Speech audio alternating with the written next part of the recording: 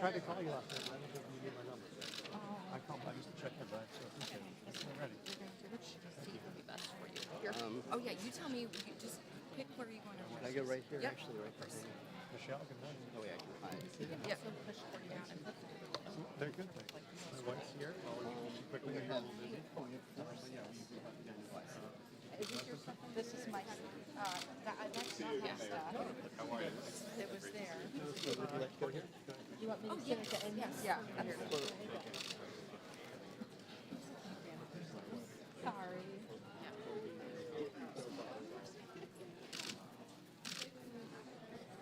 Hi, good to meet you. Rob Thomas. Yeah. You could move me on. We actually need to prep for this. You do? All right. Good. Oh, that makes me feel good. You ready to sit? Yep. All right.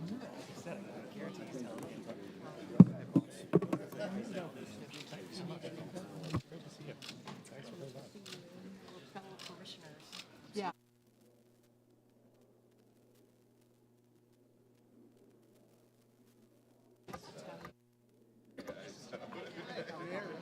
Thank you.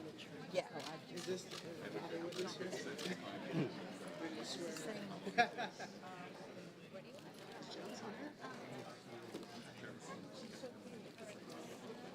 right, hey guys, if you're not press, you got to exit as well.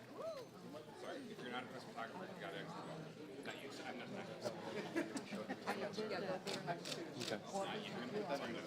What's your daughter's name? What's your daughter's name? Mira. She's so beautiful.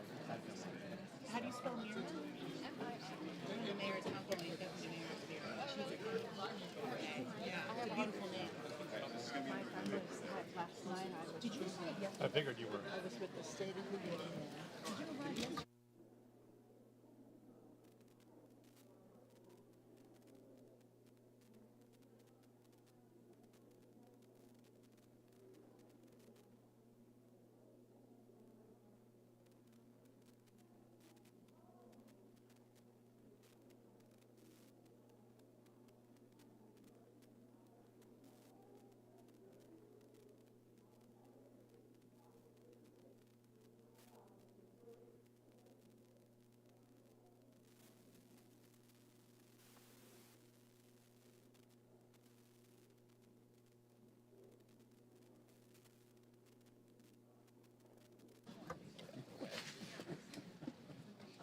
Morning, Mayor.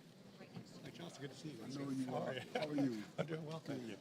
All right, you got your spot, buddy. Very good. Okay. Fraction up here and then just going. Okay.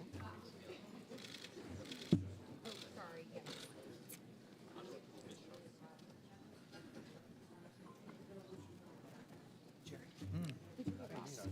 You what? Oh, right. Oh, okay.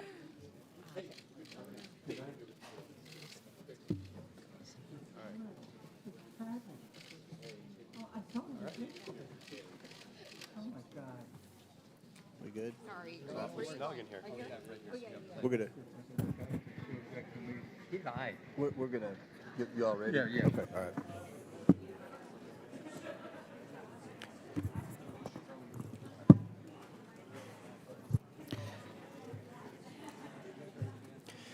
The hearing on the Committee of Oversight and Government Reform will come to order. Want to welcome everyone here today. Without objection, the chair may declare a recess at any time. I now recognize myself for the purpose of delivering an opening statement. Good morning and welcome to today's full committee hearing on sanctuary cities with the mayors of 4 American cities: Boston, New York, Chicago, and Denver. Over the past 4 years, the Biden administration created the worst border crisis in American history. The Democrats said that President Biden did not have the power or the money to stop the flow of illegal aliens at the southwest border. Turns out, the only thing President Biden did not have was the willpower. In a few short weeks, President Trump has proved what we all know to be true. The Biden administration could have stopped the crisis at any moment if only they had the courage to enforce the law. Since President Trump assumed office, illegal entries at the southwest border have plummeted A 94% drop in 1 month. 94%. Under President Trump, the world knows that there are consequences for unlawful entry into the United States. The border crisis was not the result of climate change, a lack of resources, or a failure to grant amnesty. It was the result of the last administration's deliberate choice. President Biden enacted policy starting on the day he assumed office to allow millions of unvetted illegal aliens to pour into the United States. Many of these illegal aliens have long rap sheets that include violent crimes. President Trump has an electoral mandate from the American people to deliver on his promises to secure the border and enforce the immigration laws of the United States. And he is delivering on this promise big time. The mayors here today each lead so-called sanctuary cities. And let's be clear, these policies only create sanctuary for criminals. Sanctuary policies violate federal immigration law by protecting criminal aliens at the expense of the American people. Sanctuary cities and states refuse to cooperate with federal immigration enforcement efforts and harbor illegal aliens. They often actively work to stand in the way of President Trump's mission to protect the American people and restore integrity to the American immigration system and the rule of law. Sanctuary cities forbid their officials, including those in law enforcement and public safety roles, from sharing information about illegal aliens in their cities with the federal government or turning over criminals in their custody to ICE. As a result, sanctuary cities release illegal aliens back onto the streets, where they often go on to commit more crimes. In Chicago, for example, an illegal alien who was recently arrested for killing a 63-year-old man had previously been arrested in Chicago for trying to lure a child. ICE lodged a detainer against the criminal alien, but Chicago authorities released him back onto the street because of the city's reckless sanctuary policy. And now an innocent man is dead because of Chicago's refusal to follow the law. These reckless sanctuary policies also force federal immigration officers to go into local communities to apprehend criminal illegal aliens. If sanctuary cities were to simply communicate and work with federal immigration authorities, then federal agents could arrest criminal illegal aliens in a secure environment like a state or local jail. Instead, they have to risk their own safety and public safety by having to go into uncertain, dangerous circumstances just to make arrests. Sanctuary cities make us all less safe and are a public safety nightmare. That is why I launched an investigation into sanctuary cities and why these mayors are here today. We cannot let pro-criminal, alien policies and obstructionist sanctuary cities continue to endanger American communities and the safety of federal immigration enforcement officers. Today, Mayors Wu, Johnson, Johnston, and Adams will be publicly accountable for their failure to follow the law and protect the American people. President Trump and his administration are taking action against sanctuary cities. And Congress must follow, not by allowing a single penny of federal funding to go to cities and states that prioritize criminal aliens over the American people. I now yield to Ranking Member Conley for his opening statement. Thank you, Mr. Chairman. Every member here today, Democrats and Republicans alike, agrees that violent criminals don't belong in our communities. We all want our cities to be safe and have zero tolerance for violent crime, irrespective of the status of the perpetrator. Where we disagree is that my Republican colleagues prefer a selective application of the law to shield the President of the United States from accountability and this administration from the rule of law itself. In America, we uphold the rule of law, independent from partisan politics, without fear or favor. Betraying those convictions, President Trump's Department of Justice has tried to force the conditional dismissal of very serious charges against one of our witnesses here today, in exchange for that witness's total and complete submission to the radical immigration agenda being propounded by the administration. And the DOJ has done so over the objections of a Republican acting U.S. attorney whom President Trump appointed. Rather than enabling a flagrant, corrupt, and quid pro quo, 7 federal prosecutors, 7, including Republicans, resigned. One of them, a former clerk to Chief Justice John Roberts of the Supreme Court, said that anyone in his position, quote, would know that our laws and traditions do not allow using the prosecutorial power to influence other citizens, much less elected officials, in this way. History is calling on us now to stand up for those laws and traditions. Doing so also demands an affirmation of state and local sovereignty in determining the most effective ways to keep residents safe in compliance with federal law. To deny this sovereignty is an assault on the independence of every American city across the country. Today, Republicans have hauled before us the mayors of 4 major American cities to frame them as lawless because those cities have some limits on how intrusively and aggressively their own officials can conduct federal immigration operations and responsibilities. Let's be clear. The state and local laws that Republicans have issue with today are in full compliance with federal law. They do not obstruct ICE from carrying out its duties, and they are backed by evidence demonstrating that they keep people safe and safer in counties with laws that do not honor extrajudicial civil detainers and had significantly lower levels of violent crime than counties that have them. Mayors, police chiefs, sheriffs, and local leaders have made clear that the way to combat violent crime is allowing local police to do their local job of ensuring public safety in their own communities as they account for it.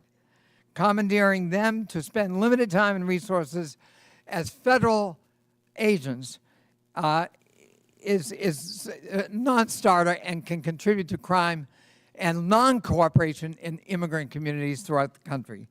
At this year's Conservative Political Action Conference, Border Czar Tom Homan said he is, quote, bringing hell to the city of Boston until it complies with his demands. I don't know what that means. Boston is my hometown, and I'm glad to welcome our mayor, Mayor Wu, and her 1-month-old baby here today. But I don't know that Boston welcomes Mr. Homan or anyone else bringing hell to the city. The Republican crusade against local independence doesn't just undermine public safety in our communities. It is blatantly cruel, and I say inhumane and un-American. Kenya Colindres, her husband Wilson Rogelio Velasquez Cruz, and their 3 children came to the United States in 2022 seeking asylum, a legal category of immigration, after escaping violence in Honduras. Wilson was granted a 5-year work permit, allowing him to work at a tire shop and to provide for his family here in the United States. Kenya said that her husband had never been in trouble and was, quote, a man of God. On January 26, the family of 5 was in church when Wilson was lured out by an ICE agent waiting to arrest him. Despite having valid work permits, the Trump administration refused to hear his appeal and is actively deporting him. Wilson was the sole breadwinner for his family. Now Kenya has to worry about how she's going to pay the bills and take care of her 3 children, on top of the fears that she and her children might be next.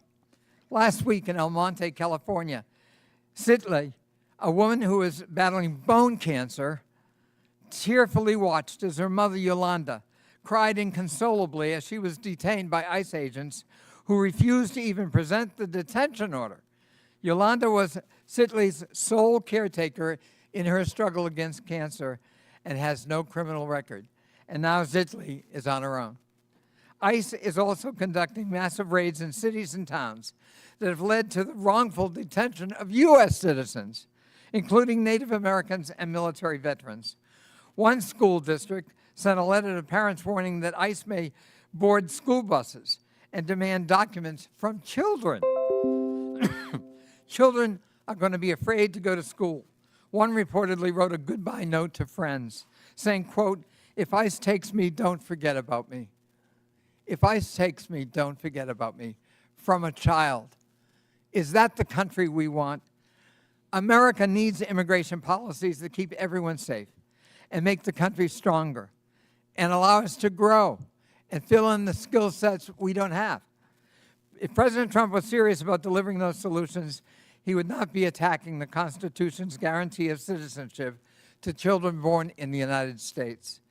To see our country through this period of darkness, we need leaders who will stand up for the rule of law and will champion public safety at the local level. And American families, whether they're immigrant families or native-born families, deserve due process, deserve respect, and deserve that statue of liberty that welcomes all comers. I yield back.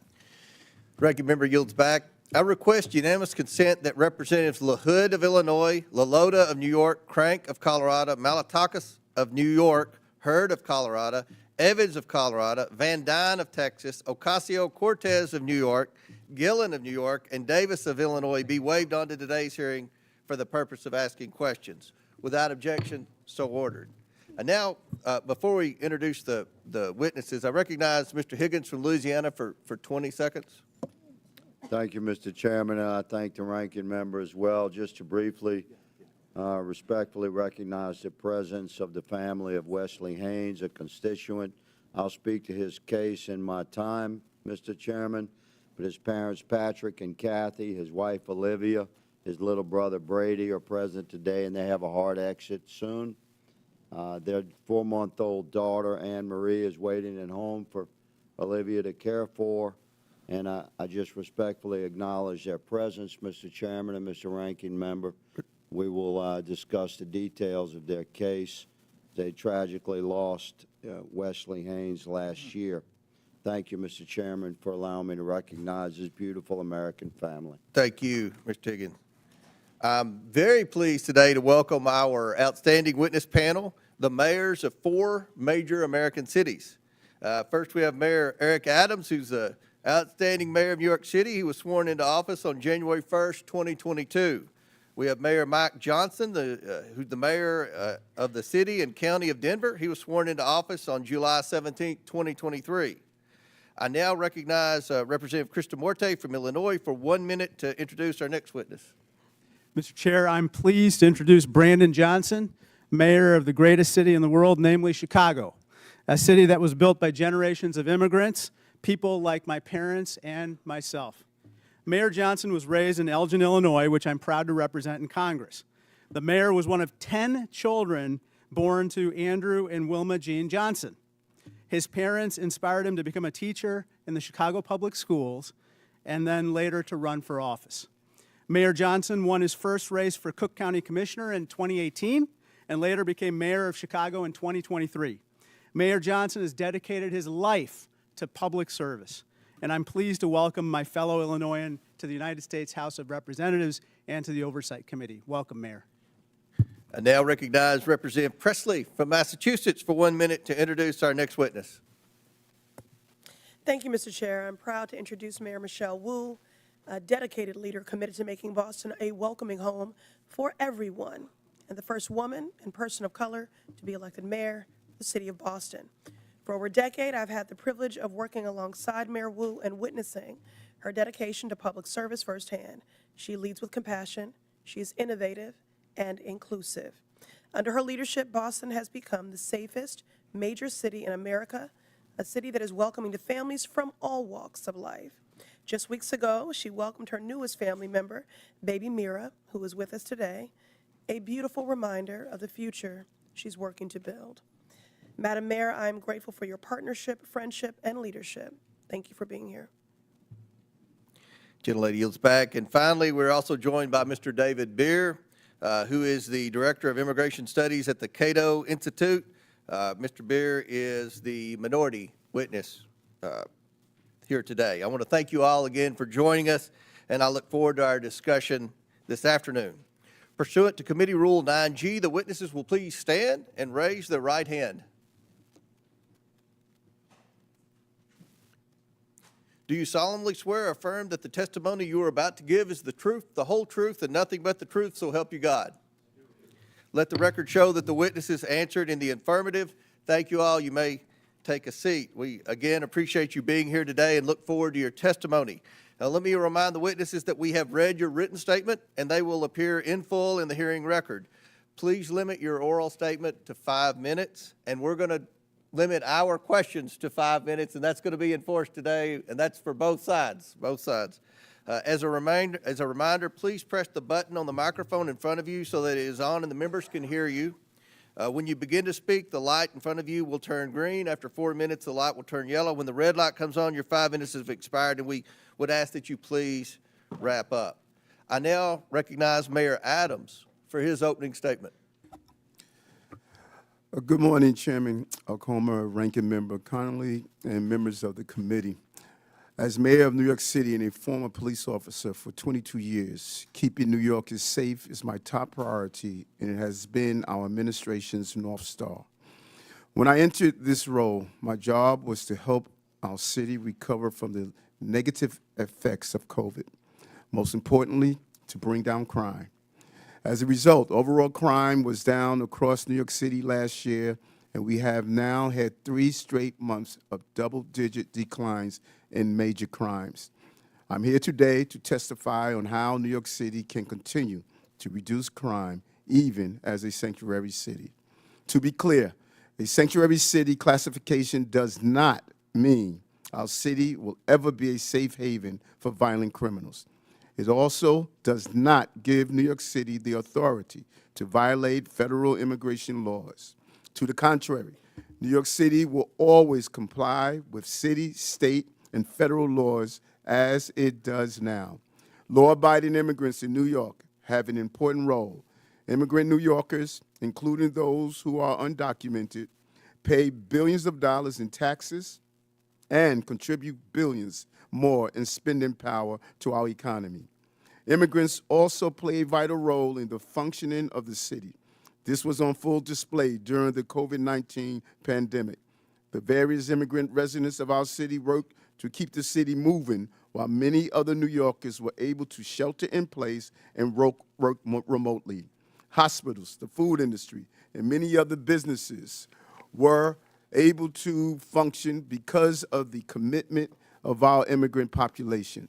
As mayor, I do not control who enters or remains in our country, but I do have to manage the population that is within our city. In order to carry out this function without having long-term negative ramification, I must create an atmosphere that allows every law-abiding resident, documented or not, to access vital services without fear of being turned over to federal authorities. I cannot have a city where parents are afraid to send their children to school or where children are sleeping on the streets, creating the potential for child exploitation and sex trafficking. If an undocumented person refuses to seek medical care until they have a medical emergency, our city's healthcare system will be strained. And if an undocumented individual witnesses a crime but is afraid to call 911 for fear of being turned over to federal authorities, criminals will roam free. And it reminds me of my early days as a police officer. I have seen firsthand the damage that can be done when someone is too afraid to seek out the police. Early in my career, I responded to a man who was calling out for help. We caught the suspect, but when it came to filling out the police report, the individual, an undocumented man from China, said he did not want to file a report and put a target on his back with federal immigration authorities. Approximately 4 decades later, our country still is in desperate need of comprehensive immigration reform. And as a result, New York City was hit with the largest humanitarian crisis in our city's history over the last 3 years. Federal law did not allow me to stop buses from entering New York City. State law required me to provide all in our city with housing and meals and to educate children. City law makes it unlawful to collaborate with ICE for civil enforcement. We complied with all of these legal requirements and still manage the humanitarian crisis with the care and compassion, while at the same time bringing down crime, recovering our economy, and preventing any child from being forced to sleep on the streets. Comprehensive immigration reform is long overdue. While the solution is not within my control as a mayor, I am committed to working with federal officials to go after violent gangs and those who harm residents of our city. This is why we have over 330 NYPD officers assigned to different federal joint task forces. over 70 of which are assigned to task forces with Homeland Security investigation, the criminal investigation arm of ICE. Those task forces focus on many different important priorities, including going after violent gangs and child exploitation. I look forward to sharing New York City collaborations that we do daily with our city, state, and federal partners to keep New York City to continue to be the safest big city in America. Thank you. Thank you. I now recognize Denver Mayor Johnson for his opening statement. Good morning, Mr. Chairman, and thank you for inviting me to testify today. This committee convened this hearing on the critical topic of immigration. I want to tell you Denver's story. When I became mayor 20 months ago, Denver was already receiving buses of immigrants with little to no notice or coordination. At one point, we were receiving 10 to 11 buses a day, dropping off as many as 300 people, mostly women and children, in 10-degree weather with only sandals and a T-shirt, leaving them in danger of freezing to death on our streets. All told, 42,000 people arrived in Denver over 18 months, the largest per capita influx of any city in America. We are each entitled to our own opinion about what should happen at the border, but that was not the question facing Denver. The question Denver faced was, what will you do with a mom and 2 kids dropped on the streets of our city with no warm clothes, no food, and no place to stay? As mayor, I have to protect the health and safety of everyone in our city. As a man of faith, I have a moral obligation to care for those in need. As Scripture says, for I was hungry, and you gave me something to eat. I was thirsty, you gave me something to drink. I was a stranger, and you invited me in. So that's what we did.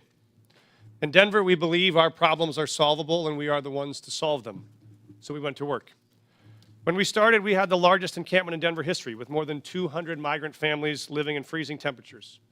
So we opened 8 different city shelters housing 5,000 people. City employees volunteered to take extra shifts, and Denver residents stepped up, making meals, donating clothes, furniture, school supplies. Some even welcomed families into their own homes. We helped 8,700 eligible individuals apply for work authorization so they could put food on their own table, pay their own rent, and reduce the strain on public resources. As a result, a year later, there is not a single migrant encampment left in the city. We have closed all of our shelters.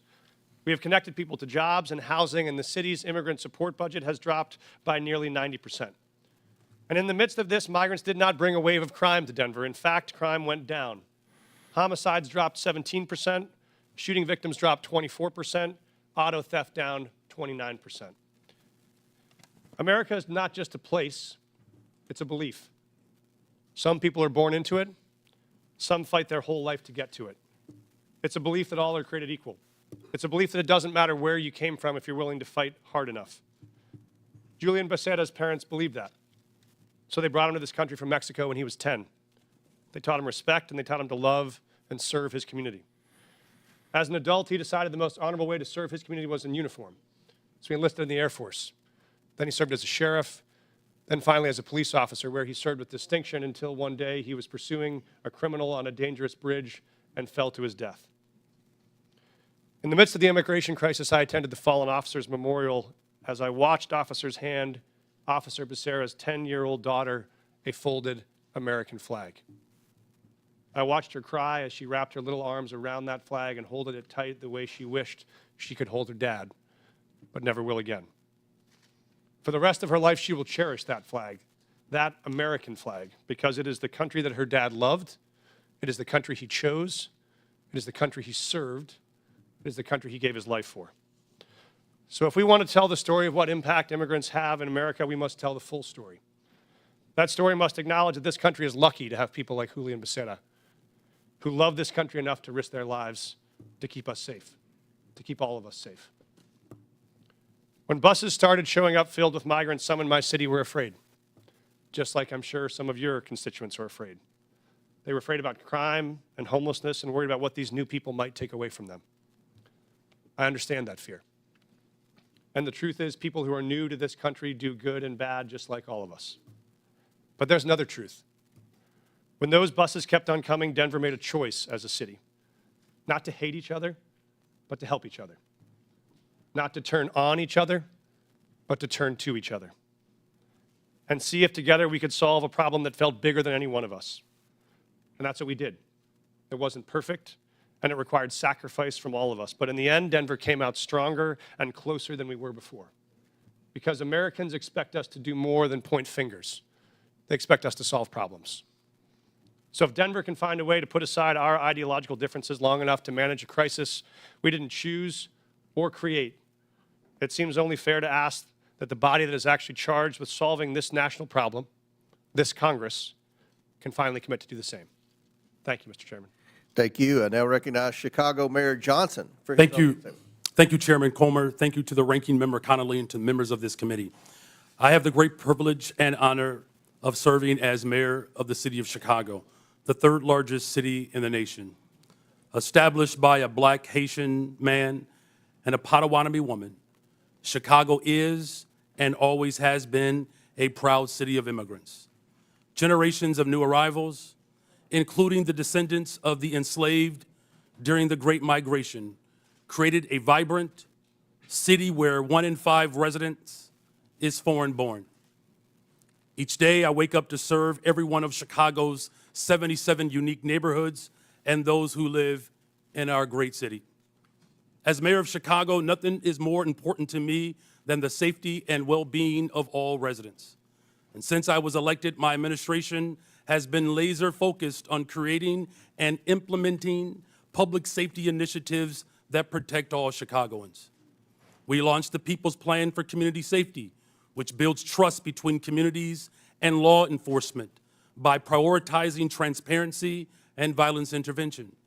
We established a dedicated robbery task force that reduced robberies by 25% citywide. We added over 200 detectives, increasing the clearance rates on our cases. And we've updated police equipment and technology so that our police officers have the tools they need to effectively prevent and fight crime. Our efforts to improve public safety by building trust with and investing in our communities are working. Violent crime is down in Chicago. The city ended 2024 with its lowest homicide rate in 5 years. The city is also safer because of our Welcoming City Ordinance. That law makes sure that the city's police resources are focused on our local priorities. In fact, the 40 years of Chicago's leaders have recognized that our policies toward civil immigration matters help to prevent and solve crimes. Put simply, any actions that amplify fears of deportations make Chicago more dangerous. Those fears cause witnesses and victims to avoid cooperating with police. The cooperation of all people, regardless of their immigration status, is essential to achieving the city's goals of reducing crime and pursuing justice for victims. When there is trust between city's residents and the police, undocumented immigrants come forward to report crimes to local law enforcement and provide information that helps the police solve those crimes. And now, I know there are myths about these laws, but we must not let mischaracterizations and fear-mongering obscure the reality that Chicago's crime rates are trending down. We still have a long way to go, but sensationalizing tragedy in the name of political expediency is not governing, it's grandstanding. Every violent crime is devastating, but scapegoating entire communities is not only misleading, it is unjust and it is beneath us. So let me be clear. Chicago's Welcoming City Ordinance and our other laws and policies do not lead to more crime. They do not prevent cooperation with federal law enforcement on criminal matters. And we do not harbor criminals. We arrest them, often because of laws that allow residents to feel safe helping the police. As mayor, I'm building a Chicago that embodies the dream of my father had when he came from Salis, Mississippi during the Second Migration, a Chicago that invests in housing, healthcare, jobs, and education. And that's why we've increased safe and stable housing by adding almost 4,000 more units, expanded access to health care by opening 3 mental health centers, and focused on getting our young people well-paying jobs, with summer jobs increasing by 45% since I've taken office. Our local partnerships have built a solid foundation, a better, stronger, and a much safer Chicago. We need this body's support for these efforts. We are ready to partner with you on the measures we know promote trust and create sustainable public safety. And to the people of Chicago and all hardworking people across this great nation, these values are our North Star, the drinking gourd we follow to a better future. We will not live in fear. It is not our portion. We will not go back. I do look forward to answering the questions of this committee. Thank you. Thank you. I now recognize Boston Mayor Wu for her opening statement. Thank you. Chairman Comer, Ranking Member Connolly, and members of the committee, my name is Michelle Wu. I am the daughter of immigrants, and since November of 2021, I have had the honor of serving as mayor of Boston. I'm proud to be here on behalf of our city, the police officers, first responders, city workers, the faith leaders, teachers, parents, and neighbors who partner every day to make Boston the safest major city in the nation. And I'm proud every day to work alongside the greatest police commissioner in the nation, Commissioner Michael Cox. Every year since I took office, we've set a new record low for gun violence in Boston. Last year, Boston saw the fewest homicides on record in the last 70 years. Those are the facts. And behind these record lows are historic highs. The most ever young people working paid summer jobs, the most pre-K seats at no cost to families, the most affordable housing built in a generation. We have invested in the kinds of opportunities that cultivate prosperity and eradicate crime. And the laws on our books promote the kind of community trust that keeps all of us safe. In Boston, our police department resources and taxpayer dollars go towards preventing and solving crimes. And when it comes to criminal matters, the Boston Police partner every day with state and federal law enforcement. But Massachusetts state law and the Boston Trust Act make clear that immigration is federal law enforcement's responsibility. We are the safest major city in the country because our gun laws are the strongest in the nation, because our officers have built relationships over decades, and because all of our residents can trust that when they call 911 in the event of an emergency or to report a crime, help will come. This federal administration's approach is undermining that trust. In the past month, I've met with residents and faith leaders in community centers and places of worship, asking my constituents what they want Congress to know. And what I heard over and over again was fear and frustration. I spoke with pastors whose pews are half empty on Sundays, doctors whose patients are missing appointments, teachers whose students aren't coming to class, neighbors afraid to report crimes in their communities, and victims of violence who won't call the police. This federal administration is making hardworking, tax-paying, God-fearing residents afraid to live their lives. A city that's scared is not a city that's safe. A land ruled by fear is not the land of the free. Next month, Boston will celebrate 250 years of our nation's freedom. And in every one of those years, Boston has welcomed the world to our shores. From the English immigrants fleeing religious persecution, to the Irish forced out by famine, to the families from Haiti, the Dominican Republic, Cabo Verde, Vietnam, and so many more who call Boston home today. We are the safest major city in the nation. We are home to the greatest healthcare, the greatest colleges and universities, the most advanced innovators, and the 2024 world champion Boston Celtics. We are the cradle of democracy and the city of champions. We are all of these things not in spite of our immigrants, but because of them. 1 in 7 signers of the Declaration of Independence were immigrants. On the last 4 Red Sox rosters to win a World Series, 1 in 5 were immigrants. Of all the faculty at Boston University to have earned a Nobel Prize, all but 1 were immigrants. Today, 1 in 4 Boston residents were born somewhere else. Most have jobs, many have kids. All of them chose this country as their home because, like my mom and dad, they believe that here Where you've been doesn't limit where you're going. The strength of your character has nothing to do with the color of your passport. And how hard you work matters more than where you were born.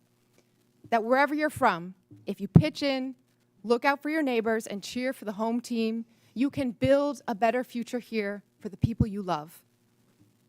So to every one of my neighbors back in Boston, know this: you belong here. This is your home. Boston es tu hogar. Boston, 这la calle. 这是你的家. This is our city. We are the safest major city in the nation because we are safe for everyone. Thank you. Thank you. I now recognize Mr. Beer for his opening statement. Chairman Comer, Ranking Member Connolly, and distinguished members of the committee, thank you for the opportunity to testify. The Cato Institute's half-century of independent research demonstrates that people of all races, religions, and birthplaces can thrive in a free society. Liberty must be protected, both from over-intrusive government and from private violence. Unfortunately, the president's chaotic, indiscriminate deportation plan does the opposite. It harms public safety, threatens Americans' rights, and undermines the successful integration of America's immigrants into its society and economy. The president's first action was to rescind the requirement that ICE target public safety threats first. He has ordered that millions of vetted immigrants be stripped of lawful status and deported. He is even attempting to deport the U.S.-born children of people without permanent status. This flagrantly unconstitutional act effectively orders a series of crimes, wrongful arrest and imprisonment, civil rights violations, and unlawful deprivation of voting rights. Never before in American history has a president sought the power to strip potentially tens of millions of Americans of their constitutional rights.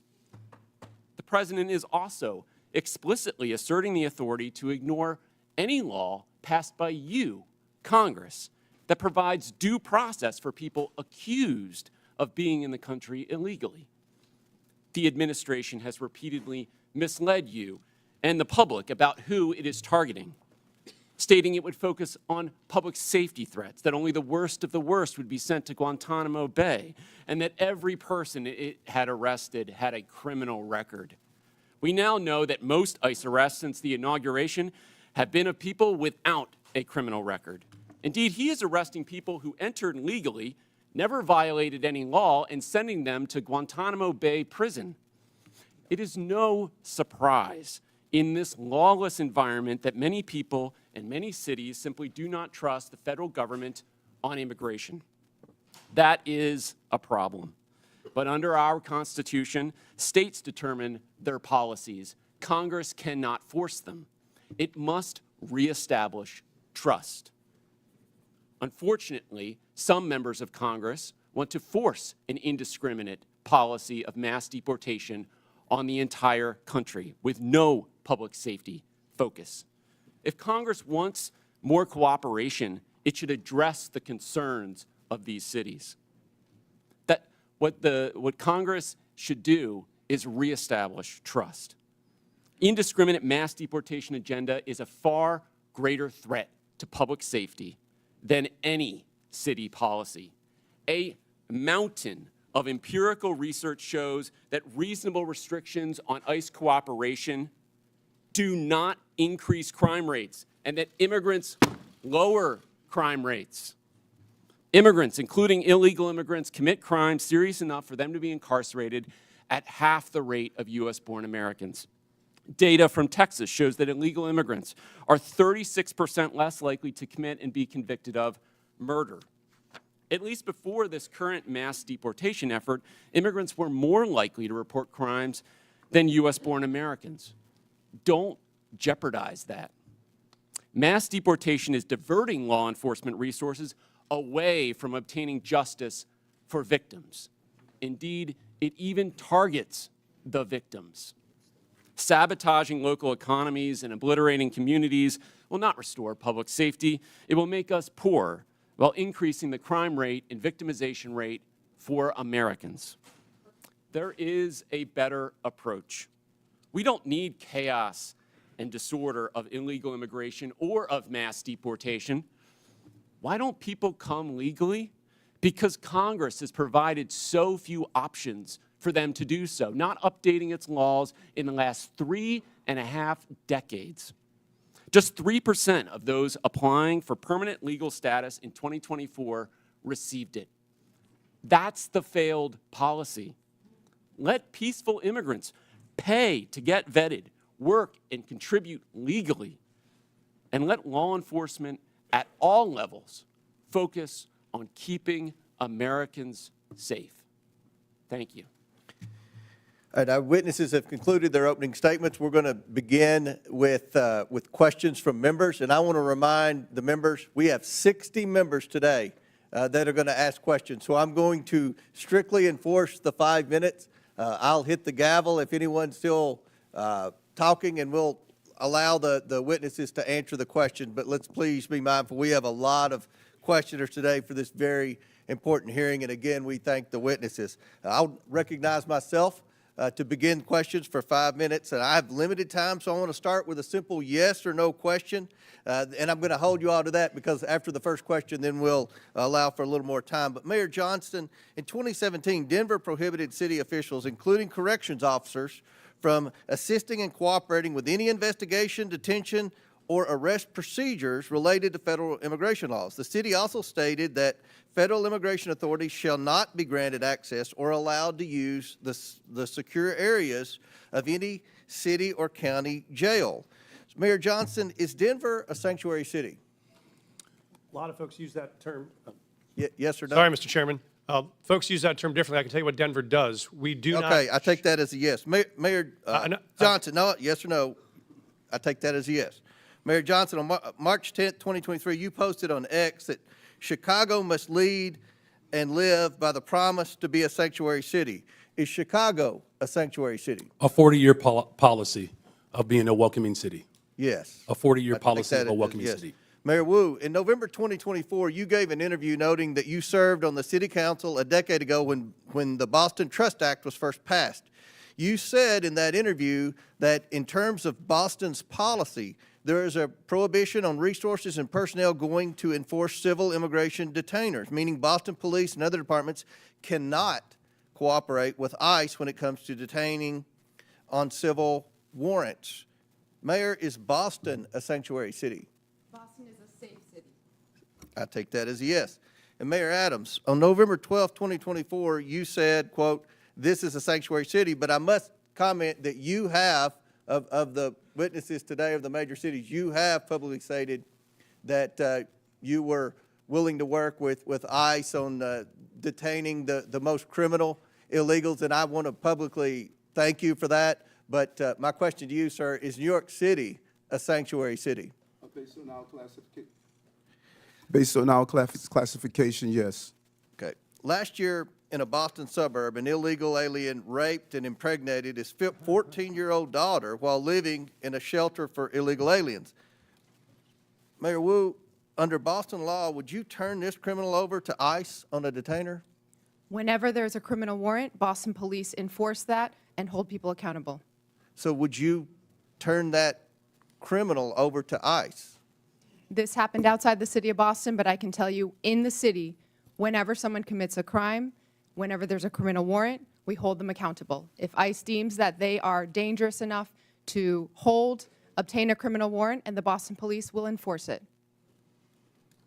Will you turn that criminal over to ICE? We follow the laws, I and take we that make as a sure no. that everyone. In Chicago, an illegal alien who is a suspected member of a violent foreign gang who was brought into custody for his potential involvement in a murder. He was released when Cook County declined to press charges. This illegal alien is also facing charges for kidnapping and sexually assaulting his former girlfriend last year. Now he's on the streets. Mayor Johnson, under Chicago law, would you turn this criminal over to ICE on a detainer? Our local law enforcement works hard every day to get criminals off the streets of Chicago. Would you turn that criminal over to ICE? That's the problem. That's one of the topics of this conversation. That's one of the problems we've heard from Tom Hammond and from the Homeland Security, is that in your cities, when someone's apprehended for a crime, and ICE is now, with this new federal policy, wanting to come in and deport the criminal alien, that you will not cooperate with ICE. Will you turn that criminal over to ICE? And we do not harbor criminals. Our local police department works hard every single day to ensure that the city of Chicago is Yes safe. or no? Will you turn the criminal over to ICE? With a criminal warrant from the federal government, our local law enforcement repeatedly collaborates with federal agents. So you're saying publicly today, you will turn that alien over to ICE in a safe place like a jail and not turn him out on the street and say, here you go, ICE, good luck. You will turn that criminal over to ICE. With a criminal warrant, as we have done for 40 years. Should that criminal be turned over to ICE? With a Mayor? criminal warrant, they are subject to the federal laws, and that includes deportation. My time has expired, but again, the point that we've got to iron out today is that we have to have cooperation. It is federal law to turn over those illegal criminals to ICE. And we have heard reports, and many of you have said publicly, that you are going to obstruct that. That is against the law, and we're going to hear more about that today. Now, I recognize the ranking member, Conley, for his 5 minutes. Thank you. Mayor Wu, I quoted Tom Homan, the so-called border czar, saying that he wanted to bring hell. He was bringing hell to the city of Boston. What did you understand him to mean by that? Let's talk about Tom Homan. Shame on him for lying about my city, for having the nerve to insult our police commissioner who has overseen the safest Boston's been in anyone's lifetime. Bring him here under oath, and let's ask him some questions. I am here to make sure that the city of Boston is safe. Others may want to bring hell. We are here to bring peace to cities everywhere. Mayor Johnston of Denver, what would your reaction be if Tom Homan wants to bring hell to your city, Denver? We think that we have folks in Denver who are working hard, playing by the rules, paying taxes. There is no one that is seeking hell to come to Denver. What people are looking for is opportunity and hope. And for the That's not record, available. he can do whatever he wants to do, I guess. But the fact of the matter is you absorbed on a per capita basis the largest immigration a year or two ago, and you indicated that your crime rate actually fell. It didn't increase. Is that correct? That is correct. Crime is down in Denver. We have homicides down 17%. Violent shootings are down 24%. And in Auto theft Boston, down. I'm sorry, I've got limited time. Mayor Wu, same thing in Boston. The Boston crime rate has been falling, correct? We had 24 homicides last year, 24 too many, but that represented a tremendous reduction, one of the biggest drops anywhere in the country. Thank you. So the correlation between immigration and crime is false, as you point out, Mr. Beer. Perhaps you can elaborate that. I find it ironic that you characterized correctly, in my view, President Trump and Tom Homan's approach to immigration as lawless when they're invoking law and order and crime as the rationale for their lawlessness. Could you expand on the lawlessness and the irony of the fact that, as you point out in your testimony, the crime rate among immigrants is half that of the native population? That's right. I have a table in my written testimony that you can look at. Top 20 cities for immigration court filings over the last 4 years.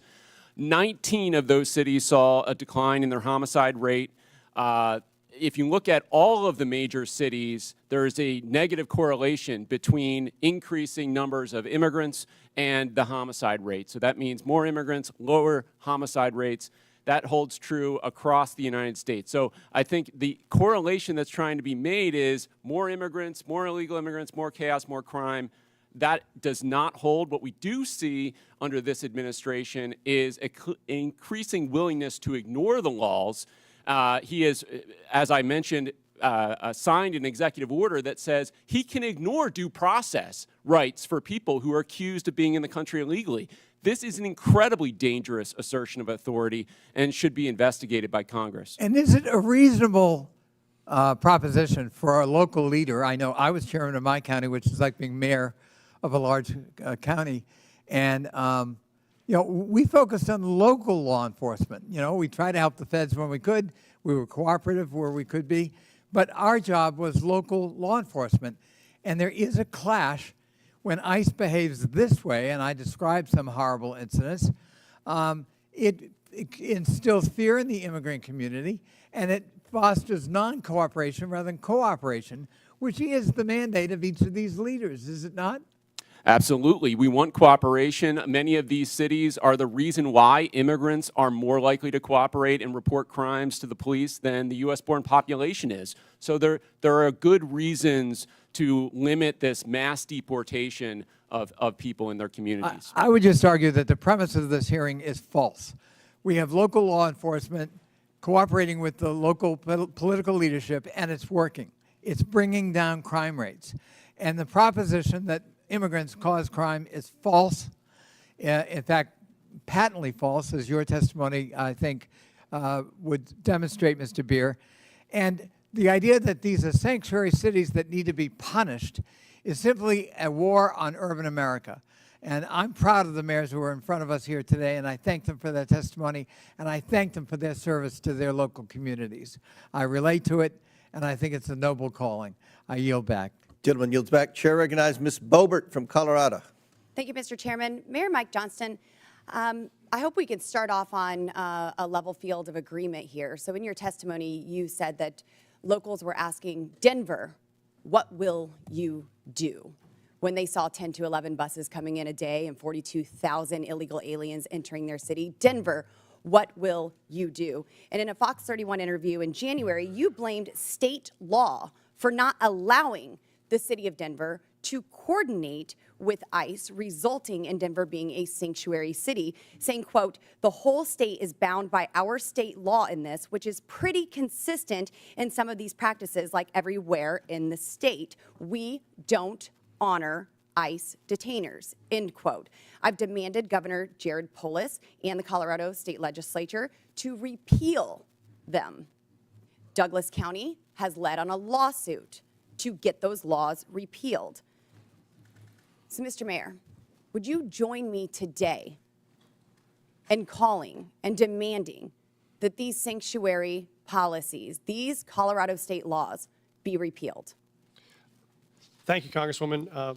Yes or no, Mr. Mayor? Pardon? Yes or no? Will you join me? I do not believe the detainer law needs to be changed. I can tell you what Denver Okay, does so you right now. don't want them to coordinate with ICE, but yet you're blaming the state of Colorado for those policies. It's a statewide law. It's not a Denver law. And you're blaming the state of Colorado for the law, yet you will not call for that law to be repealed. Correct? Yes or no? We do coordinate with ICE presently. I'm happy to tell you what we do on that. So we've honored detainer requests more than 1,226 times over the last What about years. before a warrant? There are many issues before a warrant. So what happens is if ICE sends us a detainer request, Well, you have local law enforcement officers, Mr. Mayor, who are unable to coordinate with ICE to even get the initial warrant. They aren't allowed to tell them that they are illegal aliens. So unfortunately, you won't join me in asking for this law, demanding that this law be repealed. So let's keep going. In 2017, Denver passed an ordinance that ensured any city employee who spoke with federal immigration authorities would be fired, among other policies that have led to local and national media outlets to call Denver a sanctuary city. So now let me ask you, would a city employee be fired for communicating with anyone from the EPA? Right now, Congresswoman, our policy is we don't ask people's status. when Would they come any into city contact employee with be any- fired for communicating and coordinating, talking with an agent from the EPA, a federal employee? Not to my knowledge, Congresswoman. What about Health and Human Services? Would they get fired for talking with someone from Health and Human Services? Not to my knowledge, Congresswoman. So they would only be fired for talking to federal law enforcement officers. No, that's incorrect, Congresswoman. This is an ordinance city employees do, Denver in fact, passed in 2017, Mr. Mayor. Our city employees do in fact communicate with ICE. We do coordinate on multiple things with ICE. For instance, if there is a violent criminal warrant in the city, we No, pursue that we're warrant talking together. before the warrants, Mr. Mayor. There are issues happening before warrants are issued, and local law enforcement officers are unable to coordinate because there is no warrant. And your ordinance says that a city employee would be fired for communicating with federal law enforcement. So you've been mayor for 600 days. Have you ever called for that ordinance to be repealed? We are not unable to coordinate with ICE right now. We are in communication with ICE right now. Only if about- there is a warrant, but I'm talking prior to the warrant. We wouldn't have a reason to coordinate. Because you prior don't know to if they're warrant. illegal, because you are unable to coordinate until there's a warrant. So that's why this ordinance needs to be repealed. So now the 600 days, there's been no time to ask for this to be repealed. You did have a newcomer's playbook, 25 pages. You had time to put that together. And you had time to agree with the city council to authorize up to $2 million to pay Joe Biden's former lawyer, his law firm, to help cover your ass for Denver's sanctuary city policies for this hearing, correct? Thank you, Congresswoman. We have counsel. Did you to authorize support- that spending? We have counsel to support this committee's investigation into any documents you may have. That is a year-long contract for the 13,000 city employees. And your budget you may is request documents from. seriously declining. Denver Magazine reported that Denver has spent $7.5 million on shipping illegal aliens to other destinations. Mayor Adams, did Mayor Johnston ever coordinate with you and tell you that he was shipping illegal aliens to your city? We coordinated in communication around the entire asylum seeker issue in our cities. So I've heard that Denver crime went down. Well, Aurora's crime went up because you were also shipping them to Aurora. And we have documentation that I don't have time to discuss here in this hearing that proves you were shipping illegal aliens to Aurora. Their crime was increasing while you were hiding under laws that you will not demand be repealed, ordinance from your city, and then crime was going up from Trinidad Aragua gangs vandalizing apartment owners. Thank you, Mr. Chairman, and I hope that we can get this We have a resolved in 5-minute Colorado. rule, Mr. Chairman. Gentlelady's time's expired. Chair recognizes Ms. Norton from Washington, D.C.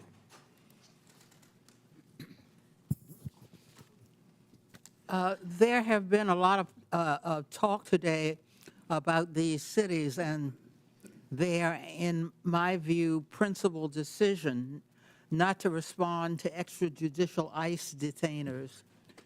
But I would like to back up and talk about these detainers, what these detainers really are. Requests from ICE to unconstitutionally hold someone without due process or probable cause. Enforcing ICE detainers is also expensive, often results in mistakenly holding U.S. citizens and undermines public safety. It diverts resources from protecting the local community to carry out the federal government's job of immigrant enforcement. Mayor Johnston, what challenges do ICE detainers represent to your law enforcement and city resources? Thank you, Congresswoman. I think that was to me, right? Sometimes I That's get correct. confused. Okay. Thank you, Congresswoman.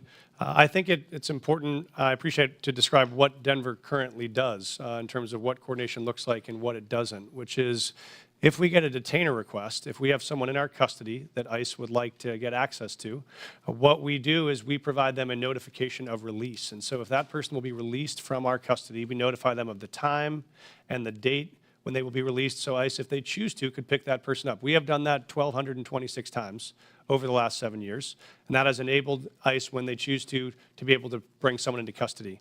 What we do not do is hold someone beyond their release date, because there are multiple courts who have found that to be unconstitutional. If someone is serving a sentence and that sentence expires this Friday, we can't hold them another 7 days without an additional charge. And so that is what state law does, and sheriffs around the state would say it is a strain on local resources to hold them for a civil issue that is not linked to a criminal charge that we have in our city or another jurisdiction. That's why we don't honor those types of detainers.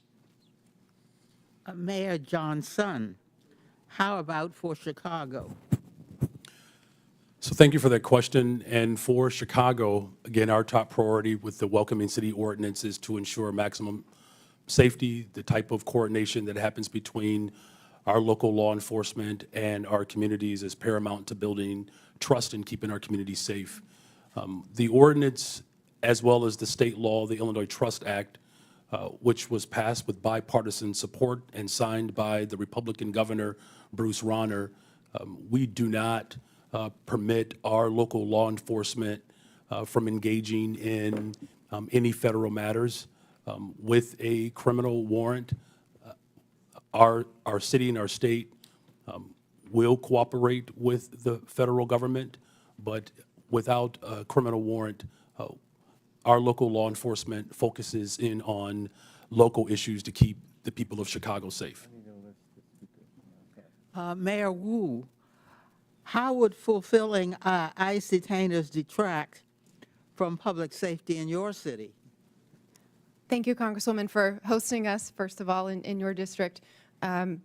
We hear every day from Boston residents, a city that is 28% people who were born in another country, that the trust and feeling that they know they can call 911 when they need help, or if they have information to solve a crime and police need that help, that they feel comfortable in doing so. And so our policy in Boston is that regardless of your background or immigration status, you have access to our libraries. We want you to take your kids to school. We want you to be part of our community.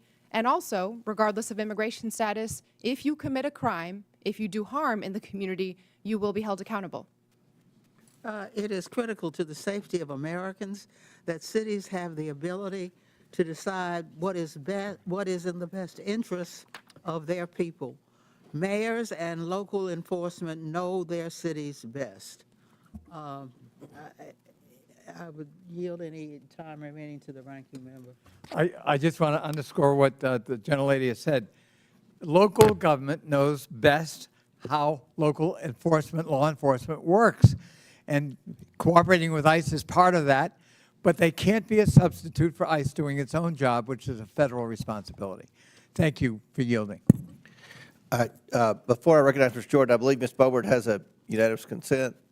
Yes, Mr. Chairman, I'd like to ask unanimous consent to submit to the record multiple local news articles referencing Denver's sanctuary policies, including the Newcomers Playbook written by Mayor Adams and the budget, which shows millions and millions of dollars of the Denver city budget cut. Without objection, so ordered. Chair now recognizes Mr. Jordan from Ohio.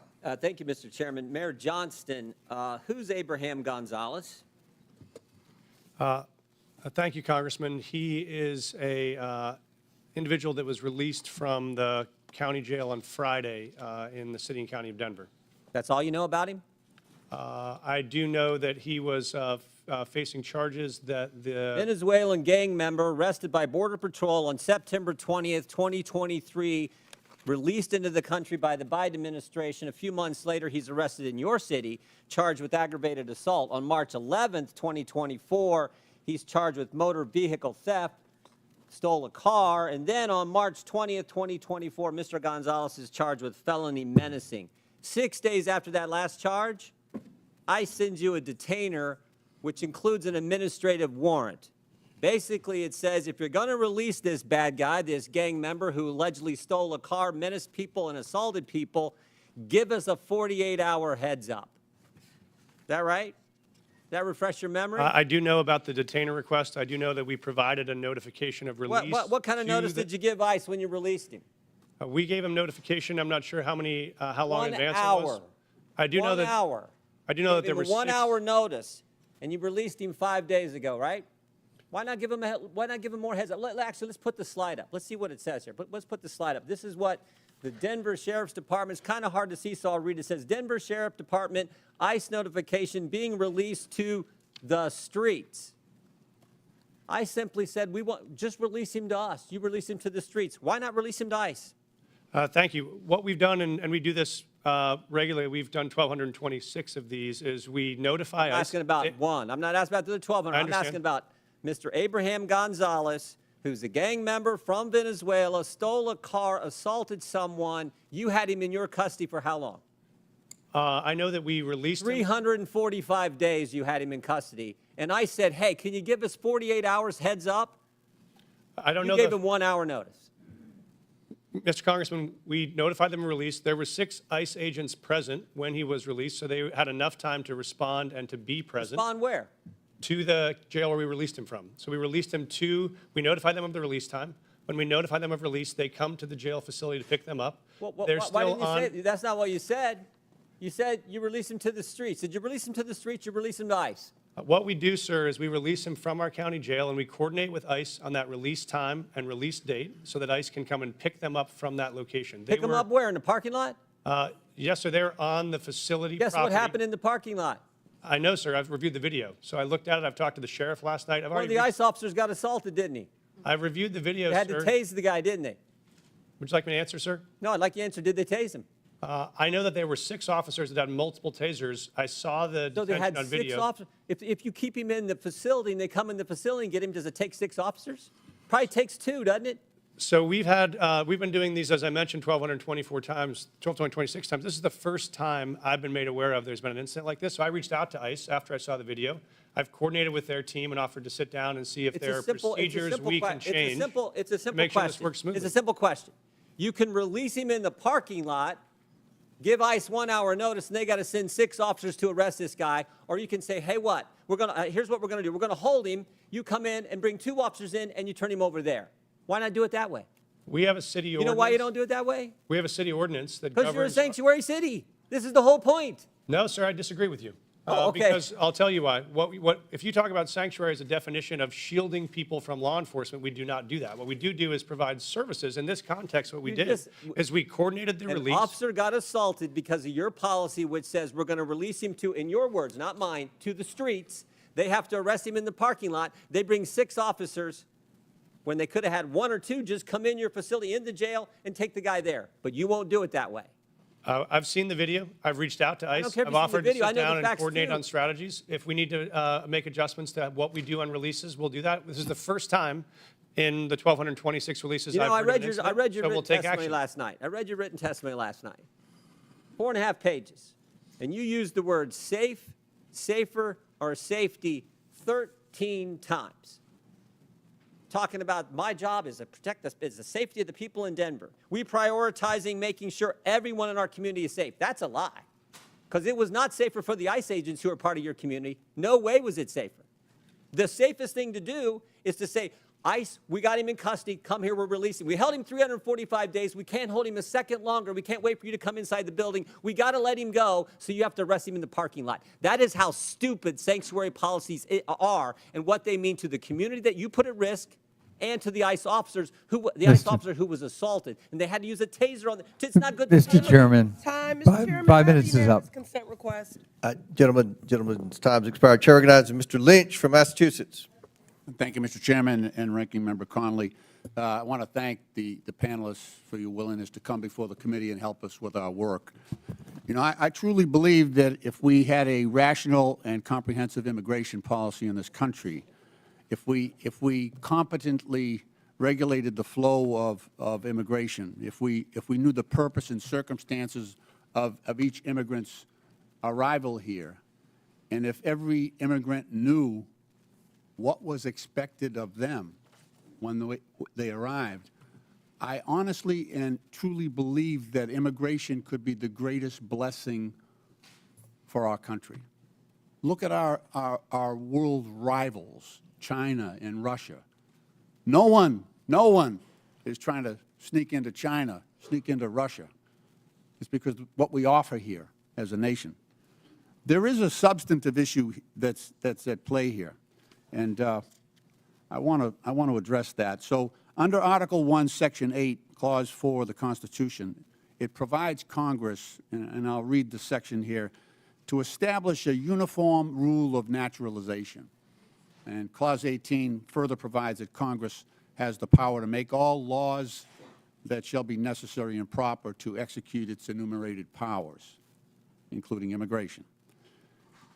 So it appears that Congress has taken up that responsibility in the Immigration and Nationality Act, which they exercise under constitutional writ. On the other hand, we have local so-called sanctuary city laws that at times, so those sanctuary cities laws tend to address local cooperation with federal authorities in your jurisdictions, within your cities. And sometimes it does appear that the sanctuary city laws are defending against the congressional grant of authority to operate in that area. Now, you all, as mayors, and I ask this of the entire panel, you deal with this every single day, and we've heard some of it in your testimony eloquently. How do we, as lawmakers, we're struggling with this right now. There's a tension between that authority of Congress to act under Article 1 of the Constitution and then your responsibility, nobly taken, to provide a safe environment for the residents and visitors to your cities. How do we reconcile, and I'm asking you for advice. You have a great perspective on this. How do we together reconcile the tension between those two operating systems, grants of power? And I'd welcome any advice you have on that, because that's what we are struggling with up here in terms of trying to come up with a comprehensive immigration policy that addresses all of these concerns. Mayor Johnson? Congressman, I'm happy to start the response. We obviously believe there is a federal system that has federal obligations and state and local obligations. We think, as Mayor Wu said, that our officers are uniquely prepared, trained, and ready to enforce local law and to keep our city safe. We want to focus on that. We do not have the capacity for our law enforcement to be doing federal immigration enforcement, but we want to be partners in making sure we're pulling violent criminals off the street. We do that now. We've done it in the past. We'll keep doing it. But we think the capacity for the federal government to focus on. But what I'm trying to point at is this. So the current president of the United States, Donald Trump, rode into office on this issue. On this issue. He put people in fear. I'm in a state that's 2,400 miles from the border. We're going to spend $1.5 billion on providing services and housing and everything to people who are in our state unlawfully. He got into office on that issue. So the costs to democracy are massive. It is now threatening our democracy because we have mishandled this issue. So we need to get together on this and turn immigration, like I say, into the greatest blessing that this country has, and not something that people are afraid of. That's the challenge. May I, Congressman? Please. This may be the last Oh, my blue. friend. This Thank may be the last blue dress I'm wearing this month. It's going to be green from here on out as we celebrate I understand. Irish American heritage back at home. Please pass comprehensive immigration law that is consistent and compassionate. That will make our jobs possible, and we would so appreciate that partnership. I hear you. Thank you. I yield back. Gentleman yields back. Chair recognizes. Chair, I have a unanimous consent request. I didn't. I'm sorry. I have a unanimous consent request. All right. Proceed. Okay, I'd like to seek unanimous consent to enter into the record thousands of DHS agents shift to deportation instead of drugs, weapons, and human trafficking.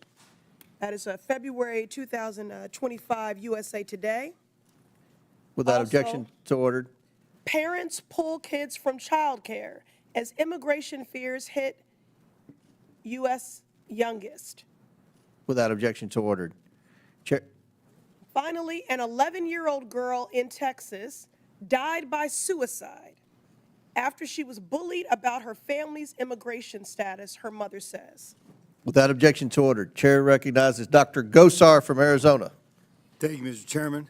Mayor Wu, I'll be showing up at your house tomorrow with my bags at 5 o'clock.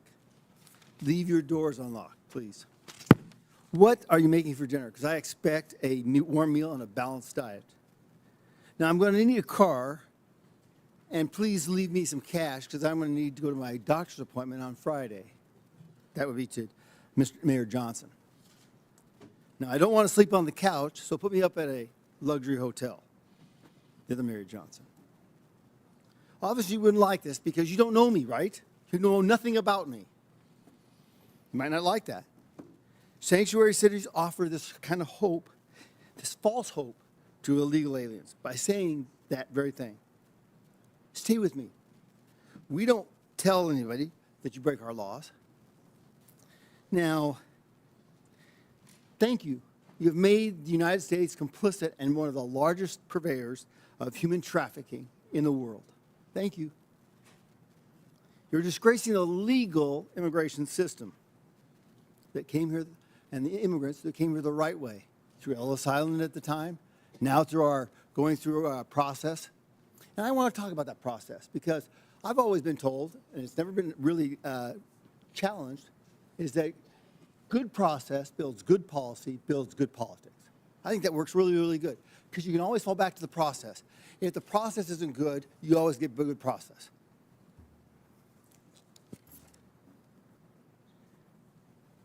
Now, you heard the word establishing trust, okay? How can you establish trust at the very beginning when you have a false narrative here? You're defending folks who have broken the law. The definition I've always looked at is trust is a series of promises kept. What kind of trust are you supporting here? What is the trust with an illegal alien? It's a false hope. It's a false trust. Welcome, we're bringing you in. It's disorganized process. Now, let me ask you a question.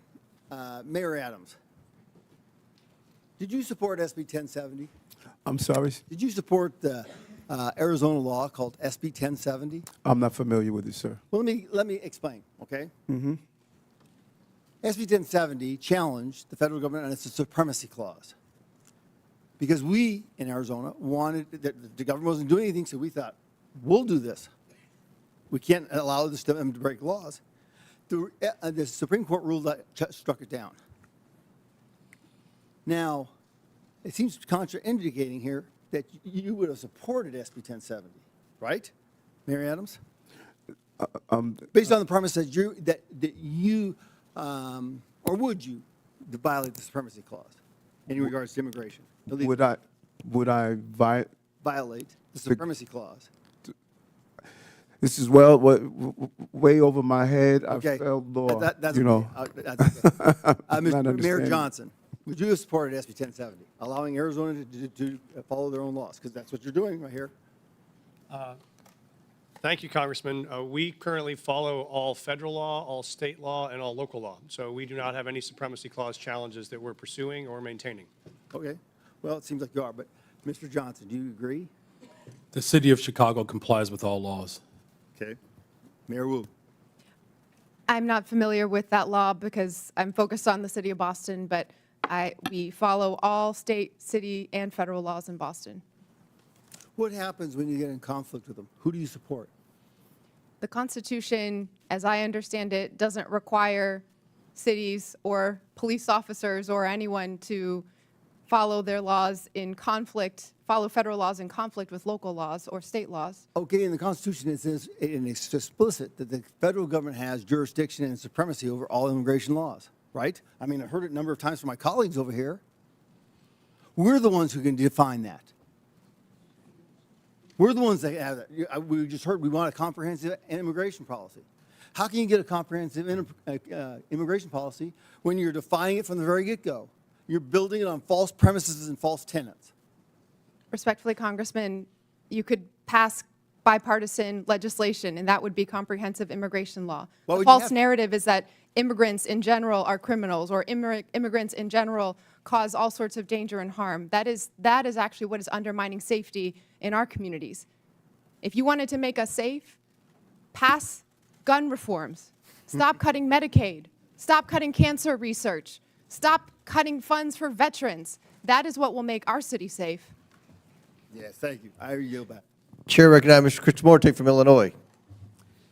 Thank you, Mr. Chair. Mayor Johnson, there's been much talk about Chicago and its enforcement of laws to rid our communities of criminals, so I want to give you a chance to address some of these questions. First, Mayor Johnson, the city of Chicago operates under 4 sets of laws: federal, state, county, and of course, Chicago's own laws, right? That is correct. And most of these laws are not within Chicago's sole power to change. For example, the Illinois Trust Act, a state law, was enacted in 2017 by then Republican Governor Bruce Rauner and dictates interactions between ICE and law enforcement, right? That is correct. And under Chicago's own law, I have a copy of it right here, Chicago is required to help ICE whenever ICE presents a judicial criminal warrant for an arrest, correct? Yes. In fact, Chicago has assisted ICE with criminal warrants in the past, right?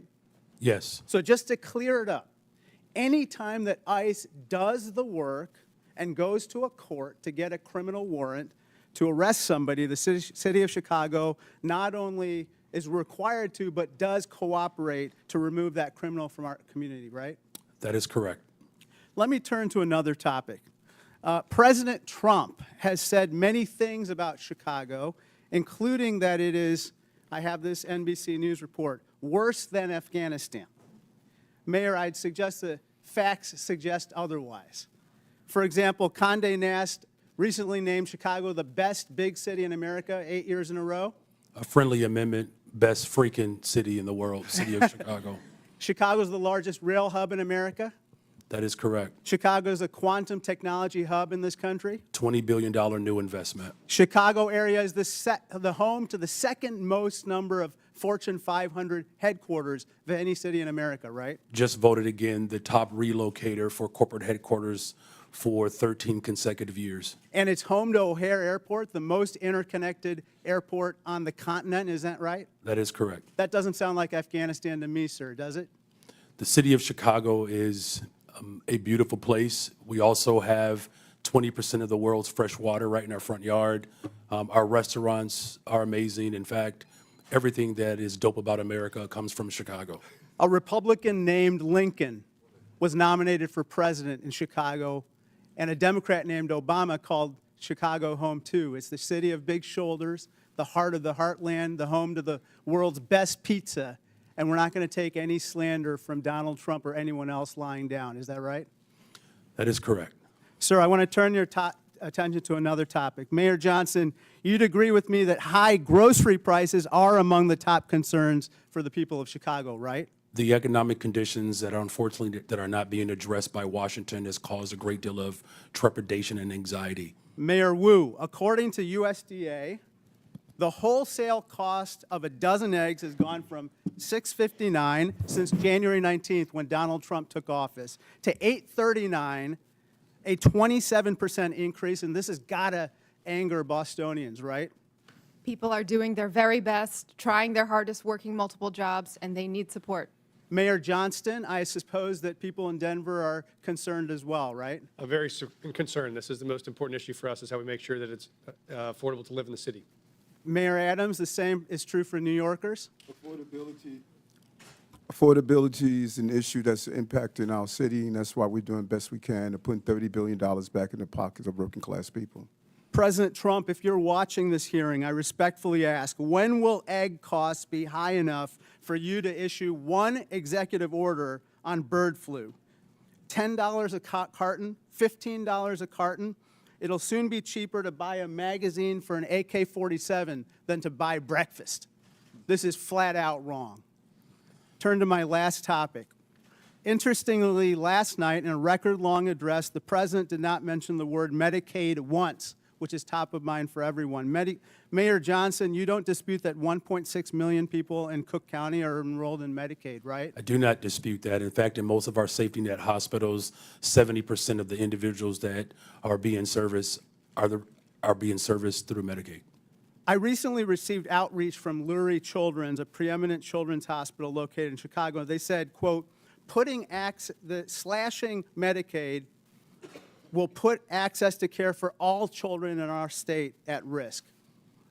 You would agree that's unacceptable, right? That is unacceptable. It doesn't matter where you're from. If you're white, black, brown, poor, or rich, massive cuts to Medicaid will devastate our health care system. Thank you, and I yield back.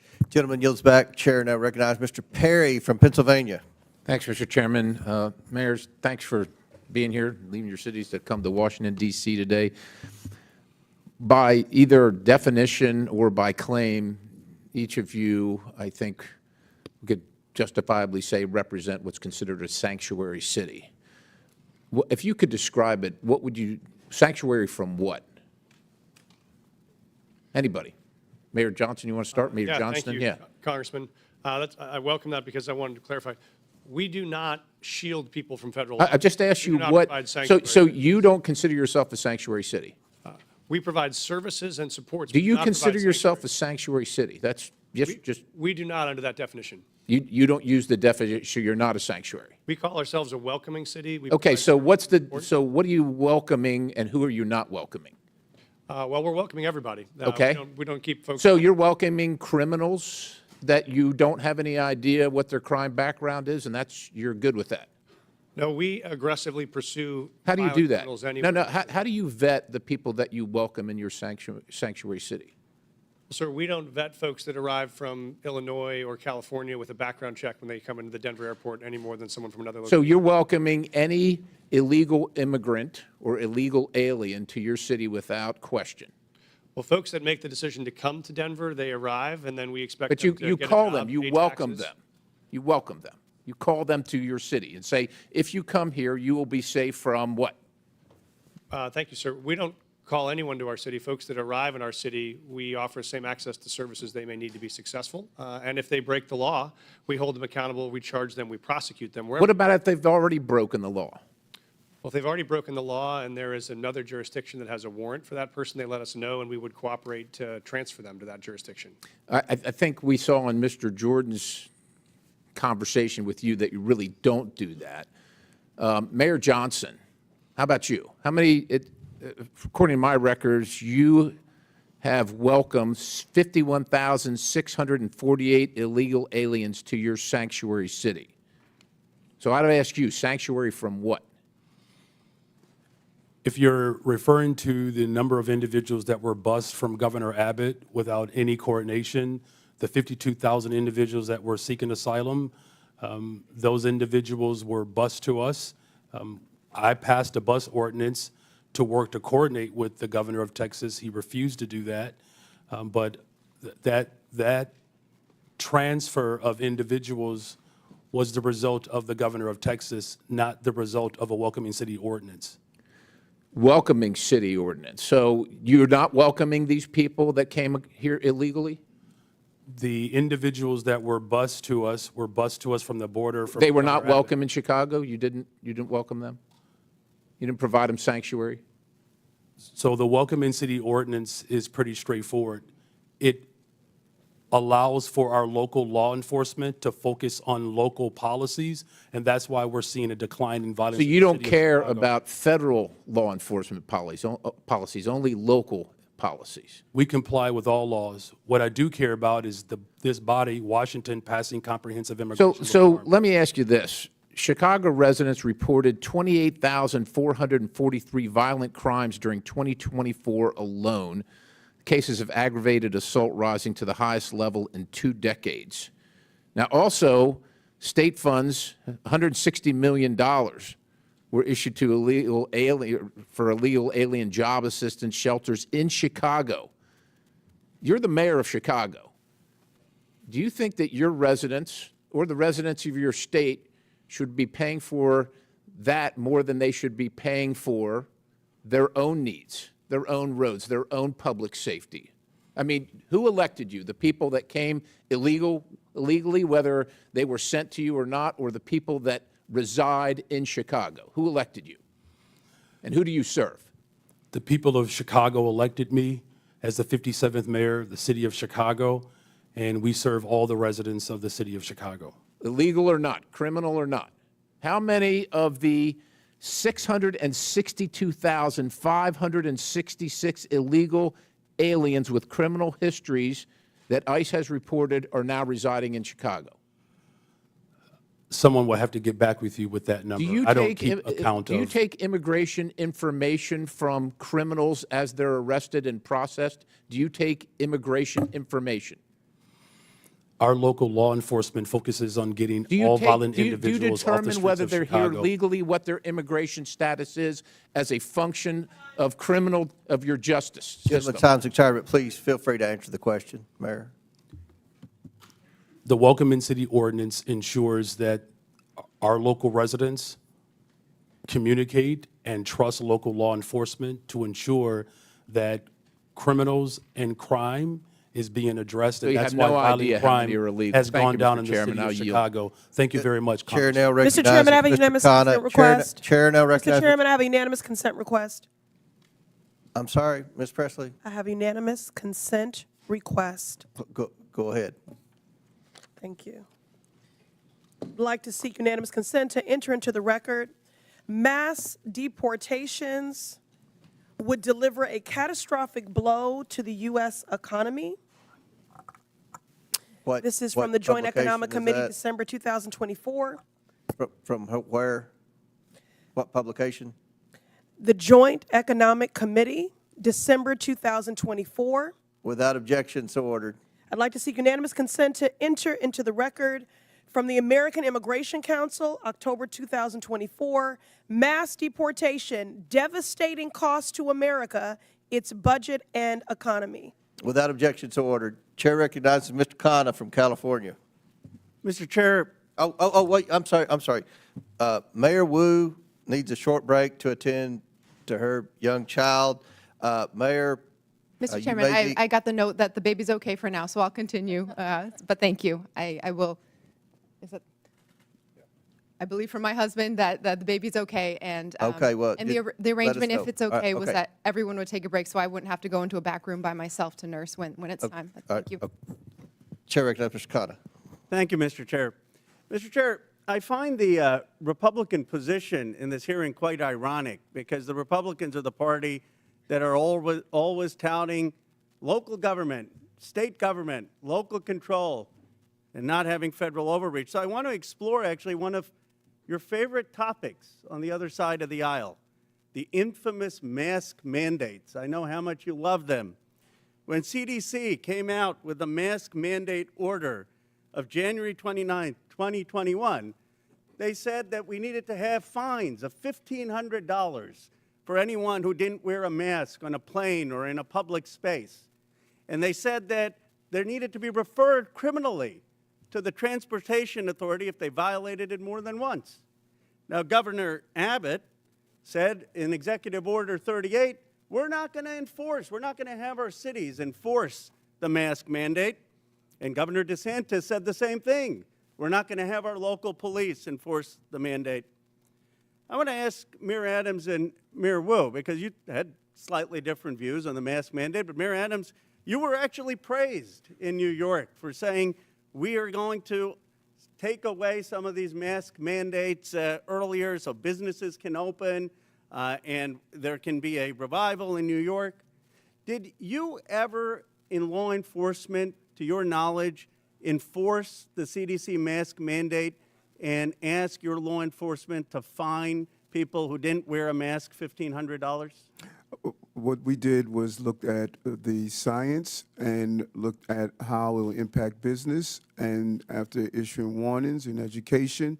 But I think it's fair to say, Mayor, right, you never referred anyone to the Transportation Department for prosecution, and you never had local police out there saying we're going to fine people $1,500 with the CDC mandate. The goal was to always ensure that people will carry out the procedure, and we did several education and warning in the process. Mayor Wu, you were a great advocate of masks and looked at the science. Do you know if your city government actually ever used police resources to carry out the CDC or Transportation Department's mask mandate where they were fining $1,500 or referring for criminal prosecution?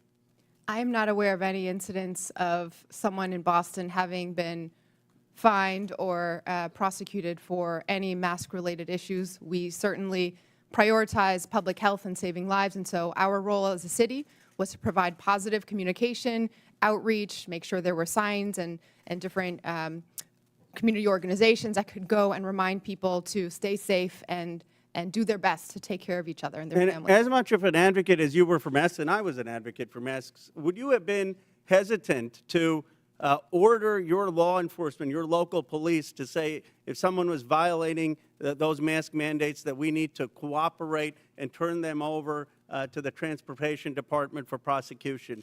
would that have given you some pause if the federal government were saying, use your police departments to fine people $1,500 and give us their records for criminal prosecution? Yes, it would have. And so I guess I'm trying to understand, you know, if we set this precedent that we want cities to be enforcing every federal mandate, then what happens when there's a new Democratic president that comes and says, we want a mask mandate that the Republicans may not want?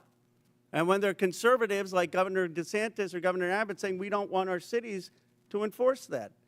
Do you see, Mayor Wu, any difference between a federal government asking you to enforce laws that ICE is doing versus a federal government asking you to enforce a mask mandate, or frankly, to enforce gun laws that may not be what your local city department is focused on? It does seem that local authority is part of our democracy and part of our system of government. Isn't the real issue here not one of immigration, but of federalism? Isn't the question, I mean, everyone agrees that there needs to be, if there's someone who's convicted of a crime, that ICE has the right to enforce those laws. The question is just, are you going to have local governments in this country be beholden to every new president's directives and armed for enforcing that? My view is that we ought to have local governments be able to use their police officers for their priorities. That, in its essence, is federalism, and it actually used to be the conservative Republican position. 22, since the governor of Texas began Just shipping. tell me a number. I don't need a speech. Just tell me a number. So since 2022, since the governor of Texas was shipping individuals to cities across this country, the city's budget, roughly 1% of the city's budget over the course of 4 years. Mayor Johnston, the same question, and I don't need a speech, just a number. Thank you, Dr. Congresswoman. Thank you, Congresswoman. It's $79 million over the last 2.5 years. Mayor Adams, same question. How much has New York spent to care for illegal aliens?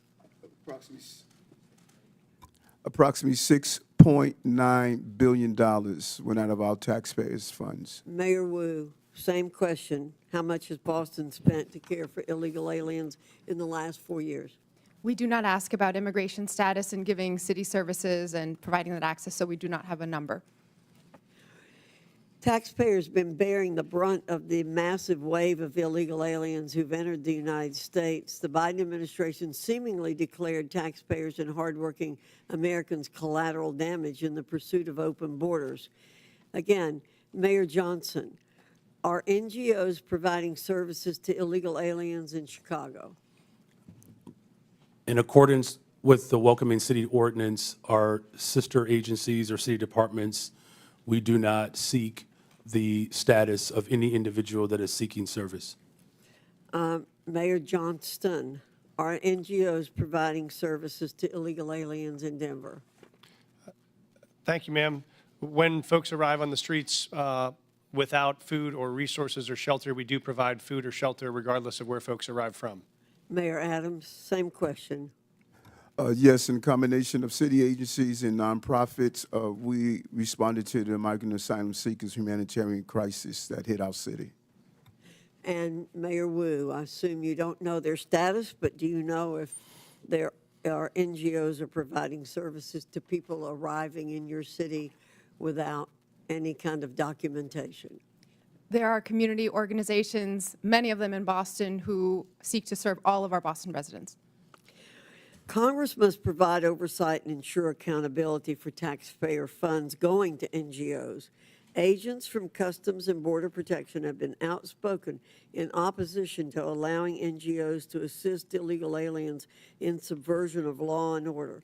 When asked if NGOs are working at cross purposes to the mission of Border Patrol agents, the chief of the National Border Patrol Council said, quote, "Most definitely, and they should not be allowed, but our government allows it," end quote. NGOs receiving taxpayer funding through grants pay for everything from food, shelter, and transportation to legal services that help the migrants traverse Mexico. That is why I introduced H.R. 245, the Grant Integrity and Border Security Act. This bill would require all NGOs who apply for a federal grant to certify as part of their application that they have not, will not, and are not engaging in acts that violate federal immigration law. If NGOs continue violating our immigration laws, then my bill would ensure that no federal funds can ever go to the violators. It's time to pass this bill, ensure accountability, and secure our cities and the border. And with that, Mr. Chairman, I yield back. Gentlelady yields back. Chair recognizes Ms. Brown from Ohio. Thank you, Mr. Chairman. Today, we've heard my colleagues on the other side of the aisle demean and dehumanize immigrants, choosing fear-mongering and political theater over real solutions. So let's take a moment to set the record straight. The best chance for comprehensive immigration reform came in 2013, when a bipartisan Senate majority passed a bill strengthening border security and providing a path to citizenship for longtime residents. But House Republicans killed it. Fast forward a decade later to last year, the Senate crafted another bipartisan deal, one that would have enhanced border security and tackled the fentanyl crisis with better technology and more agents. But Donald Trump torpedoed it, preferring anti-immigration rhetoric to real solutions. So this isn't about fixing the problem, it's about exploiting it. And let's not forget, the president wasn't complaining about this when he was employing undocumented immigrants at his resort. We all remember President Trump's tired old tactics from his first term, the harmful Muslim ban, referring to black and brown countries as quote-unquote shithole countries, and the cruel images of kids in cages. This time around is no different. President Trump signed multiple executive orders before even attempting to work with Congress. Mind you, a Republican-controlled Congress. So this isn't about policy, it's about fear. For the last decade, Trump has pushed menacing messages portraying all immigrants as criminals. But it isn't just coming from Trump. It's being amplified by right-wing media. A recent Ipsos poll found that people who watch Fox News are twice as likely to believe myths about immigration, including the false idea that immigrants commit more crimes than native-born Americans. This is objectively false, yet 2 in 3 Fox viewers believe it is true. This serves a purpose: fueling outrage, distracting from real solutions, and keeping the conversation stuck in a cycle of fear instead of facts. And Trump's latest immigration crackdown reinforces these misperceptions. ICE raids, choreographed for cameras, deportation sweeps with photo ops, wardrobe changes, and tough talk. The cruel performative videos of immigrants in shackles, $200 million in taxpayer money to air pro-Trump propaganda ads. Talk about waste, fraud, and abuse. All spectacle, no substance, all performance, no plan. On the campaign trail, J.D. Vance and Donald Trump promoted vile and xenophobic lies about Haitian immigrants in my state of Ohio. And now the Trump administration has moved to strip protections from 500,000 Haitians.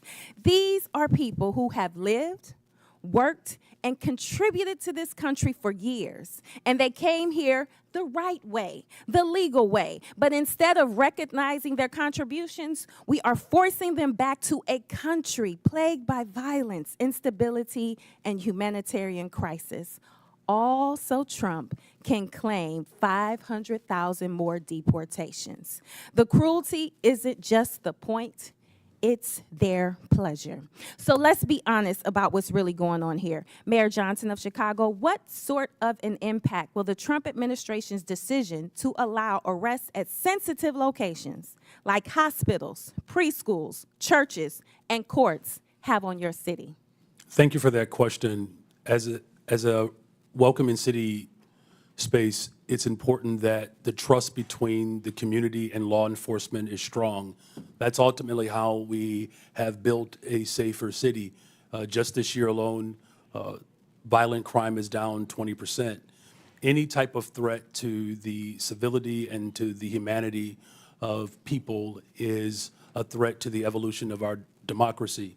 And so it's incumbent upon Washington to ensure that we are funding our education system, that we are funding our transportation system, our healthcare system, creating more jobs. Just since I've been in office, we've increased youth employment, summer jobs by over 40%. Making sure that our young people see their purpose is the value of this democracy. And so I call on this body to continue to invest in the city of Chicago that sends billions of dollars to Washington. Thank you. Fear and cruelty are not the solution. It's distinctly un-American and a dangerous distraction from the Congress's responsibility to actually deliver progress on this challenging facing our country. And with that, I yield back. Gentlelady yields back. Chair recognizes Mr. Grofman from Wisconsin. Yeah, just a couple comments first. As far as the idea of who's committing crimes, we have no idea how many illegal immigrants in this country are committing crimes because nobody keeps track. Okay, if I go to a prison or a jail in Wisconsin with, I don't know, 1,500 inmates, and I ask how many of these people are here illegally or how many are citizens of another country, nobody will know the answer to that question. So that's why we don't have hard facts on how many crimes people committed. The other thing I like to point out is every year in this country, about 850,000 new people from other countries are sworn in as American citizens. I don't know of Donald Trump ever talking about reducing that number. Maybe he should reduce that number, but I've never heard him talk about reducing that number. Our concern here was illegal immigration, and I would hope the vast majority of Americans think we ought to have an immigration law that the 850,000 new citizens every year go through. But if we're going to have an immigration law, it means we have to do something with the people who try to become permanent residents without going through the proper structure. Now, I think part of our problem here is we have a lot of people who don't understand why we have an immigration law at all. And I want to ask all four of you as I go down, we go down the row here, do you believe the United States should have an immigration law, or do you believe that just anybody should be able to show up and come in? And we'll start with Mayor Adams there. I strongly believe we need to have an immigration law. I strongly believe we need to secure our borders. We witnessed a 90% decrease, and we're seeing that play out in our city. So we should have a strong immigration law. Good. And I'll ask this question then. If you believe we should have an immigration law, and then we'll get all four of you here, if you believe that, do you believe people who ignore the law, whatever that law is, should be allowed in the country? I think that all of us must be held accountable to the law, and if we secure our borders to make sure before they come in that is done correctly, it is not going to impact cities to carry that burden. Like I said, close to $7 billion in tax dollars. Mr. Johnson, do you believe we ought to have an immigration law in this country, or do you believe everybody should just be able to walk in here and set up shop? Thank you, sir. I do believe we should have an immigration law. I do believe we should have secure borders. I do believe we should fix our asylum process. I do believe we should let dreamers get access to permanent citizenship. I Okay, think then the there's lots question we could is, do. if somebody ignores that law and comes in this country, do you believe the whoever, ICE or Border Patrol or anybody, should spin them around and send them out, or can they just ignore the law and because they, however, cross the Rio Grande, overstating a visa, whatever, are here? Do you believe that we ought to do something to the people who are ignoring the law? Thank you, sir. In the case of the folks we're seeing, they are coming here because they are claiming asylum. When they claim asylum, they then have a right to a day in court to see if that asylum claim is The valid. question is, though, if I come in this country and stay here and I have not gone through any formal process to become a citizen or to be a visa, legal visa or whatever, should we kick that person out? The folks that we're serving, sir, are trying very hard to navigate that legal process. It's often a 7-year wait for a court date when they arrive to this country, so part of it is the backlogged administrative Let me tell needs you of the this. border. Every month under President Biden, at least the statistics I have, 30 to 40,000 people, what are called gotaways, came across the southern border, didn't ask for asylum, didn't ask for anything. Do you believe that people who just come across that way should be escorted out of the country, or do you believe just because they ran between the designated checkpoints that they, as the result, get to stay here forever? Again, sir, we're serving folks who are seeking asylum or have status, Well, of course, like temporary you protective status. wouldn't even know that. Or CBP-1. Okay, next, Mayor, Mayor Johnson, buddy from Chicago, what do you think? Should we have an immigration law in this country, or should anybody who comes here just be able to stay here? I do support the bipartisan legislation that was passed out of the Senate for comprehensive immigration Well, reform. no, that's not answering the question. Right now, people are breaking the law. Do you believe the United States should have an immigration law? As far as I know, every country in the world has an immigration law. Maybe there's one outlier or something. Do you, and we have laws in the United States. Do you believe if people come here and break the law that they should be escorted out, or do you believe they just get to stay here forever? Our immigration system is broken. We have not had comprehensive like me to immigration reform since 1986. Wu? May I answer fully? Yeah, his time's expired, but Okay. feel free to answer. Do you want Mayor Wu to answer your question, or are you finished? Okay, yeah, go ahead. Yes, thank you, Congressman. Yes, I do believe we need, cities everywhere clearly need an immigration law that has secure borders, comprehensive and consistent, compassionate pathways to residency and citizenship, resources to adjudicate the complexities of the law. And at the same time, I do not support mass deportation. That would be devastating for our economy, and there are millions of people who are running our small businesses, going to our schools. Okay. Thank you. Chair recognizes, and I must add, I don't think anyone's calling for mass deportation, but Chair recognizes Mr. Garcia from California. Thank you. Well, thanks, Mr. Chairman. I want to thank all of our witnesses for being here today. Before I came to Congress, I was the mayor of Long Beach, California for 8 years. It's a diverse city of about 500,000 people, so I appreciate the work that mayors do. As mayor, I signed the Long Beach Values Act to protect all of our residents, including immigrants and undocumented residents. We set up justice funds to support people that were facing deportation, defending immigrants in court. These are policies that are strongly supported by my residents back home because they are good for all the community and make Long Beach safer. Now, we also know that immigrants make our communities vibrant and thriving places to live. The facts are that sanctuary jurisdictions or jurisdictions that welcome immigrants are overwhelmingly safer than non-sanctuary jurisdictions. That's actually a fact. Immigrants, both documented and undocumented, are also less likely to be incarcerated or to commit crimes than native-born people. We know this to be true. Again, these are facts, and mayors have every right to pursue the policies that you know are best for your residents. Now, the Trump administration has threatened to prosecute some of the mayors on the panel today and force them to comply with his extremist agenda. But however, Mayor Adams, you are in a different position. You, of course, are already facing serious criminal charges. And Mayor Adams, I assume that you are not going to commit perjury today. And I do believe, though, that you have an enormous amount of issues facing you ahead of you. And it means that your criminal charges are absolutely relevant to us today.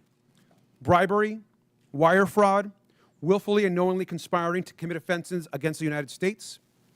Mayor Adams, you, of course, deny these corruption charges against you. Is that correct? Yes. Yes, Congressman. Thank you. Now, I understand that you are proven innocent unless you are guilty, but you also have, sir, a trust problem. 4 of your deputy mayors have resigned. Now, this is serious, and Republican prosecutors agree that the evidence against you is ironclad, yet Trump's DOJ moved to drop these charges. Now, I just want to be just really clear and show this here. Now, look at how the Trump-appointed acting U.S. attorney who is prosecuting you described it. Because the law does not support a dismissal, and because I am confident that Adams committed the crimes with which he is charged, I cannot agree to seek a dismissal. Now, this is a conservative Republican who resigned when Donald Trump pressured her to drop the charges. And we know the Trump administration demanded that the charges be dropped. And this is key. They will be able to refile them against you, Mr. Mayor, at any time. I think, personally, that's why you sat next to the architect of family separation on Fox and Friends. Now, Tom Homan sat next to you and said the following, and I quote, "Getting on Rikers Island is step one. We're working on some other things that we don't really want to talk about on open air because the city council will be putting roadblocks up on us. The mayor and me have a commitment to several other things." Now, this was you, of course, and Mr. Homan, the architect of family separation. This is also incredibly concerning, Mr. Mayor. You sat next to him, you smiled, you badmouthed your own city council. Now, Mr. Mayor, we have a right to know if the Trump administration has actually coerced you into agreeing to anything. And Mayor Adams, I also want to be very clear. Are you selling out New Yorkers to save yourself from prosecution? There's no deal, no quid pro quo, and I did nothing wrong. And anything dealing with this case out of deference to Judge Ho, who's now addressing it, I'm going to refer to his actions.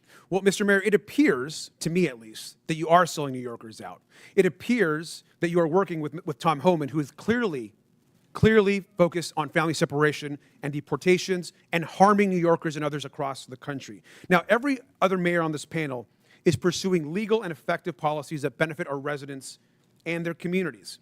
Their policies actually uphold public safety. Now, I personally agree with the majority of New Yorkers and think, Mr. Mayor, that you should resign. You should do the right thing. You should step down and resign today. And with that, I yield back. Would my friend yield? Would my friend yield? I yield. Yeah. Mr. Mayor, I want to be really clear.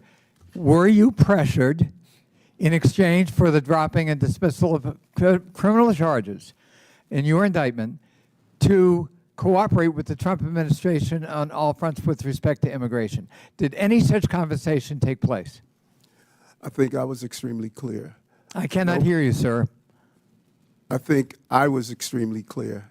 No quid pro quo, no agreement. I did nothing wrong but serve the people of New York City. Thank my friend for yielding. Chair now recognize Mr. Cloud from Texas. Thank you, Chairman. Thank you, witnesses, for being here. You know, we are indeed a nation of immigrants. I have to look no further than my own children, who are the inheritance of both my ancestors who got here in the 1600s with William Penn, or my wife who got here when we got married. I think that's really what this nation is about. But you are not here today because of legal immigration. You are here because of illegal migrants who have been sent to our country. In your opening statements, there was a deft linguistic shell game that you played to try to conflate legal immigration with people who are coming here illegally. And we're savvy to that. You are here because each of you, with the exception of Mr. Adams, have said in some form or fashion that you will not honor ICE detainers. In other words, that when you have people in custody and ICE says, we need to come arrest that person because they're here illegally, that we will not honor that. That's why you're here. No one's asking you to go round up criminal aliens. We are asking you to take people who are already in your custody and hand them over to legal federal law enforcement. Now, what this does is it saves U.S. taxpayer money. It keeps from a greater presence of ICE and federal law enforcement in your communities, because if you're releasing them, it takes more people, as Chairman Jordan mentioned, to go in and to re-arrest that person, and it puts the lives of law enforcement in danger. This used to be a bipartisan issue. As a matter of fact, groups like the Cato Institute called President Obama the deporter-in-chief. And Mr. Chairman, I'd like to submit for the record a Cato article that said President Obama, deporter-in-chief, is the title of it. So why we have to ask is suddenly the left not embracing policies that Obama supported. We can look to last night, where it seems to be Trump derangement syndrome, where the left could not seem to applaud kids fighting cancer, a first lady, an accomplished immigrant in her own rights, where traditionally we have applauded and recognized a partisan issue. All of a sudden, it boggles the mind. Now, Mayor Johnson, you seem to want to talk about Texas, so I'm from Texas. Let's talk about Texas. First of all, have you been to the southern border? I've been to Texas, but I have not been exactly to the southern border. Okay. You seem to talk about Governor Abbott and sending buses to your city. Now, I can understand the concern with that, but I will also let you know that Texas did not ask for the Biden administration to open the borders and send an exponential amount of people that have affected your city into our state. And you should know that no one forced them to go to your city. The reason they selected your city is because you have said it's a sanctuary city. Everyone was asked where they wanted to go before they got on the bus. No one asked them to get on the, or told them, forced them to get on the bus. They did it of their own free will, and they were sent to your city because of your stated claim to be a sanctuary city. Now, one thing I could tell you, having toured the facilities, is that I've been to those facilities under the Biden administration where there was a map on the wall, and you could see the migrants kind of pointing out which city they wanted to go to.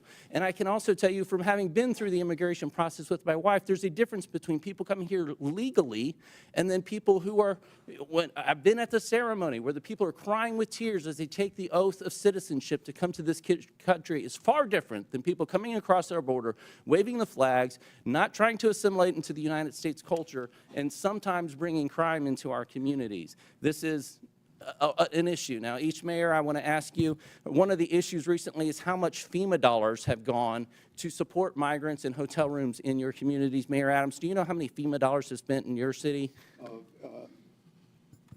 $80 million, and I've been to the border, and I saw those maps pointing to New York. Thank you. Mayor Johnston? Thank you, Congressman. I know we do have some federal dollars. I'd have to get back to you on the exact amount. It's roughly 32 million, Mayor, 38 million. Mayor Johnson? I don't have the exact numbers. It's 32 million. I don't have the number. I'd love to know. 29 million. So understandably, citizens are concerned about that, their taxpayer dollars that are supposed to be going to disaster relief for them and their communities going to illegal aliens. Do you agree, each of you, yes or no question, I have a couple seconds, do you recognize that it is against the law to harbor criminal aliens? Gentlemen, time's expired, but please answer the question, Mayor Adams. Yes, reading federal law, correct. I do recognize that, and we do not do that. The city of Chicago does not harbor criminals. Yes, we follow the laws. Mr. Chairman, I have a unanimous consent request. Proceed. I would ask to enter into the record two articles. One, talking about President Trump putting mass deportations to the heart of his campaign during the campaign. And just last night, Trump vows to use U.S. military for mass deportations. Without objection, so ordered. Thank the chair. Chair recognizes Mr. Frost from Florida. Thank you, Mr. Chair. So the year is 1969. My abuela, Zenaida, my grandma, Yaya, gets a call. And her, my mother, Maritza, my aunt, Sandra, and my grandpa, Pepe, have to go to a plane within 24 hours because they've been approved to come to the United States. They came here as refugees in 1969 during the freedom flights from Cuba for their new life in accordance with the promise of this nation. ICE arrested hundreds of U.S. citizens during Trump's first term. Again, in the last few weeks, ICE has detained Native Americans, a teenage girl from Nicaragua, Puerto Ricans, a Puerto Rican military veteran, all legal residents, but all who fit the description. I bet someone like my grandma would have fit the description too. Maybe even myself. Trump's border czar went on TV and raged about Americans studying up on their constitutional rights during interactions with ICE agents. It was one of the most despicable things I've seen. And the question is, why is he so upset that people know their constitutional rights? To the point where this administration has moved to try to intimidate members of Congress for trying to educate their constituents to know their rights. Why don't they want people to know their rights? Well, because if we know what our rights are, we'll also know when Trump tries to take them away. Mr. Beer, why are such outbursts from this administration alarming as threats to our rights and liberties? Well, you think about what we've heard about detainer requests. I have documented over 155 U.S. citizens who've been targeted by detainer requests, and they want to say, we're going to just take the discretion away from state and local governments over detainer requests, even in the case where someone is clearly a U.S. citizen. Here's my birth certificate. doesn't matter.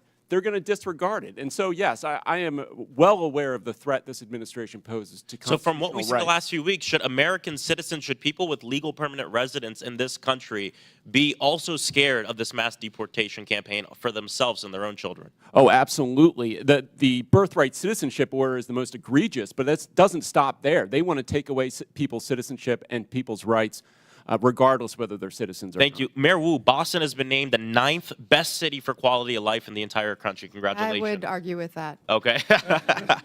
If Trump succeeds in forcing you to redirect your city's budget and personnel to help with ICE raids and this mass deportation campaign, how would that affect quality of life for your people? First, that is against the laws in Boston and in Massachusetts, but I've heard from so many community members, including residents who are immigrants who are citizens, that they are terrified. And that means when people don't feel comfortable reaching out to call 911 when they need help, when survivors of domestic violence don't feel comfortable reporting or giving information, it makes all of us less safe, even those who aren't immigrants. This culture of fear is bad for the safety of our people. Donald Trump's immigration raids are also traumatizing and destabilizing, of course, all Americans, but especially children and kids. Being a kid in America is hard enough. Making good grades, going through more school shooter drills and fire drills. And now Trump wants to send armed ICE agents into their classrooms to rip children from the school desk as they're trying to learn. Mayor Johnston, my colleagues are laughing about that. I don't find that funny. What would a school day be like for a kid in your city when ICE suddenly bangs down on the door and abruptly grabs their teacher or one of their friends? Thank you, sir. I was a teacher and I was a school principal before I did this job, so I knew that our school was often the safest place that kids came, and they knew there they could learn, they could get support, they get access to services. And many of our kids come from mixed status families. They don't know their status, they don't know their mom's status or their dad's status. So I've had families before who have pulled their kids out of school, kids who were citizens, because they were worried that somehow their kids were in danger because they didn't know who was being taken. And so for us, the fastest way to make a city unsafe is to have kids not feel safe in their own schools. See, they want everybody to live in fear of undocumented people. That is what they want to do. But I'll tell you, when I'm in my district and I do roundtables, I've done them with kids in elementary school, and I ask them what they want us to do. They want us to ban assault weapons. They say what they're actually scared of is being shot to death and dying in their schools.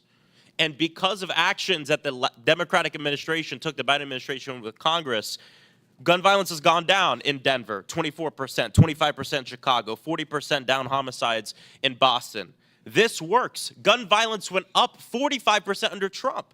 So when they're in charge, more people die. When they're in charge, we are actually less safe. And I think that's an important thing that we all have to keep in mind as they try to scare us in terms of immigrants who are living in this country. Thank you, and I yield back. Chair recognizes Mr. Palmer from Alabama. Thank you, Mr. Chairman. I thank the witnesses for being here. I just want to respond about crimes committed by people here illegally. Every crime committed by someone in the United States illegally is a crime that would not have been committed. Lincoln Riley, Ruby Garcia, Rachel Morin, Joycelyn Nungaray, the woman set on fire in the New York subway. These are all assaults, rapes, murders, and other crimes that would not have taken the lives of these people if those people were not here illegally. They were given safe harbor. Now, I want to ask you something. You all took an oath of office. Mr. Adams, did you swear to uphold the Constitution of the United States?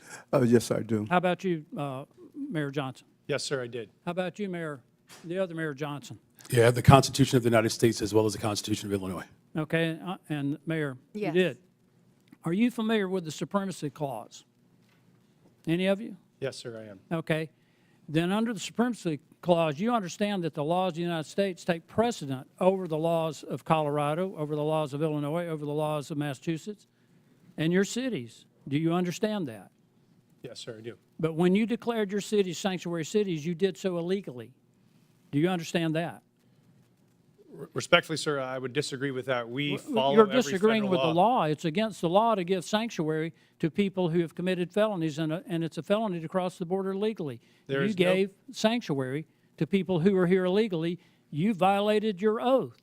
to uphold the Constitution. Because of the supremacy clause, the laws of the United States take preference. But you didn't do that. There is, thank you, sir. There's no part of our city law that violates federal law, no part of the practices or services we provided that violate federal law. Did you personally violate the law then by giving sanctuary? Somebody gave these people sanctuary. You declared your city, city of Boston was declared a sanctuary city by you, Mayor. Being a sanctuary city as you describe it, or being a city as we describe it, that's home for everyone, does not, it means that if When you you commit a give crime, safe you are harbor held to accountable people who are regardless of here immigration illegally, status. and when you interfere with the officers of the law who are there to even remove people that you know have committed crimes, you have violated your oath of office. You've committed a crime.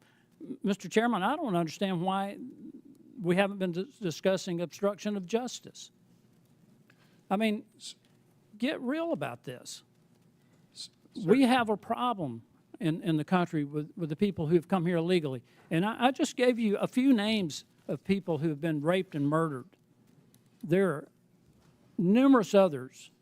There's a whole organization established called Remembrance to remember the people who have been assaulted, raped, murdered in this country, because certain cities, certain officials decided to give sanctuary to people who came here illegally and committed these crimes. It goes all the way back to Kate Steinle, San Francisco, shot by someone who was here illegally. She would still be alive today. She died in the arms of her father. So again, I want to know if you understand the supremacy clause, that the laws of the United States are supreme over whatever your opinions might be of what the laws are. Sir, I do recognize that.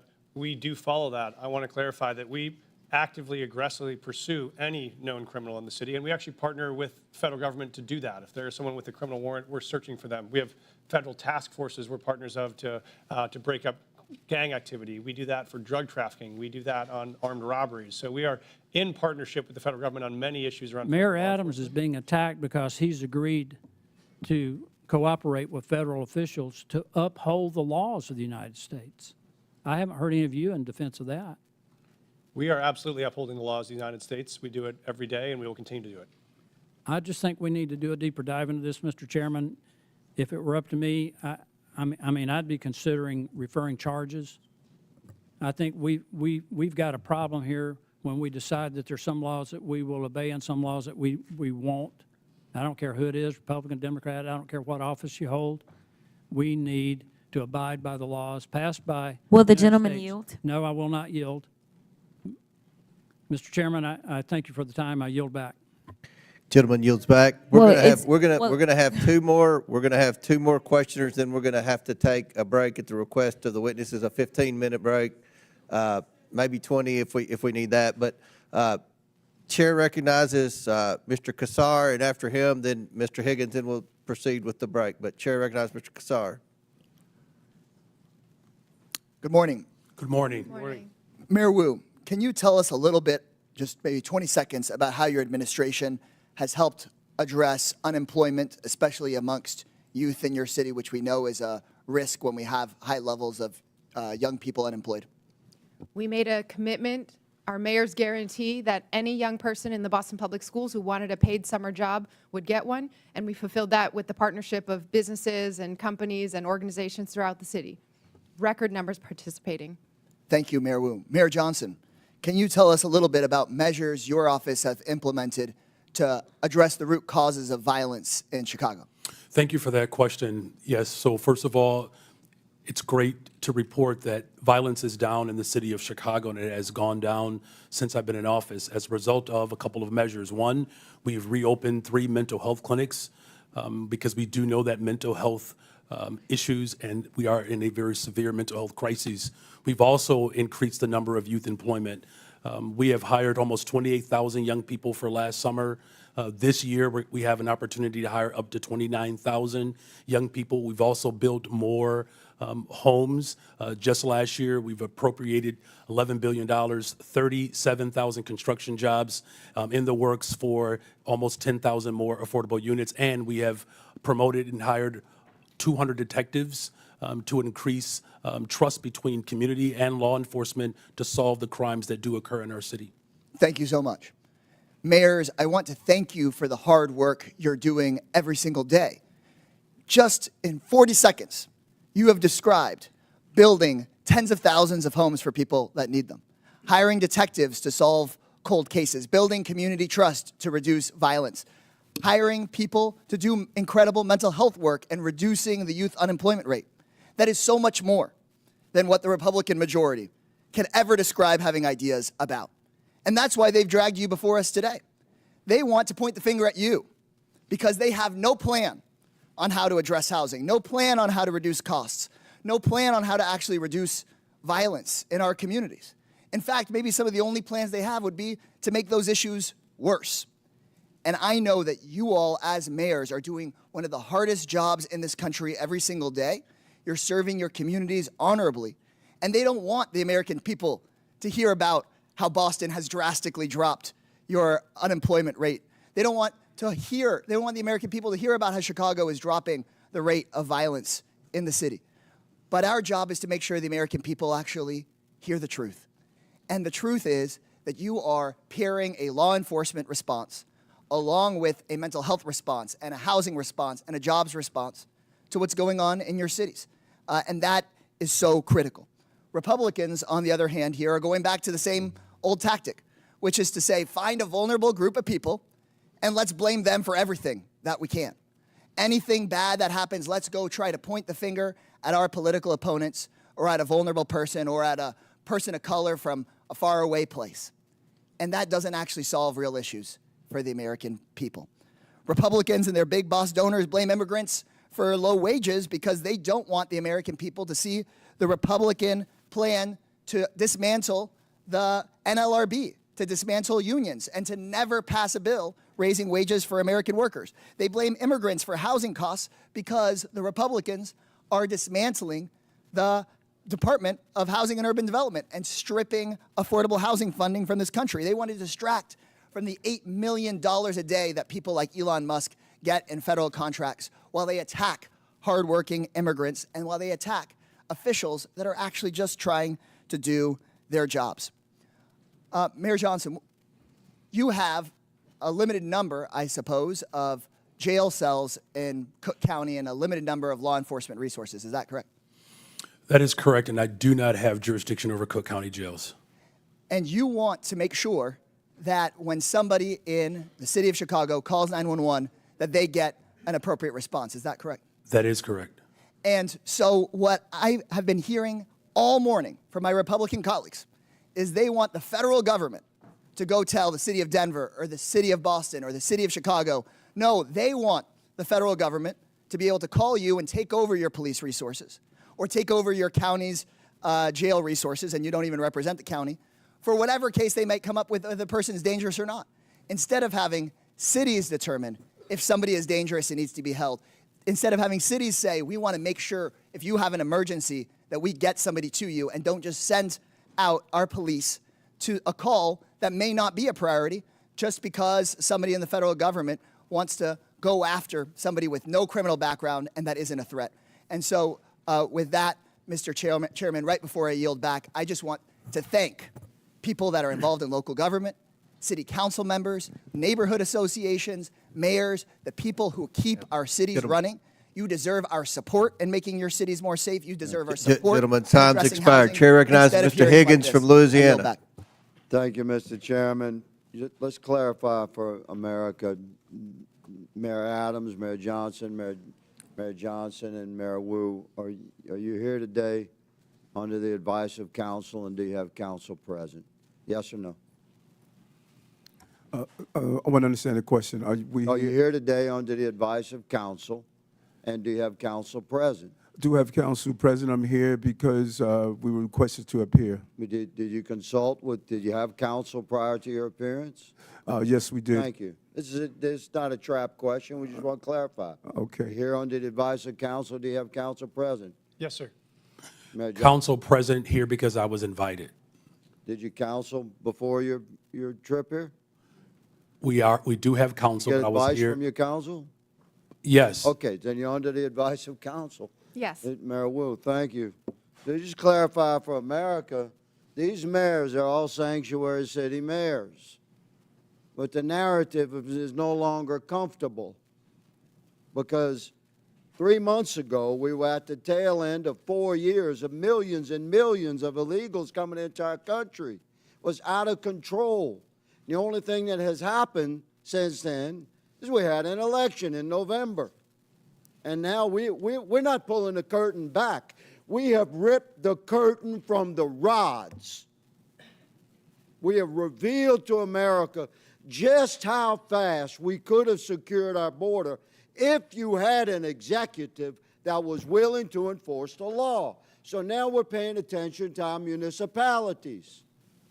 And every one of them is lawyered up. They've changed their narrative. We got example after example. The mayor of Chicago, we must lead with and live by the promise of Sanctuary City.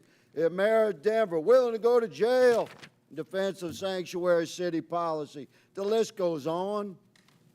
But the policies of these mayors and our previous president have consequences, real life consequences. I have a family here today, Mr. Chairman, who lost their beautiful loved one. This young man was killed by an illegal immigrant in Texas that never should have been in our country. He'll never be here to raise his daughter, Anne Marie, to love and cherish and honor and uphold his beautiful wife, Olivia.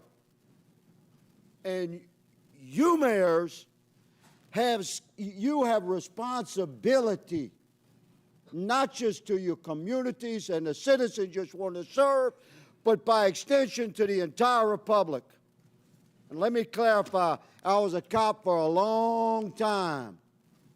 To honor the jurisdictional authority of another law enforcement agency, you do it every day in your city.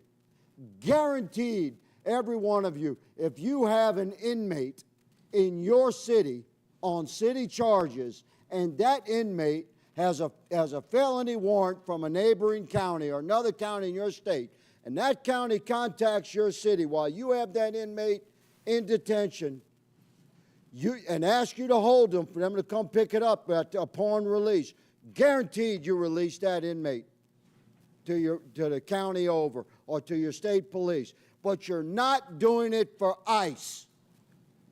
And ICE is responsible to remove millions of criminal, hard-edged, criminal illegals from our country.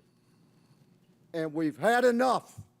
America's fed up with this betrayal of oath, and you'll be held accountable. One of you said you're willing to go to jail. We might give you that opportunity, good mayor. One of my colleagues mentioned the children. I always want to talk to the children, separation of children. At any given time in America, there's 750 to 850,000 American citizen parents of minor children incarcerated in our country.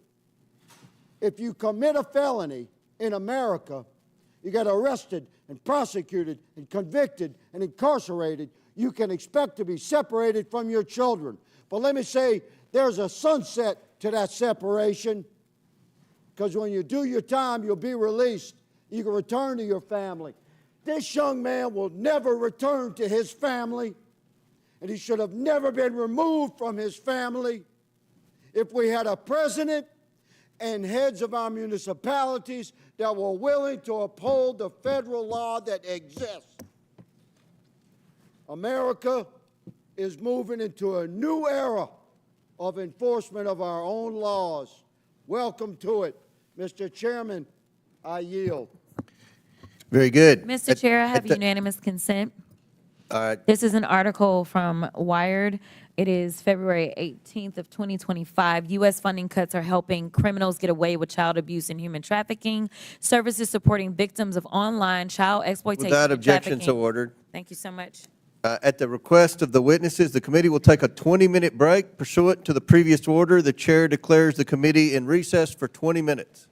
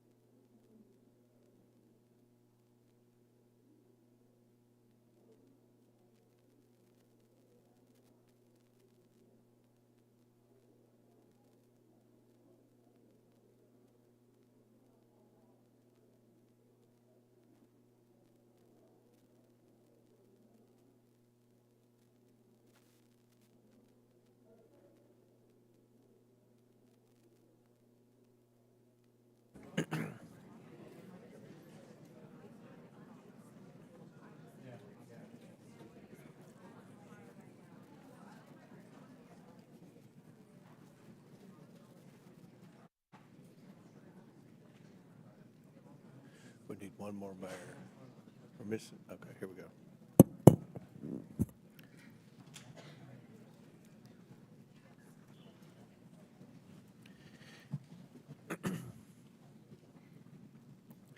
The committee will come back to order. Chair recognizes Ms. Lee from Pennsylvania for 5 minutes. Thank you, Mr. Chair. So we've heard a lot of accusations and sensationalism thrown around here today, which is not new for this committee. But I do think we need to be clear about what we're really talking about today and what the so-called sanctuary city policies actually mean. What Republicans are calling sanctuary cities, it simply means that a city or a state is not going to do the job of ICE for them. That's it. Republicans are acting like there's like a mythical barrier that keeps ICE completely out of cities. If you're listening to Fox News, they make it seem like they're police at the borders of Chicago keeping ICE agents out, and that's simply not the case. Republicans want every town, city, state to dedicate their limited resources to entering what's called a 287G agreement with ICE to either do their enforcement work on the ground or hold people in custody for an additional 48 hours on detainers. That's 48 hours beyond the lawful detention. To be clear, that is illegal. In more than 700 counties in at least 9 states, there are policies or court decisions limiting these ICE detainers, as it is such a blatant violation of the Fourth Amendment. And when people's Fourth Amendment rights are violated, it's the cities, not ICE, who face civil lawsuits. As a reminder to Republicans, the Fourth Amendment is the one against unlawful searches and seizures. Just last year, New York City's Department of Corrections had to pay $92.5 million in a settlement to those they unlawfully detained for ICE. Republicans are putting these mayors between a rock and a hard place. And the reason that they're doing this is because Trump is trying to get them to do illegal things. If they work for ICE, they risk violating their own residents' constitutional rights and opening themselves up to costly litigation. But if they don't do Trump's bidding, they're being threatened with losing federal funding. Today's hearing is nothing more than a shakedown against the mayors of some of our nation's biggest cities and a part of Trump's ongoing anti-city crusade. In Trump's America, if you disagree with his priorities, then you lose federal dollars. Just last week, Donald Trump actually called city leaders who oppose his cruel policies sick politicians. Just a few days before that, his border czar, Tom Homan, threatened that he would be bringing hell on the city of Boston. Mayor Wu, what do you think about these threats against Boston and their attempts to force you to enact policies that are against the very things your constituents voted for? The laws are most important and the safety of our residents are most important. And what I hear from all of our residents across every one of our neighborhoods is that, in fact, undermining the trust is what would make our city less safe. And so we need everyone to feel secure in their communities, like they can reach out, they can call 911 when they need help.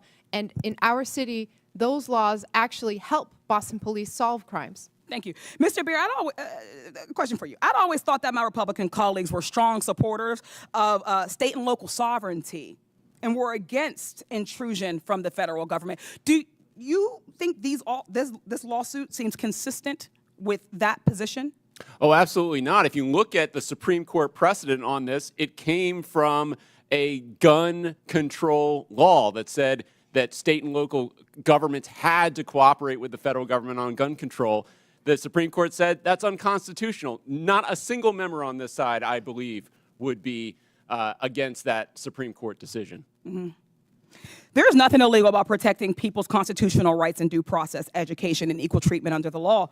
But it is illegal for the federal government to withhold federal dollars that these cities' taxpayer dollars have gone towards. Mayor Johnson, Chicago ranks as one of the largest cities in the U.S. and has the third largest metropolitan economy, boasting a GDP of $860 million. This makes it one of the most economically diverse cities in the nation, correct? That is correct. Would it be fair to say that your city generates billions in taxpayer revenue and that the average taxpayer in Chicago and Illinois contributes more than around $20,000 in federal income taxes, which is more than $1,310 above the national average? That is absolutely So correct. can we conclude that Chicago residents pay significantly more in taxes than they receive in return, contributing at least $5 in taxes for every $1 they get back in federal support? More than our fair share. Thank you. Only 9 states have taxpayers that contribute more to the federal government than they receive. All 4 of our mayors are from states on that list. Yet Republicans are saying that they should lose that money because they don't agree with their dear leader. Trump and Republicans are attempting to take money from blue cities and blue states and give them to their red states. Republicans too often demonize blue areas and cities that are the very areas that are keeping the economy going. The attacks we've heard on mayors today are not only shameful, they're dangerous capitulations to the impulses of this president who is trying to expand executive power in nearly every direction. I'd like to thank our mayors, Wu, Johnson, and Johnston for coming in today, having the strength of courage to stand up to this administration. Thank you. I yield back. Chair recognizes the gentleman from Arizona, Mr. Biggs. Thank you, Mr. Chairman. So, Mayor Adams, you've agreed today, sorry, over here. You've agreed today that New York City is a sanctuary city, is that right?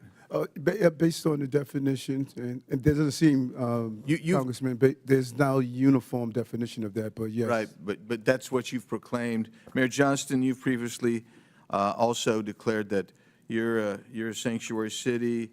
Mayor Johnson, you said that Chicago must lead with and live by the promise to be a sanctuary city. Mayor Wu, you said Boston Police and other departments cannot cooperate with ICE when it comes to detaining on civil warrants. Of course, I don't know what Mayor Johnston would define it, but I do know that the Honorable Mayor Johnson from Chicago, they call theirs a welcoming city ordinance, and we've got Ms. Wu, Mayor Wu, who's referred to hers as a safe city. That's really interesting to me.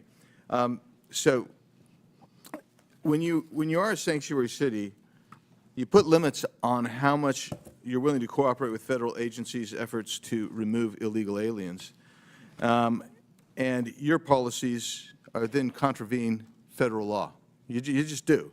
Under Title 8 of the U.S. Code, it says a federal, state, or local government entity or official may not prohibit or in any way restrict any government entity or official from sending to or receiving from the Immigration Naturalization Service any information regarding the citizenship or immigration status of any individual.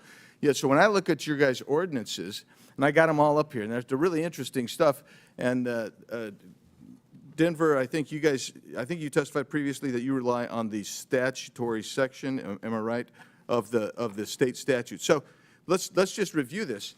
There is a distinction, and some of you have made that. Mayor Johnson of Chicago made this repeatedly, and Mayor Wu of Boston did. There's a distinction between criminal warrant, and you say we cooperate on criminal warrant, but there's 2 levels of cooperation at least. There's a communication level, and there's a passing the person off.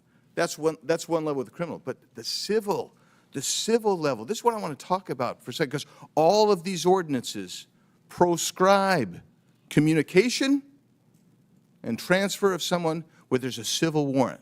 Now, I know that all of you understand that a removal order is a civil order. And that means none of you and none of your agencies within your municipalities are communicating or passing over someone where there's an ICE removal detainer. So I don't care how many times, 1,226 or whatever it was in 7 years, I don't care how many times you do it, but if you're not doing it for civil orders, then you're allowing people who have a removal order, who've had due process, because that's how you get a removal order. You're allowing them to stay in the country. You're in violation of this law right here. You are. You're in violation of that law right there. And you've got to start realizing what your criminal culpability is on that. And that's really what we're talking about here. So you don't think that's harboring, perhaps? But let's take a look at that next statute, please. That next federal statute. In conducting investigations and hearings, immigration officers and administrative law judges shall have reasonable access to examine evidence of any person or entity being investigated. If you're holding someone back, even if it's under a civil warrant, because that's what you said you're not going to participate in, and you are preventing access to that person or evidence, you're in violation of this. You have criminal culpability under this. And you'll notice there's no mens rea requirement here. This is it. Every one of you is exposed to criminal culpability here. That's the reality of it. Let's do the next one. Any person who knowing that a person is an alien, knowing or in reckless disregard, now you got a culpable mental state here, of the fact that an alien has come to, entered, or remains in the United States in violation of law, conceals, harbors, or shields from detection, or attempts to conceal, harbor, or shield from detection, such alien in any place. You'll notice it doesn't make a distinction that all of y'all want to make of criminal warrants versus civil. You're all in violation of all three of these statutes. You got criminal culpability. I yield back. Gentleman yields back. Chair recognizes Ms. Randall from Washington State. Thank you, Mr. Chair, and thank you to our witnesses for taking the time to be here today. You know, I represent the northwest corner of the country, though I did happily live in Boston for 10 years safely. And Washington State is proudly home to more than 1 million immigrants. We know in Washington that our communities, like yours, are stronger because of immigrants. We are fed because of immigrants. We're able to take public transportation because of the work of immigrants. We are able to work on building the affordable housing that we need because of immigrants. We receive quality health care because of immigrants. But this administration, as we see over and over and over, is more concerned with deporting families than supporting families. Their actions are rooted in hatred and fear and deliberate misunderstanding. They say they want to lower costs, but what their actions show us is the opposite. Immigrants drive our economy. And this administration's mass deportations have disrupted small businesses, wreaked havoc on our communities, all while families see their grocery bills continue to rise and worry about their health care being ripped away. My constituents are scared. They're writing to us that they're afraid to go out in public, send their kids to school, go to the grocery store without 2 other members of their family or their neighbors with them.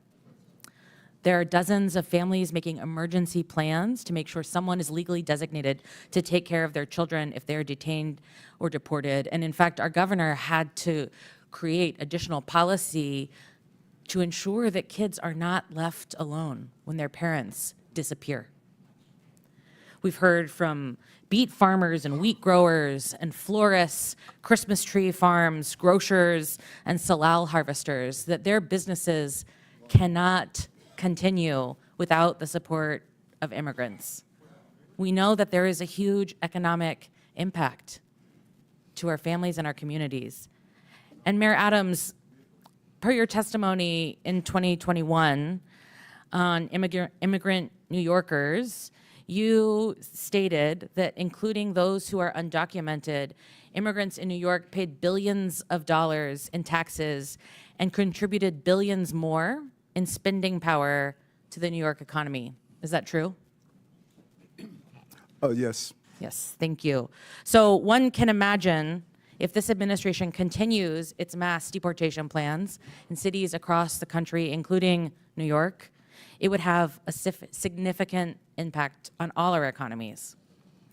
Mr. Beyer, can you speak to what the economic impacts of mass deportation would mean for the U.S. economy?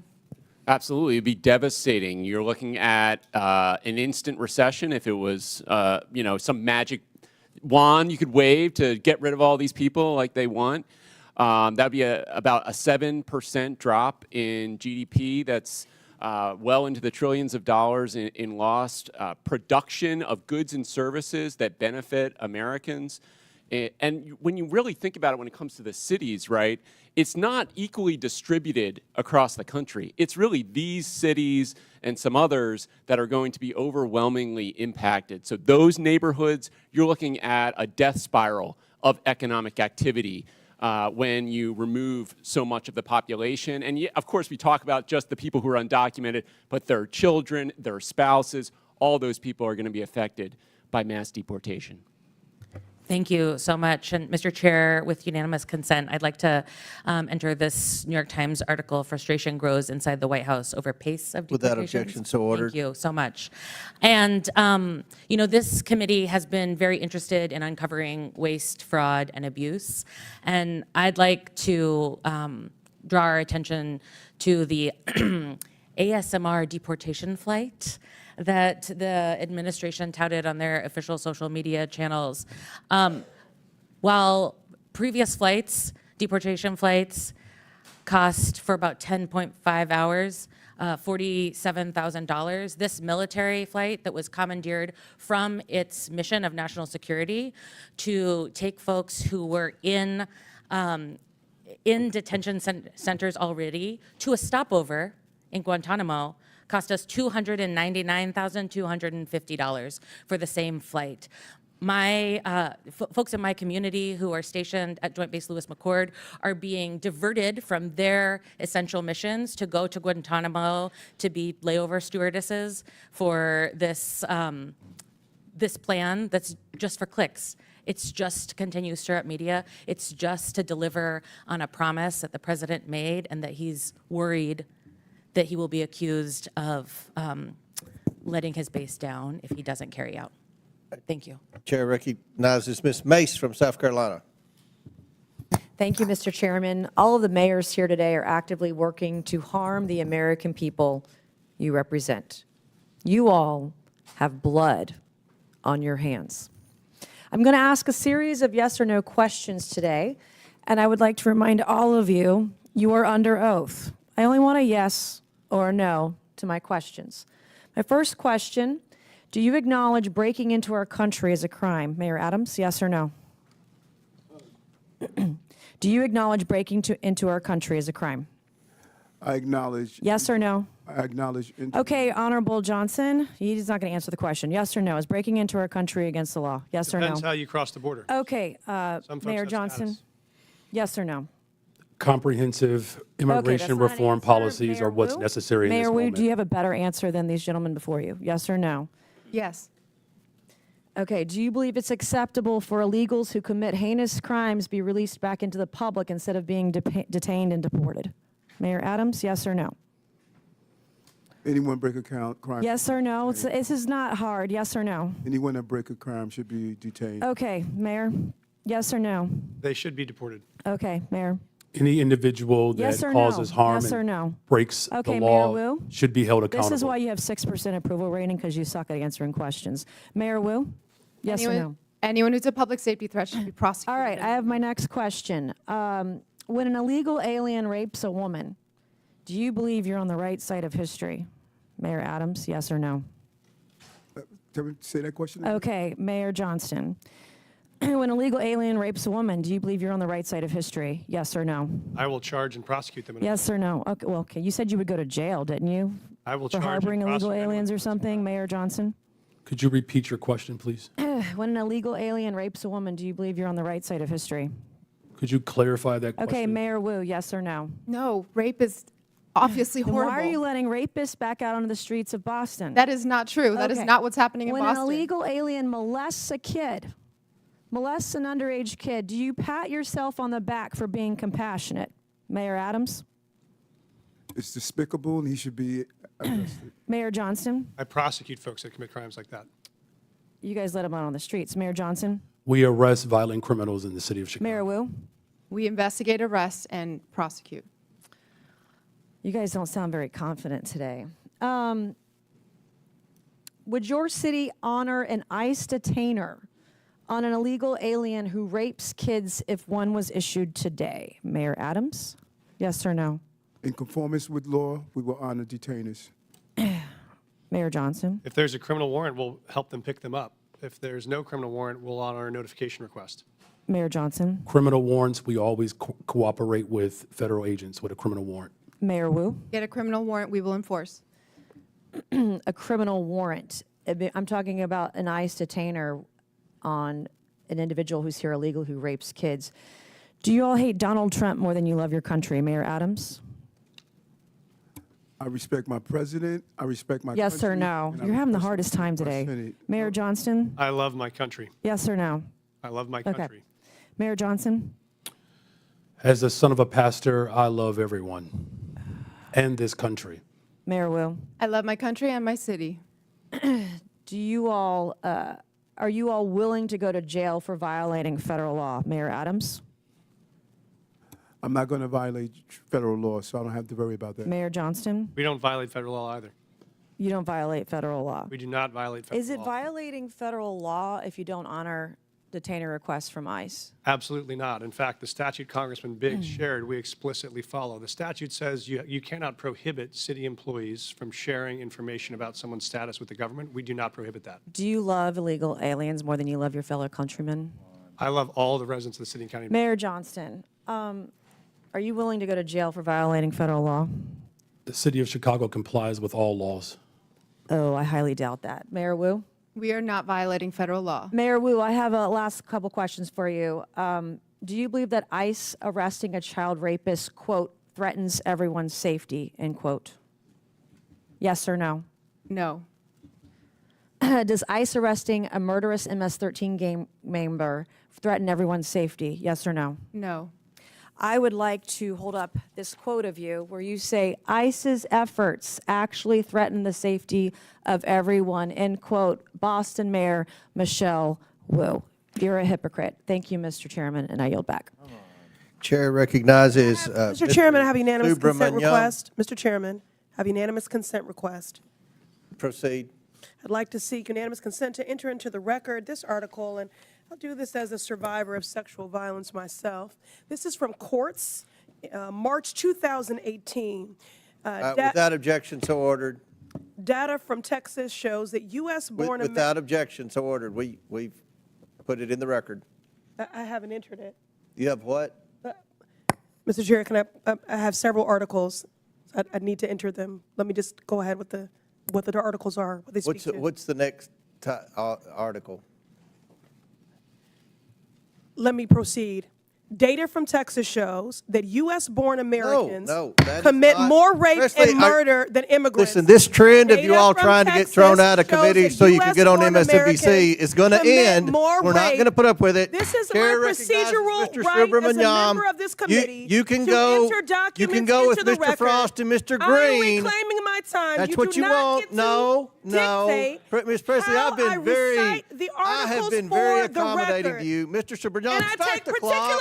umbrage Start as a the clock. survivor No, I of don't. sexual violence. Go. I will enter Order. into the record. This is my right. Thank you. No. It is Mr. Subramaniam. Mr. Chair, No, you know the process of unanimous consent. You are not I have recognized. several articles to enter into the record. Mr. Subramaniam, if you don't go, we're going to recognize Mr. Timmons. Thank you, Mr. Chair. I just wanted to bring up a bill that's going to be before the floor, H.R. 32, a bill that would basically take away federal grants if the administration thinks you are a, quote, sanctuary city, which, by the way, isn't even very well defined. I'm not even sure from reading the bill whether your cities are even sanctuary cities to begin with. I think that's why that question may have been difficult for you to answer. But I think what's been very interesting to hear is how well you've been able to integrate and welcome immigrants into your communities, into your city's economies, and making the best out of a difficult situation. I find that very impressive. And but I wonder to the mayors here, Mr. Johnston, if you took away federal grants, how would that affect public safety of your city? Would that improve? Would that make your city more safe or less safe if we took away federal grants from your city? It would dramatically weaken public safety. I mean, we wouldn't be able to repair bridges that are falling apart. It means we wouldn't be able to put kids in preschool or give veterans medical care. It would be catastrophic. Thank you. Mr. Johnson, the same question. Mayor Johnson, the same question. It would certainly undermine all of the investments that we've made thus far. Since I've been mayor, we've provided $20 billion of new investments that contribute to the overall safety of the city of Chicago. Mayor Wu, same question. Would this make your city of Boston more safe or less safe? Withdrawing federal funds would make us less safe. Education makes us more safe. Housing makes us more safe, and we rely on those funds. And how did, let's take Mayor Johnston, how did many of the immigrants come to your city? You mentioned they came from Texas, is that right? That's correct, Congressman. They came on buses sent from Texas, mostly from El Paso. I feel like we have the wrong people in the room today. We have mayors of cities that are trying to do their best with the situation that they have. And then we have governors in Texas and Florida who are busing folks up to your cities. And so you're trying to make the best out of this situation. But somehow they're trying to make our immigration system worse, in essence, because they're taking the folks that come over to their states and they're spreading them across the country, and you're just trying to deal with that situation. Would you characterize it as that, Mayor Johnston? Yes, sir. We're just trying to manage the crisis in front of us, which is families being dropped off on our city streets in the winter with no clothes. Our calling is to make sure they're safe. And how would the Trump administration's funding freezes and cuts, would they undermine public safety in your city, Mayor Johnston? They could dramatically undermine public safety in our city. Everything again. Mayor Johnson, same question. It certainly will undermine community safety if the Mayor federal Wu, government same undermines question. the investments in people of Chicago. It would undermine our safety, too. So we're trying to make your cities more safe, but there's a bill here in the name of making your cities more safe actually makes your cities less safe. Would you agree with that, Mayor Johnston? Yes, sir, I would. Mayor Johnson, same Yes. question. Mayor Wu, Yes. same question. And I think this bill is actually, in a way, extortion, because you're basically trying to take away funding from a city if they don't do what the administration wants you to do. But let's talk about extortion for a minute. Mayor Adams, I think everyone's a little bit concerned about the timeline of events that has led to your case being dropped. And so, Mayor Adams, did you meet with Tom Homan on December 12th of last year? Did President Trump say publicly that he considered pardoning you 4 days after that meeting? Yes or no? I don't recall what the president said in regards to that meeting. Well, he did. In January, did you meet with President Trump at Mar-a-Lago? Yes or no? Yes, I did. In this meeting, did you talk about immigration enforcement with the president? Talk about immigration in general. What was that? What did you talk about when it comes to immigration? Just how important it is to secure the border, and they were able to do so. We saw a 90% decrease, and I see that on my streets every day. Did you talk about your pending case with the DOJ?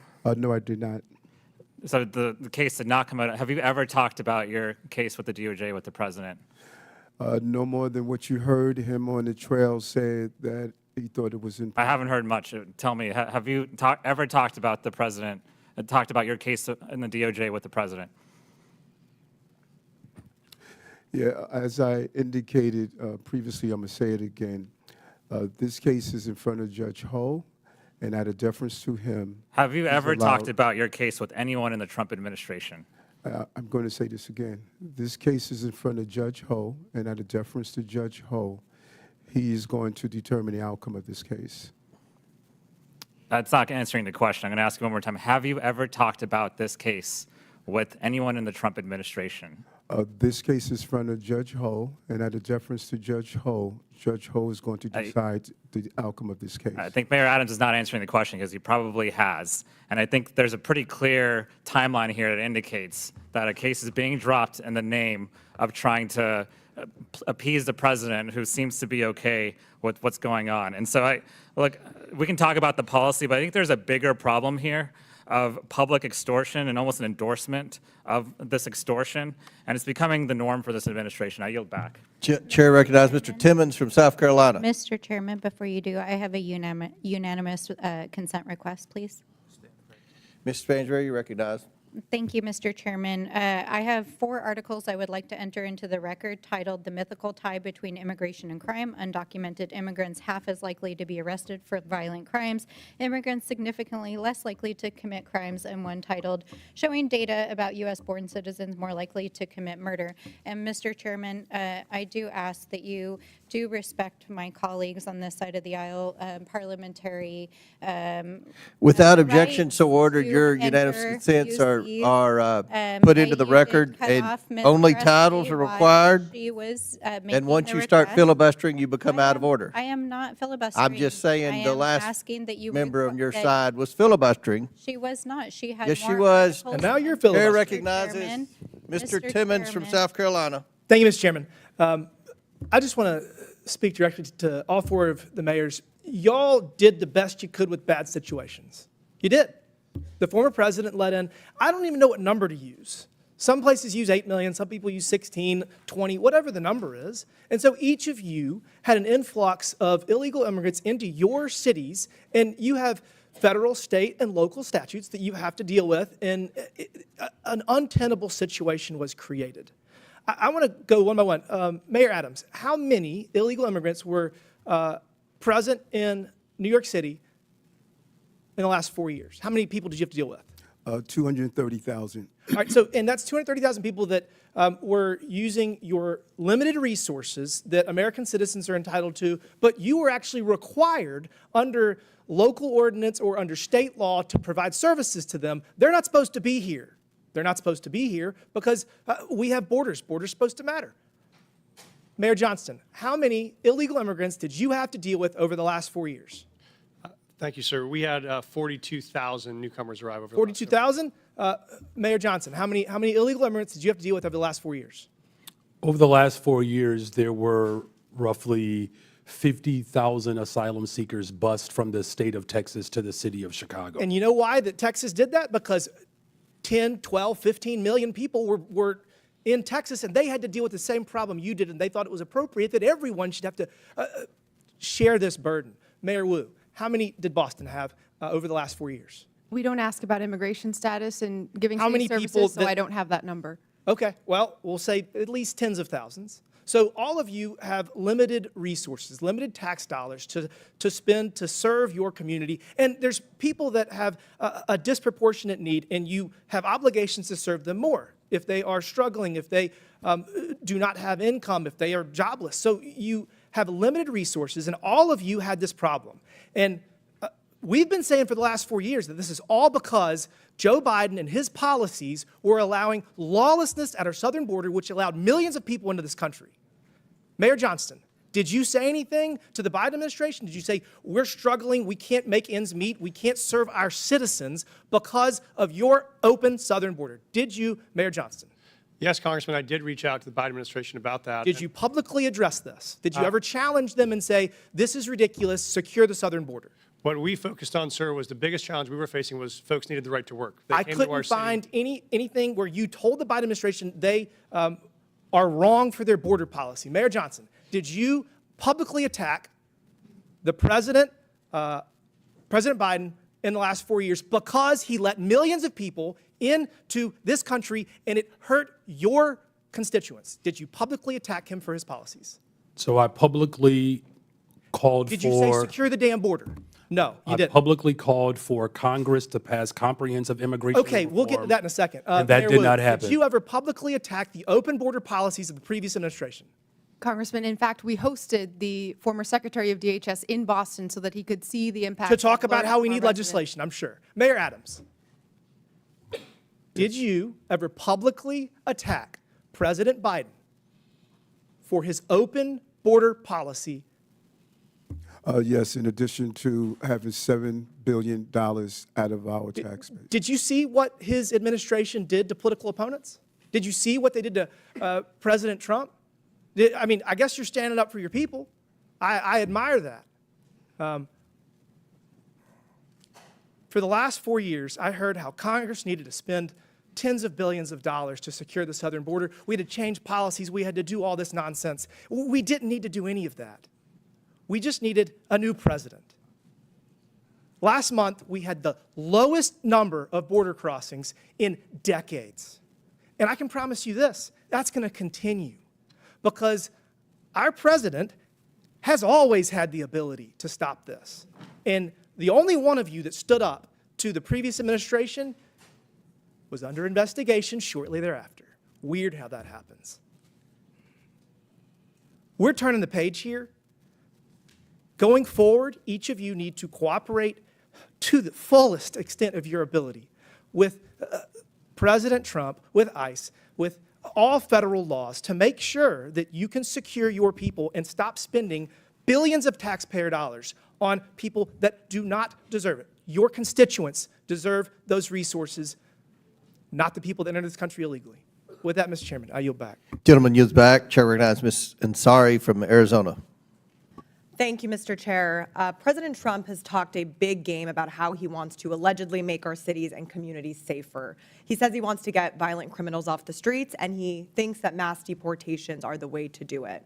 He sent ICE and Border Patrol agents after our Native American communities, parents and children, and law-abiding American citizens who are targeted simply because of the color of their skin or the language that they're speaking. The chaos and the fear that this has instilled pits neighbor against neighbor, creates more distrust in law enforcement, and puts us all in danger. Mayor Wu, first of all, congratulations on your baby. What have you been hearing from communities in Boston? Are people fearful of engaging with law enforcement?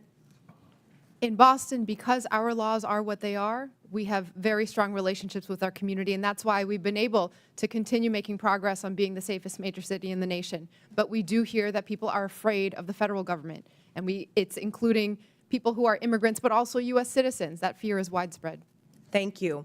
Perhaps most disturbing, President Trump has diverted critical Homeland Security investigation agents to work on immigration enforcement. That means they're no longer investigating violent crimes like human trafficking, child pornography, and the flow of fentanyl in our communities, putting our entire country at greater risk. That means fewer violent criminals, pedophiles, and drug runners being apprehended, not more. Once again, Republicans are making life easier for criminals at the expense of victims, actually making our communities less safe. Mr. Beer, question for you. What effect do you think that assigning DHS agents to deportations is going to have on public safety? Well, it's an extremely negative effect, and it's not just limited to DHS. He's pulling in FBI, ATF, DEA. They're all being diverted off their primary missions to crack down on criminal gangs and criminal organizations in the United States. So it's not just DHS, it's every criminal agency in the United States government is being diverted to mass deportation right now. The Phoenix police chief has stated, we work with our federal partners all the time to work on criminal issues, not civil immigration issues. That will continue to be the stance of the Phoenix Police Department. I can tell you during my time on the Phoenix City Council, I served on the Public Safety and Justice Subcommittee. I heard constantly from our police force that they are understaffed and need to focus their resources on violent crime. But President Trump has also tried to force municipalities to divert their law enforcement personnel to aid in mass deportations. Diverting city police to deportations would mean that our officers are spending less time investigating murders, rapes, and robberies. Now, I want to shift to the economy. Mayor Wu, would you agree that local leaders and public safety officials who hear directly from constituents about public safety know better what your city needs to focus on than the White House does? And also, are you worried about ICE raids and the impact that it will have for businesses and economic prosperity? Yes, our local community knows best, and we can tell you in Boston, over our history, it has not been the word of presidents or kings or presidents who think they are kings that set what happens. It is our residents.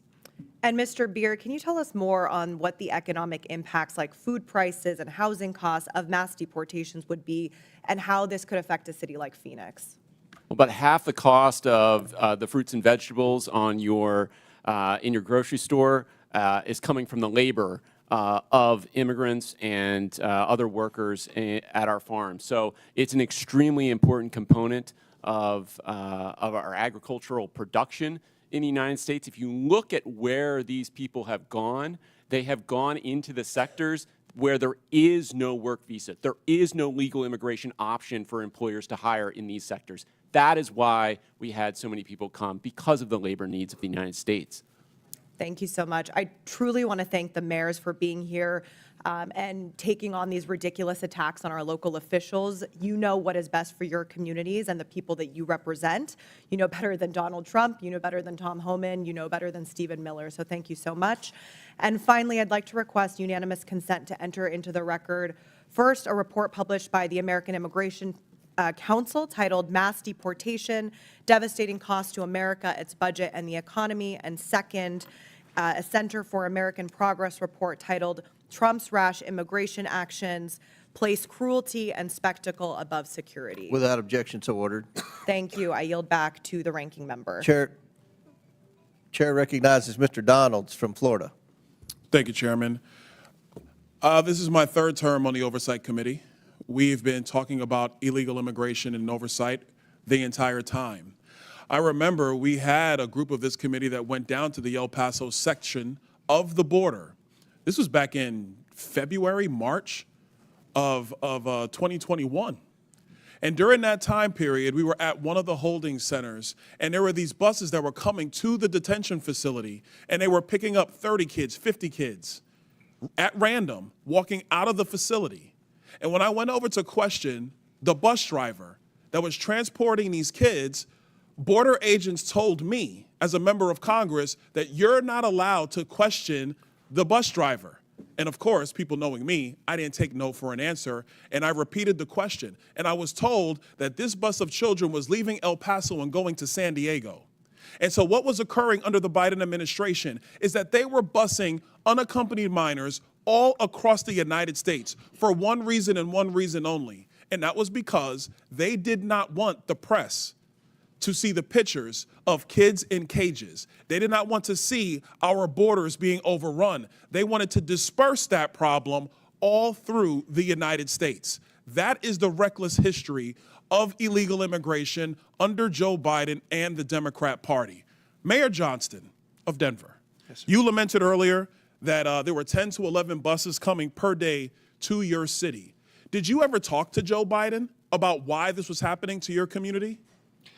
Thank you, Congressman. I both reached out to Governor Abbott from Texas. He didn't respond, and I did. Why would you reach out to Governor Abbott of Texas when it is Joe Biden, the former commander-in-chief, that opened up our borders? Why didn't you talk to him? Well, our buses directly were being sent from Governor Abbott in Texas, so that was why we reached out to say we're happy to collaborate on a coordinated entry system. We understand no one state or no one city should bear the entire brunt of this, but let's collaborate. But I did. So I'm glad you said that, because that brings me to my next point.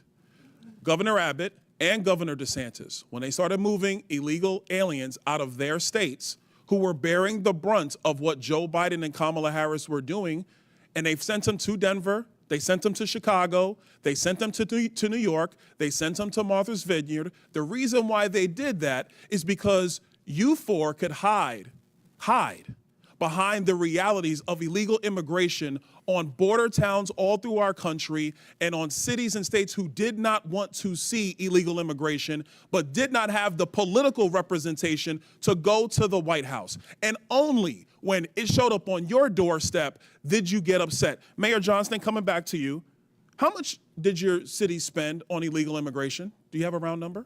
Over the last couple of years on all newcomers, whatever their status was, it's around $79 million since 2022. $79 million. Mayor Johnson, Chicago. How much has the city of Chicago spent on illegal immigration?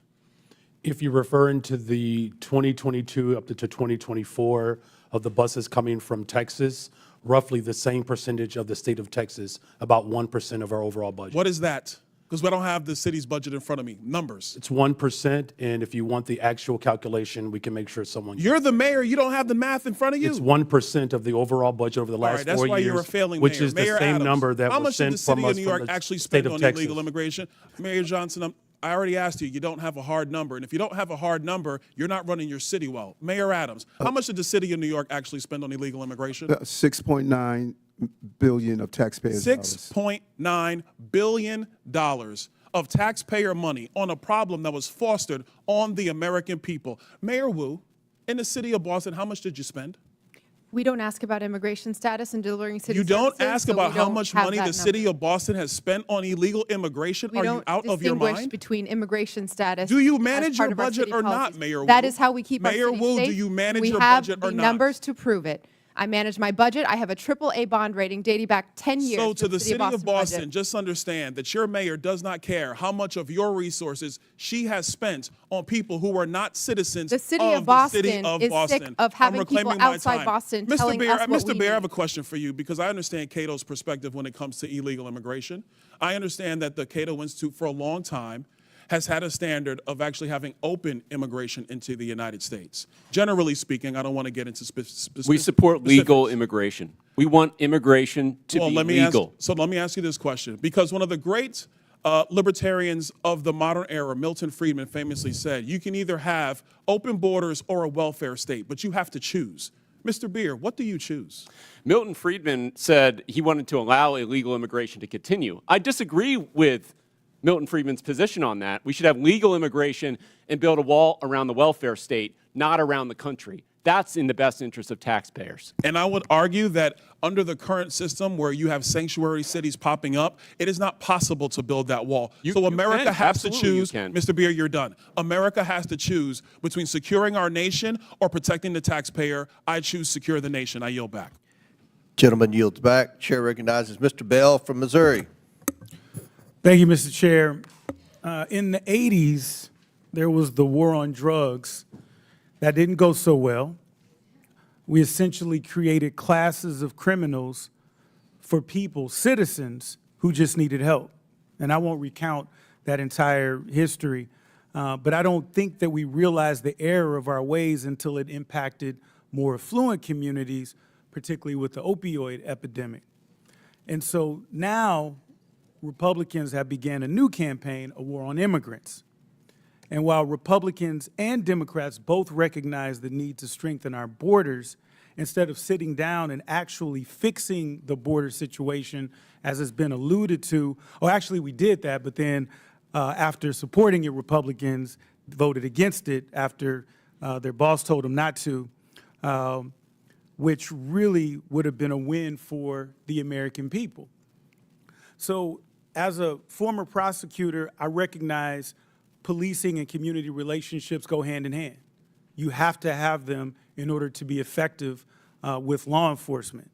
And to get bad people off the streets who are not going to commit a crime in front of a police officer, oftentimes it's our people in our communities who can help get those people off the street by sharing and cooperating with law enforcement, but that starts with trust.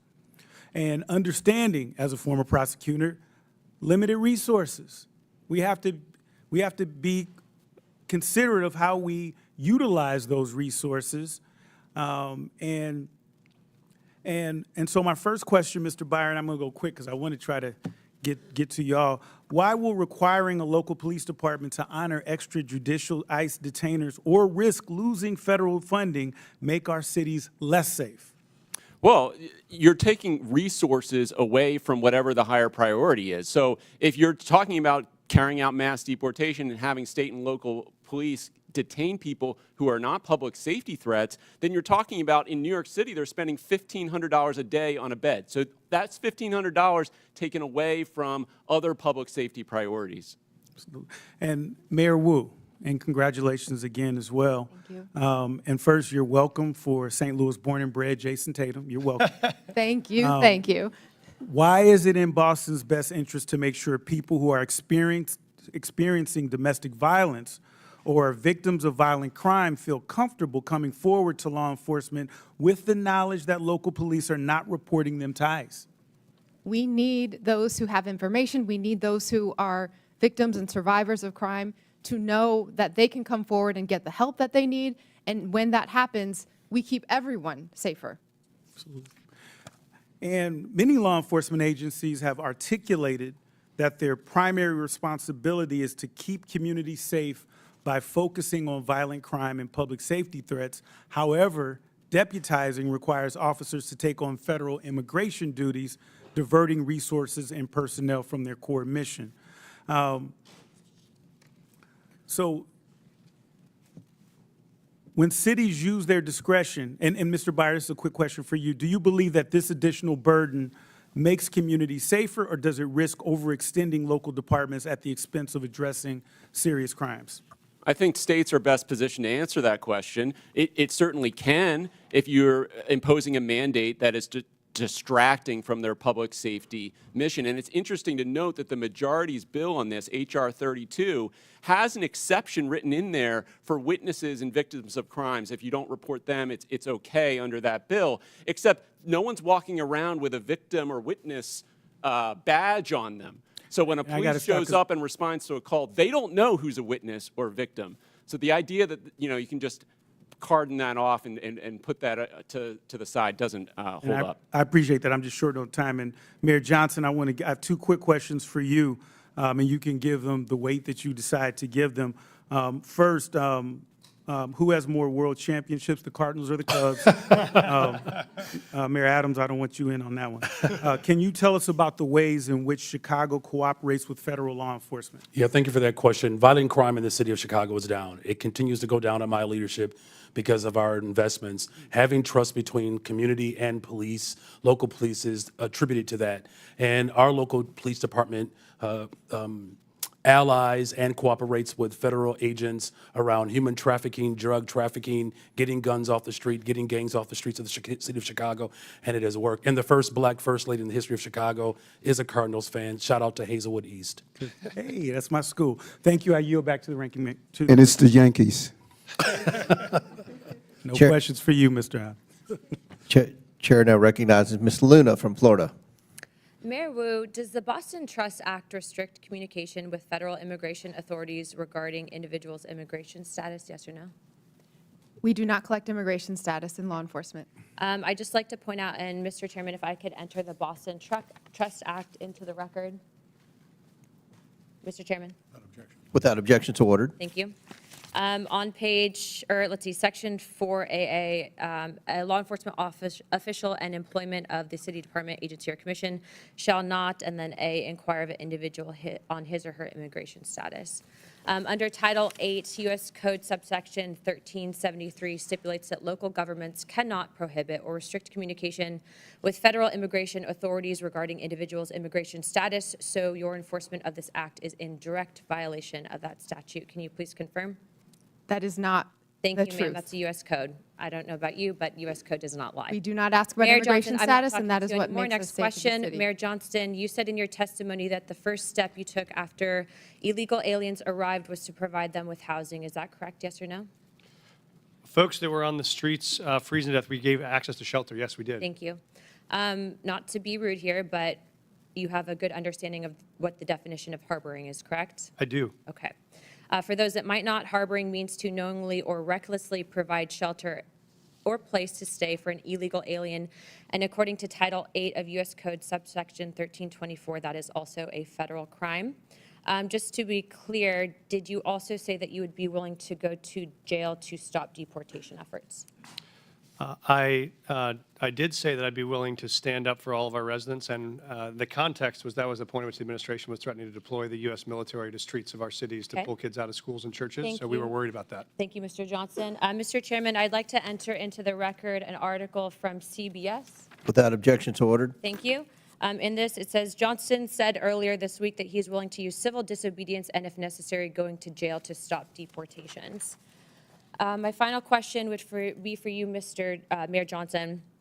Do you believe that Chicago's welcoming city ordinance encourages illegal aliens to enter the United States, specifically into Chicago, yes or no? No. Okay. So you don't believe that banning the transfer of individuals into ICE custody for the purpose of civil immigration enforcement encourages illegal immigration into Chicago? Or how about agencies, sorry, one second, or agents not being able to stop, arrest, or detain individuals based solely on their immigration status or administrative warrant? So we comply with all laws, local, state, and federal. To me, after this line of questioning, it's very clear that these policies that you have all implicated are active and alive and well in your cities, are in direct violation with U.S. Title 8 Code subsection 1324 and is a federal offense. but you all speak about a broken immigration system, and yet here you guys are aiding and abetting in that entire process. I want to be very clear about something. Open border policies, which is something that you guys are talking about, hurts people on both sides, meaning the people that are coming here illegally and then American citizens as well. I do not think you guys are bad people, but I think that you are ideologically misled, which is why, unfortunately, based on your responses, I'm all going to be criminally referring you to the Department of Justice for investigation. And as soon as I leave here, these will be going over to Pam Bondi.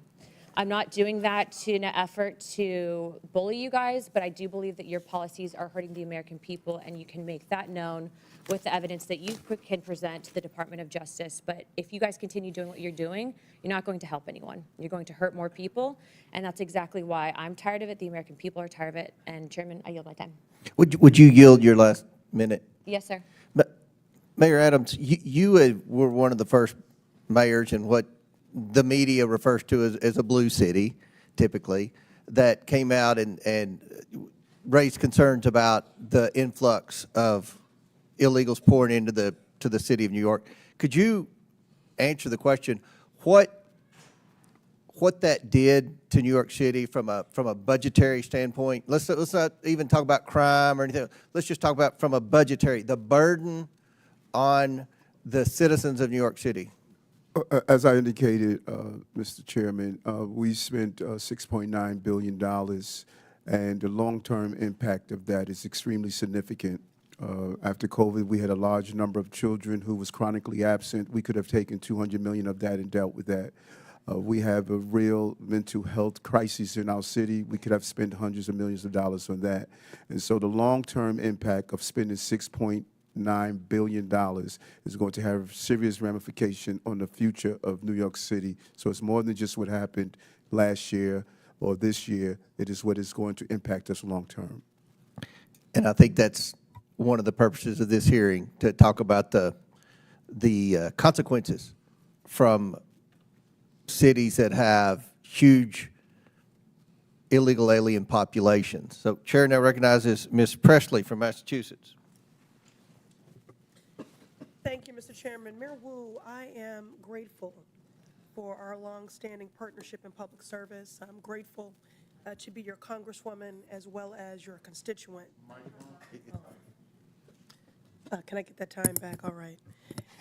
Again, grateful for our longstanding partnership in public service, grateful to be your congresswoman, and grateful to be your constituent. It's clear my colleagues across the aisle didn't do their homework, because the fears and division they're trying to project onto Boston are really the stuff of Fox News fever dreams.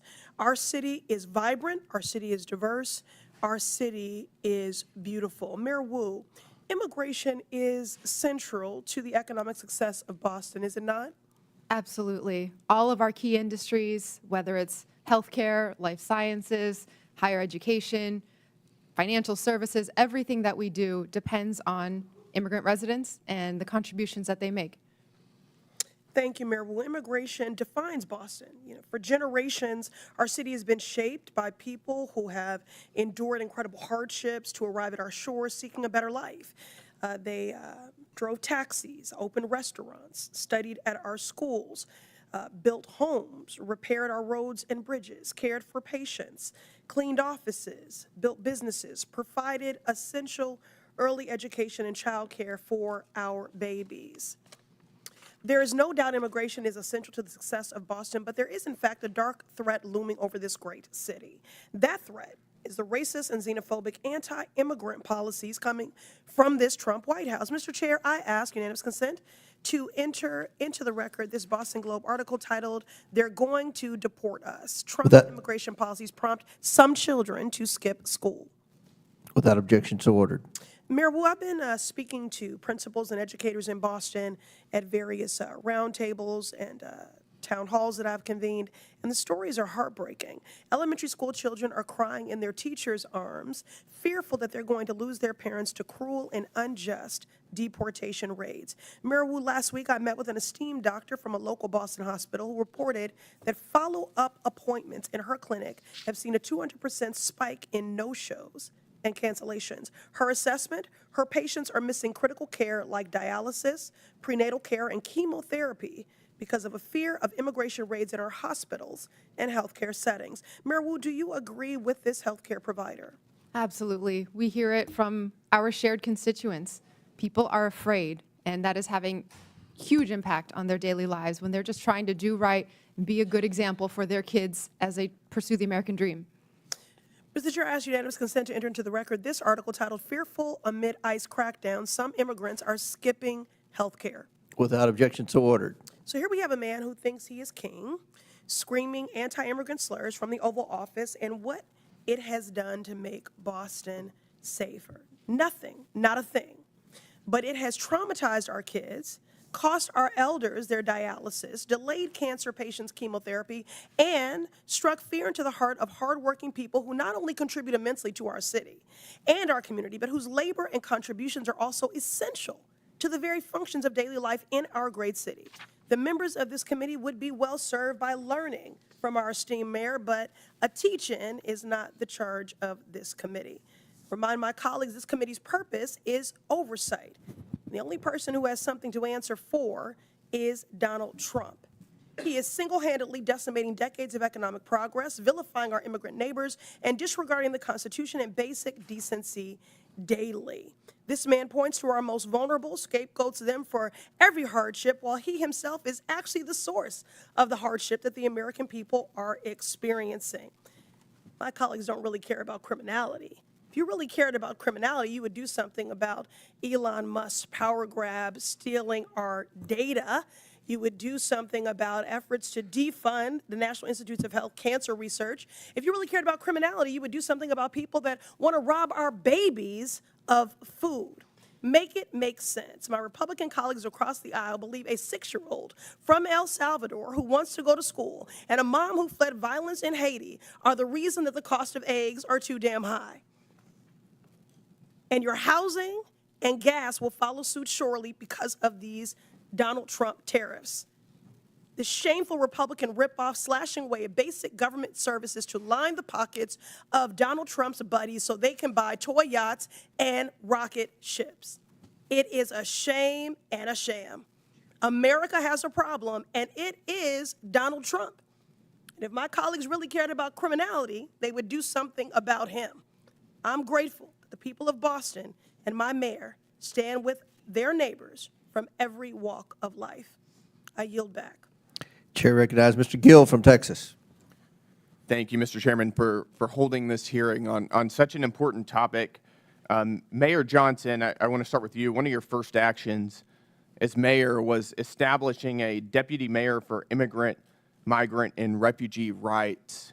I want to ask you a series of questions. If you could answer with a yes or no answer, that'd be great. First of all, do you support allowing illegal aliens to obtain driver's licenses? Just yes or no. So the city of Chicago has been a welcoming city for over 40 years. I'll take that as a yes. Next question. And that's the policy that we will hold to. Do you support tax dollars subsidizing or paying for the health care of illegal aliens? I support investments in all residents of the people of Chicago, and that's what I do. That's a yes as well.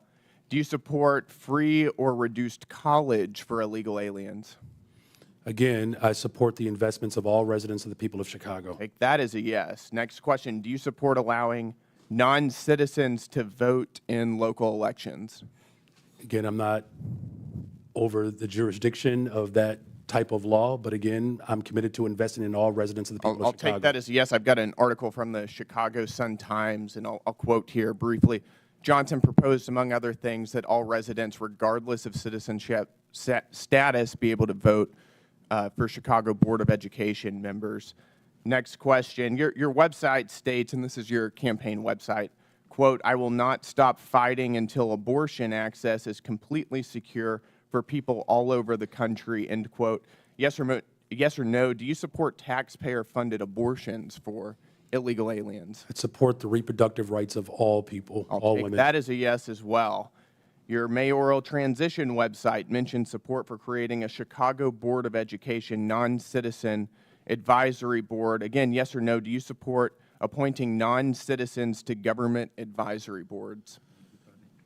I was invited here today to discuss welcoming yes cities. or no? I was invited here to discuss welcoming This cities. is a yes or no If you're question. interested in asking me You're not questions gonna about the filibuster. welcoming I'll city, take that as a I'm yes. happy to We're gonna answer move those on. questions. No, we're going to move on. As you know, President Trump, unlike the previous administration, has taken serious action to bring foreign criminal gangs to justice, to take our border back and to restore public safety in our communities. He designated 8 transnational criminal organizations and cartels as foreign terrorist organizations. These are groups like Tren de Aragua, MS-13, Sinaloa, other of some of the most grotesque and ruthless and brutal organizations in the world.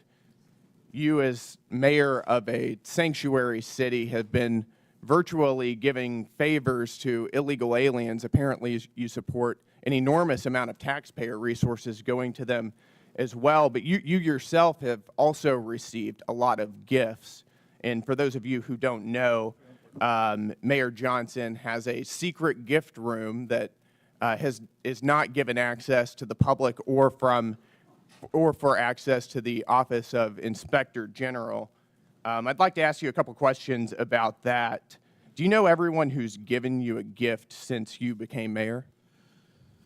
The city of Chicago has had a policy for 40 a years yes or no question. where there are individuals that would like to give gifts to I'm the city of reclaiming my time. Chicago, I'm going to take that as and a we do no. not accept When those did gifts. you We become receive mayor? them on No, I'm behalf going to reclaim my of time the city here. of Chicago. You're not going to filibuster here.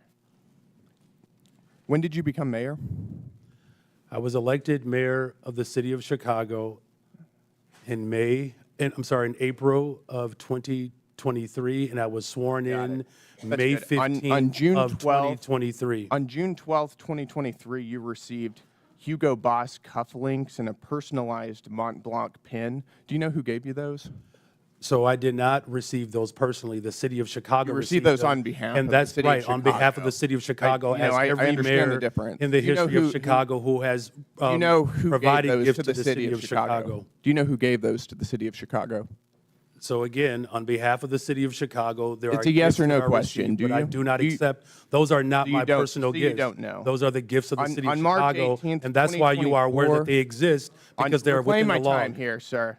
On March 18th, 2024, you received a Gucci tote bag. Do you know who gave you that? Gave the city of Chicago that? Again, I was here and I was invited. I'll also to take that as respond no. to the On March questions 19th, around 2024, welcoming the city, and I'm city of happy to answer Chicago any of those received questions. A Givenchy bag, a Kate Spade purse, and Carucci shoes. Do you know who gave the city of Chicago those?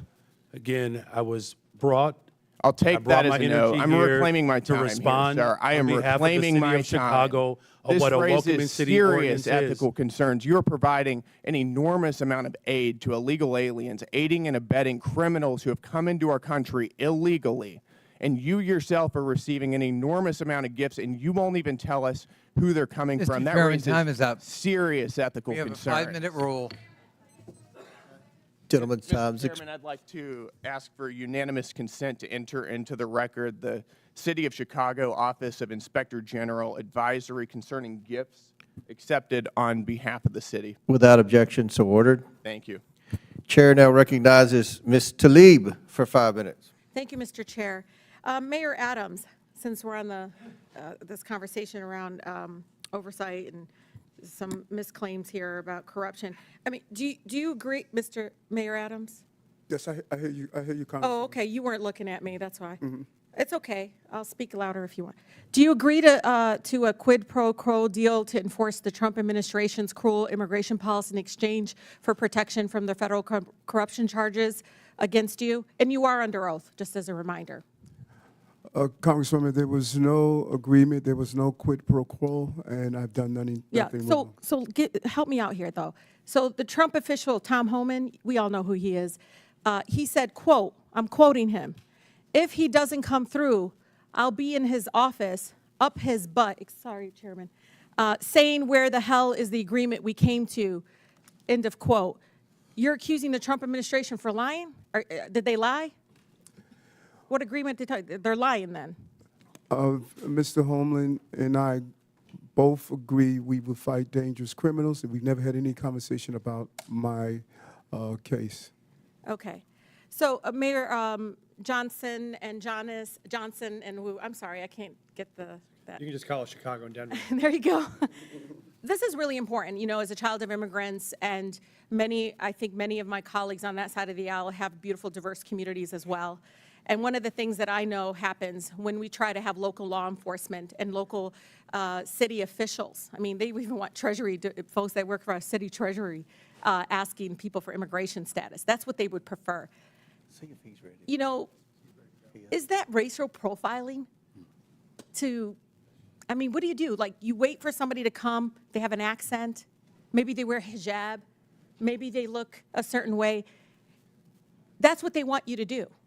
That's what they're asking you to do, by the way. They want you all to basically do the job of what the federal government should be doing in regards to passing really comprehensive immigration reform, so families are not separated, because right now all they want to do is continue talking about enforcement. And guess what? The last 20 years it didn't work, did it? It isn't working. So one by one, if you can talk about that, because I know my mother, who's been here for over 50 years, is carrying her passport, her U.S. passport, for the first time in her life. And she ain't traveling nowhere out of the country. But she's carrying it because she knows her beautiful accent, it's beautiful, I love it, and just so fearful of being stopped and being asked her immigration status. She knows she'll be racially profiled. And she already feels unsafe in a community she lived in for over 50 years. Thank you, Congresswoman. I would just agree. We don't think it's relevant to know someone's status when they come into a public library to check out a book, or if they come to the hospital for service, or if they come to register their child for school. The Constitution says you're entitled to an education. Our job is to provide it. So we think that's unnecessary, and it just scares people away. Yeah, Mayor. Yeah, allowing local law enforcement in the city of Chicago to focus on city priorities, as well as making sure that there's trust between our immigrant communities and all of our communities. I've worked on domestic violence cases as a former immigration attorney. Absolutely. I'm telling you, this is deadly for women being abused. Deadly. It certainly engenders trust, and that's how we have driven crime down in the city of Chicago, because of that trust. Mayor Wu. Thank you, Congresswoman. Boston is proud to be the safest major city in the country, and we do not ask about immigration status when providing city services. We also are clear to all our residents that we do not care about immigration status when we hold people accountable for doing harm in the community as well. Yeah, because when I hear sanctuary city, I hear anti-racial profiling. I really do. I hear like, okay, we're not here in the business of trying to enforce broken immigration laws that are inhumane, completely immoral right now. That's what I hear. And as a former immigration attorney, when I hear the story in Denver, and trust me, ICE is there waiting to pick them up. They sent 6 of them, and they couldn't handle 6 of them couldn't take this guy that they're supposed to pick up.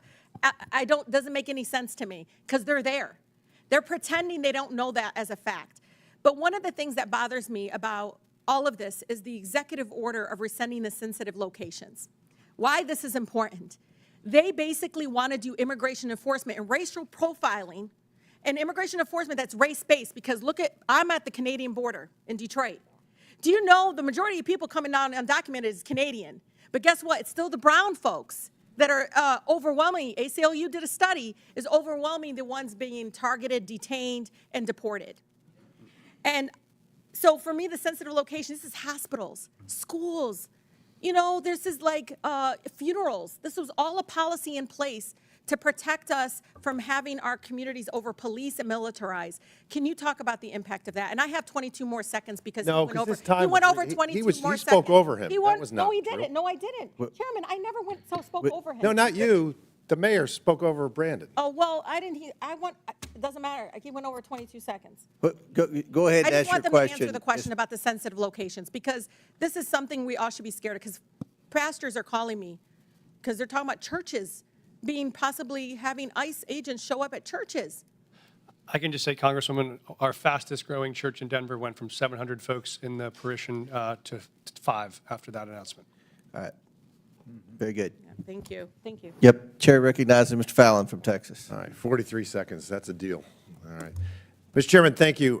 Coming into this very important hearing, I suspected that Democrats would claim illegal immigrants pose no danger and would frame them as a sympathetic victim class, completely glaze over the tremendous financial burden that mass unlawful migration places on the shoulders of the American taxpayers. And furthermore, they would completely ignore the grave dangers that violent criminal illegals pose to all Americans. It would be, Democrats would use spin and deflection and woke wonderment and delusion, and some would even blatantly lie. And as they so often do, the left did not disappoint. The first claim that we heard was there were ICE agents ripping adorable children off adorable school buses. There was a myth and it never happened.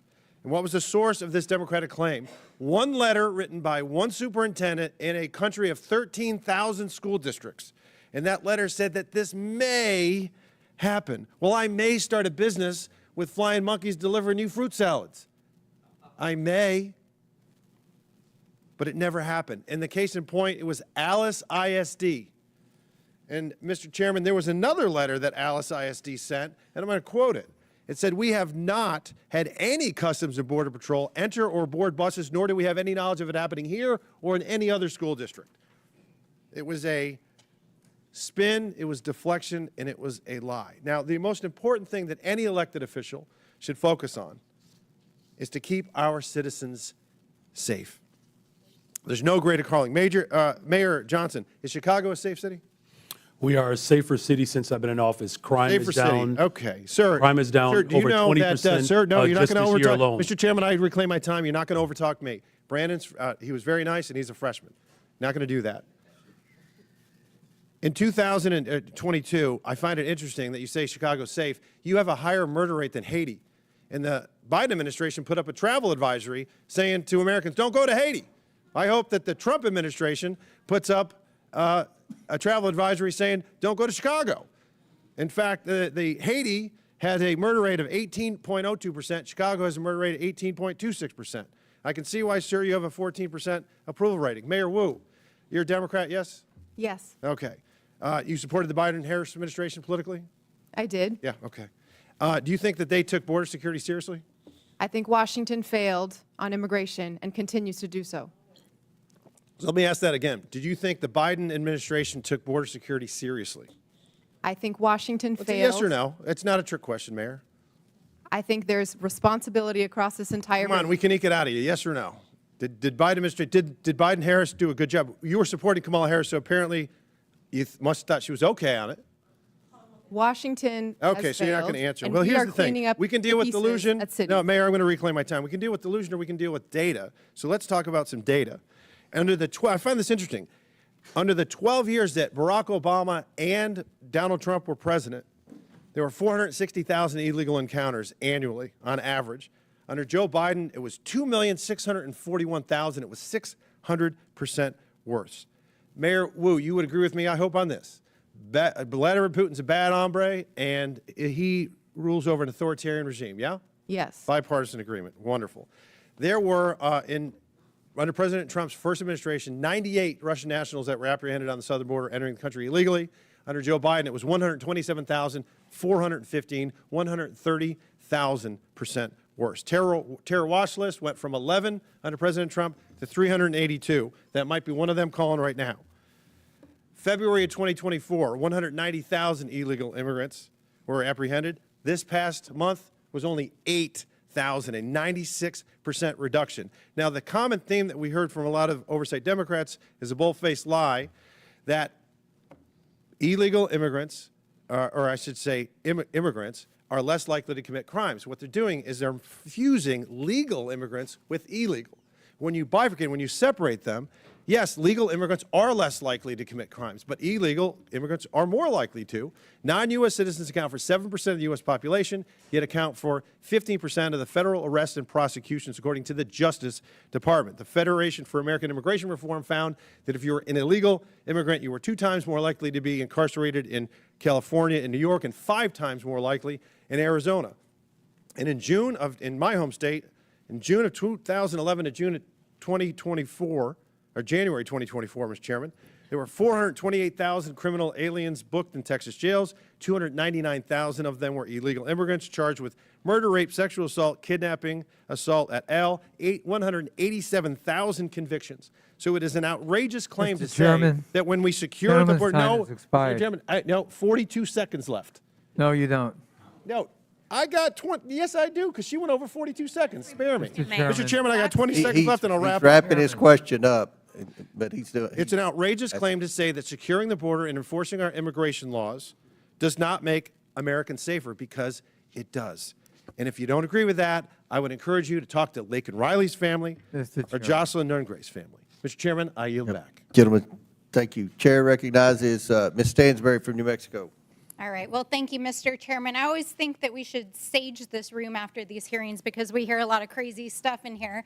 But let me start out by saying, mayors, welcome to our committee. Thank you for serving your cities and your people. I have to say, as also an elected official, you have the hardest job in America. There is no job harder than being a mayor of a major city. So thank you for serving your constituents. And I want to take this opportunity to especially acknowledge Mayor Wu, because not only are you the first woman to ever serve the city of Boston, if you all haven't been watching, she is also the mother of a newborn who is here with her. She has a 7-week-old baby, and she showed up to testify and be yelled at by our colleagues for 4 hours. So I say to you, Mayor Wu, may your daughter grow up to be a fierce leader like you. Thank you. Now, I want to reject the fundamental premise of this hearing, because what this entire effort is about is intimidating state and local officials, attacking law-abiding immigrant families, and spending millions of dollars of taxpayer dollars, both in the administration and in Congress, to make ads that are complete smoke and mirrors, trying to say that Donald Trump has somehow secured America's safety. What they are doing is not making America safer. In fact, it's a total and complete lie, because Donald Trump has failed to actually even secure the border. He's failed to stop illicit drugs like fentanyl from crossing the border. He's failed to secure sufficient staffing and technology to stop human trafficking and illicit drugs from crossing the border. He's failed to support local law enforcement and behavioral health programs to address the issues that are affecting our communities. And he's failed to even execute on the most basic thing that he said he would do, which was to pass immigration reform when he got into office. Here we are, Donald Trump. Where's your immigration bill? Oh, wait, you don't have one. That's right. Because none of this is actually about making America safer. In fact, all of this is making America weaker. He's dismantling our federal law enforcement that would actually go after cartels and drug traffickers. Over the last 6 weeks, Donald Trump has taken out the most senior FBI officials and the officials in our U.S. attorney's offices that were actually prosecuting the cases against the drug cartels. Donald Trump took out the law enforcement that were prosecuting those cases. So let's be real about that. He froze federal law enforcement funds all across the country. I have tribes in my district that still haven't had their DOJ grants reinstated. Let's be real about what's going on here. He's frozen funds to refugee resettlement and other immigrants groups permanently who have outstanding receipts. There are refugees and asylees that had waited decades to get to this country from war-torn parts of the world, and they literally had their flights canceled the last 2 weeks, while Donald Trump is sitting in the Oval Office and offering millionaire oligarchs a free ride into America with his gold visa program. Is this really about making America safe again? Is that really what he's about? Is that really what my colleagues across the aisle are about? Because what I can tell you, as a representative from a great city, the city of Albuquerque, a border state, is that we know what makes our communities safer. It means we stop drugs from coming into our country and our communities. It means that we support and we fund our law enforcement. It means that we fund our behavioral health system. It means that we support our mayors, our tribal leaders, and our state officials. It means that we invest in them.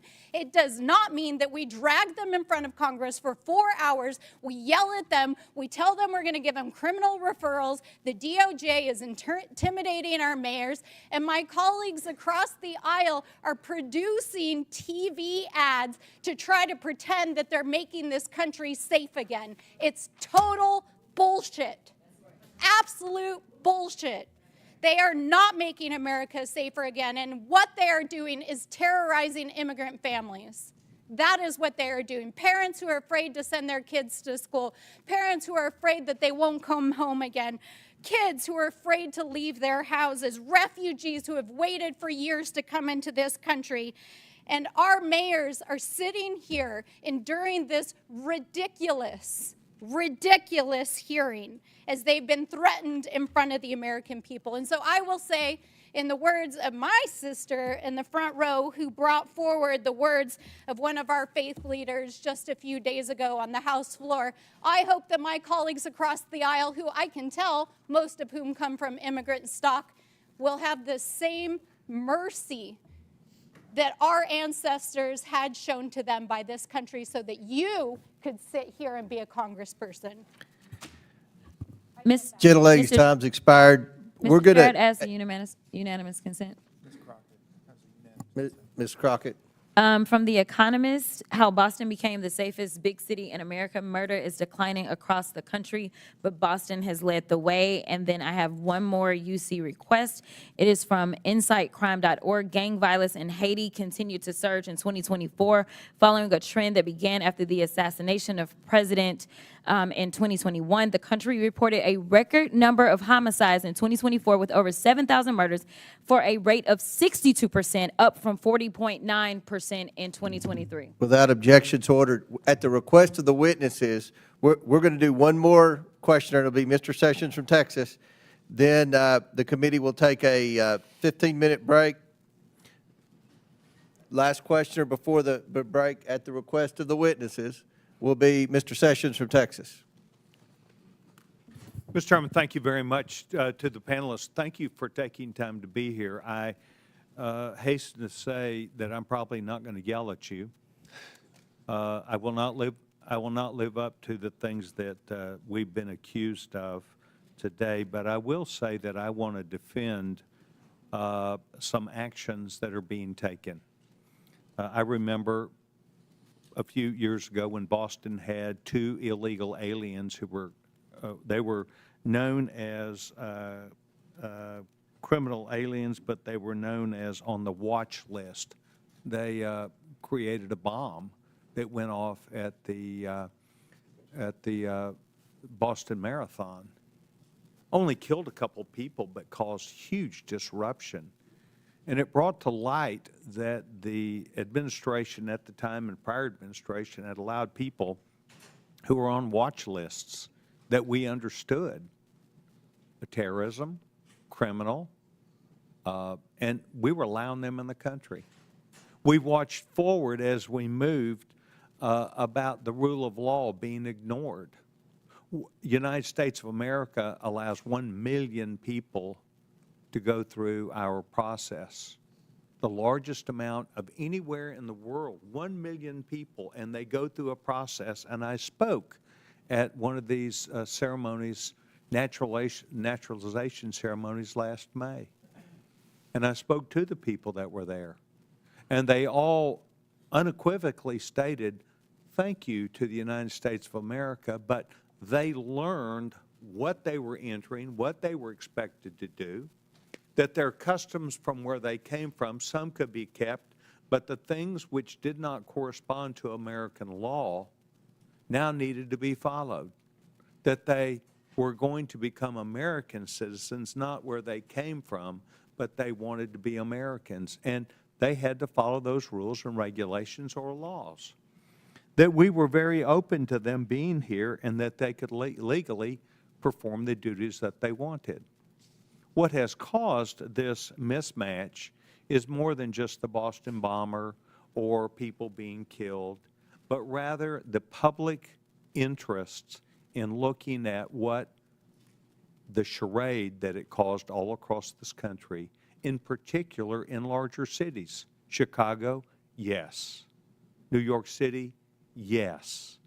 Other cities around the United States where people felt not only threatened, but it was activity that was seen as unbecoming to people who should be where they were and giving respect and thanks to a group of people who were allowing them to be here, i.e., a city that was not going to arrest them. But you see, what we really understood is if you were here illegally, they weren't going to arrest you even for a crime. They might have arrested someone who was a citizen and put them behind bars, but unless they really created a heinous circumstance, they were not going to be arrested. And so this created an aura around the United States that the American people understood. And that is one of the reasons why you saw the American people not only vote with their hands, but vote with their emotions about the need to bring back not just law and order, not just rule of law, but the ability that we had as an American people to rethink the entire issue. And I do understand you think that this is all broken in Washington, D.C. because you disagree with it. But what we've been allowing is the next president, whether it be Barack Obama, whether it be George W. Bush, whether it be Donald Trump, whether it be Joe Biden, to insist upon their own way instead of the law. The laws have been misguided, they've been misused, and they are taken advantage of. I think what we're trying to do today is to hear from you, not as we're accused, but rather thoughtful people, to hear you talk about your cities, the things which you encounter, and the things which you think are right. And by and large, and I've been in and out of this committee today, but we by and large heard it's more safe. It's not less safe. It's more safe because of what we do. And yet it comes at a cost and a price, and it creates circumstances. So I want to thank you for being here. I want you to remember that not everybody yelled and screamed at you. Some people actually showed up to listen, and that is what I did today. I want to thank each of you because your modeling that you have been doing is something that we do need to pay attention to. Mr. Chairman, I yield back my time. Very good. The committee will take a 20-minute break. Pursuant to the previous order, the chair declares the committee in recess for 20 minutes.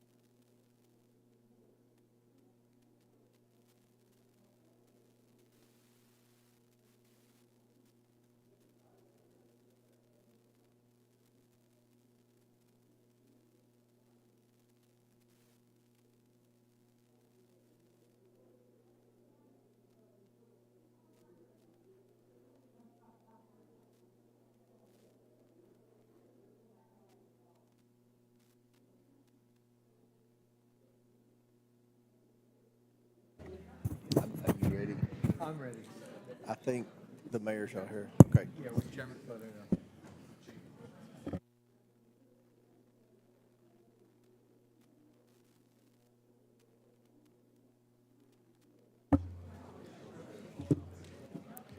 The committee will come back to order. Chair recognizes Ms. Crockett from Texas. Thank you so much, Mr. Chair, and thank you so much to our mayors that are here. And I really quickly want to touch on something because I know that many of you prepared for today's hearing by making sure that you got a little bit of information about immigrants and crime in your cities. Let me ask each of the mayors, just yes or no, have any of you been made aware of any immigrant that has had 34 felony convictions that has still been able to roam around in your cities? Anyone? No, ma'am. 34 felony convictions. No, from the Congresswoman. immigrants. Anybody? I'm not aware. Oh, okay, okay. I'm just curious because we are so concerned about crime, and I know that my Republican colleagues would never want anybody with 34 felony convictions roaming around because that could be a danger to the community, but I will move on. The Republicans put more effort into producing their little propaganda trailer for this hearing than they have into reforming America's immigration system. And that's why we're here today. In fact, Republicans are beating up on the vast majority of you about what you're doing for your citizens, but the last time I checked, you're actually showing up. You may or may not be aware, but the NRCC just instructed Republicans to stop their town hall meetings because their constituents were showing up and telling them to do your jobs. If I had to sum up some of what you have said thus far today, I would sum it up as you have been trying to tell them as politely as you can to do their jobs. In fact, we know that they have not done their jobs, and so they're trying to force you to do it for them by turning your local law enforcement officers into ICE agents. They have this fake outrage about how immigrants are stealing resources and jobs from Americans when residents of Boston, Chicago, New York City, and Denver are subsidizing public services in their districts and their states because the Republicans refuse to ensure that their constituents earn a livable wage. Look, they don't have a plan to fix immigration in America because they don't want to. Mass deportation isn't a plan. Arresting kids in schools or worshipers in church isn't a plan. But there are important points to discuss as it relates to immigration in America. So, Mr. Beer, in January, you testified before the Judiciary Subcommittee on Immigration, Integrity, Security, and Enforcement. During that hearing, we played a little game called Rhetoric or Reality. Do you remember that? I remember, yeah. Okay. Well, let's go ahead for round two, why don't we? Rhetoric or reality? Immigrants are a burden to the American taxpayers because they deplete our federal resources. That would be rhetoric. Correct. In fact, the Congressional Budget Office estimates that immigrants will lower U.S. deficits by a cumulative $1 trillion and increase the U.S. economy's size by nearly $9 trillion over 10 years. Is that correct? That is correct. In 2023, 47 million immigrants paid nearly $652 billion in taxes, $58.1 billion in taxes alone into Texas. Rhetoric or reality? During his first administration, Trump improved enforcement of U.S. immigration laws. He did not. In fact, President Trump closed almost all immigration courts for removal proceedings, cut prosecutions for unauthorized entry by 87%, cut ICE removals to the lowest level in the history of the agency, and released 9,000 people with violent crime convictions back into our communities. Is that correct? That's right, yes. So rhetoric or reality? President Trump's immigration policies make American communities safer. No, they don't make communities safer. In fact, nearly 100,000 unauthorized immigrants have obtained legal status through their cooperation with law enforcement.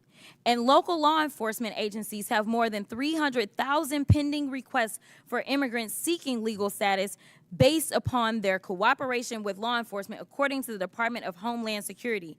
Is that correct? That's right. Immigrants work with law enforcement to stop and solve crimes. Thank you. That was one of my rhetoric or reality questions. Sorry. The question was immigrants without legal status can help stop crime. That's correct. Yes, right? that's correct. All right. And Mr. Beer, isn't it true that Republicans are threatening to illegally strip cities of law enforcement grants intended for local policing and public safety if they don't go along with Trump's immigration agenda? That's right. They want to redistribute the fiscal burden onto the Democratic cities and away from the Republican ones. Which brings me to my next point. Mayor Adams, do you believe that President Trump is weaponizing the Department of Justice against local governments like New York City? As I stated publicly,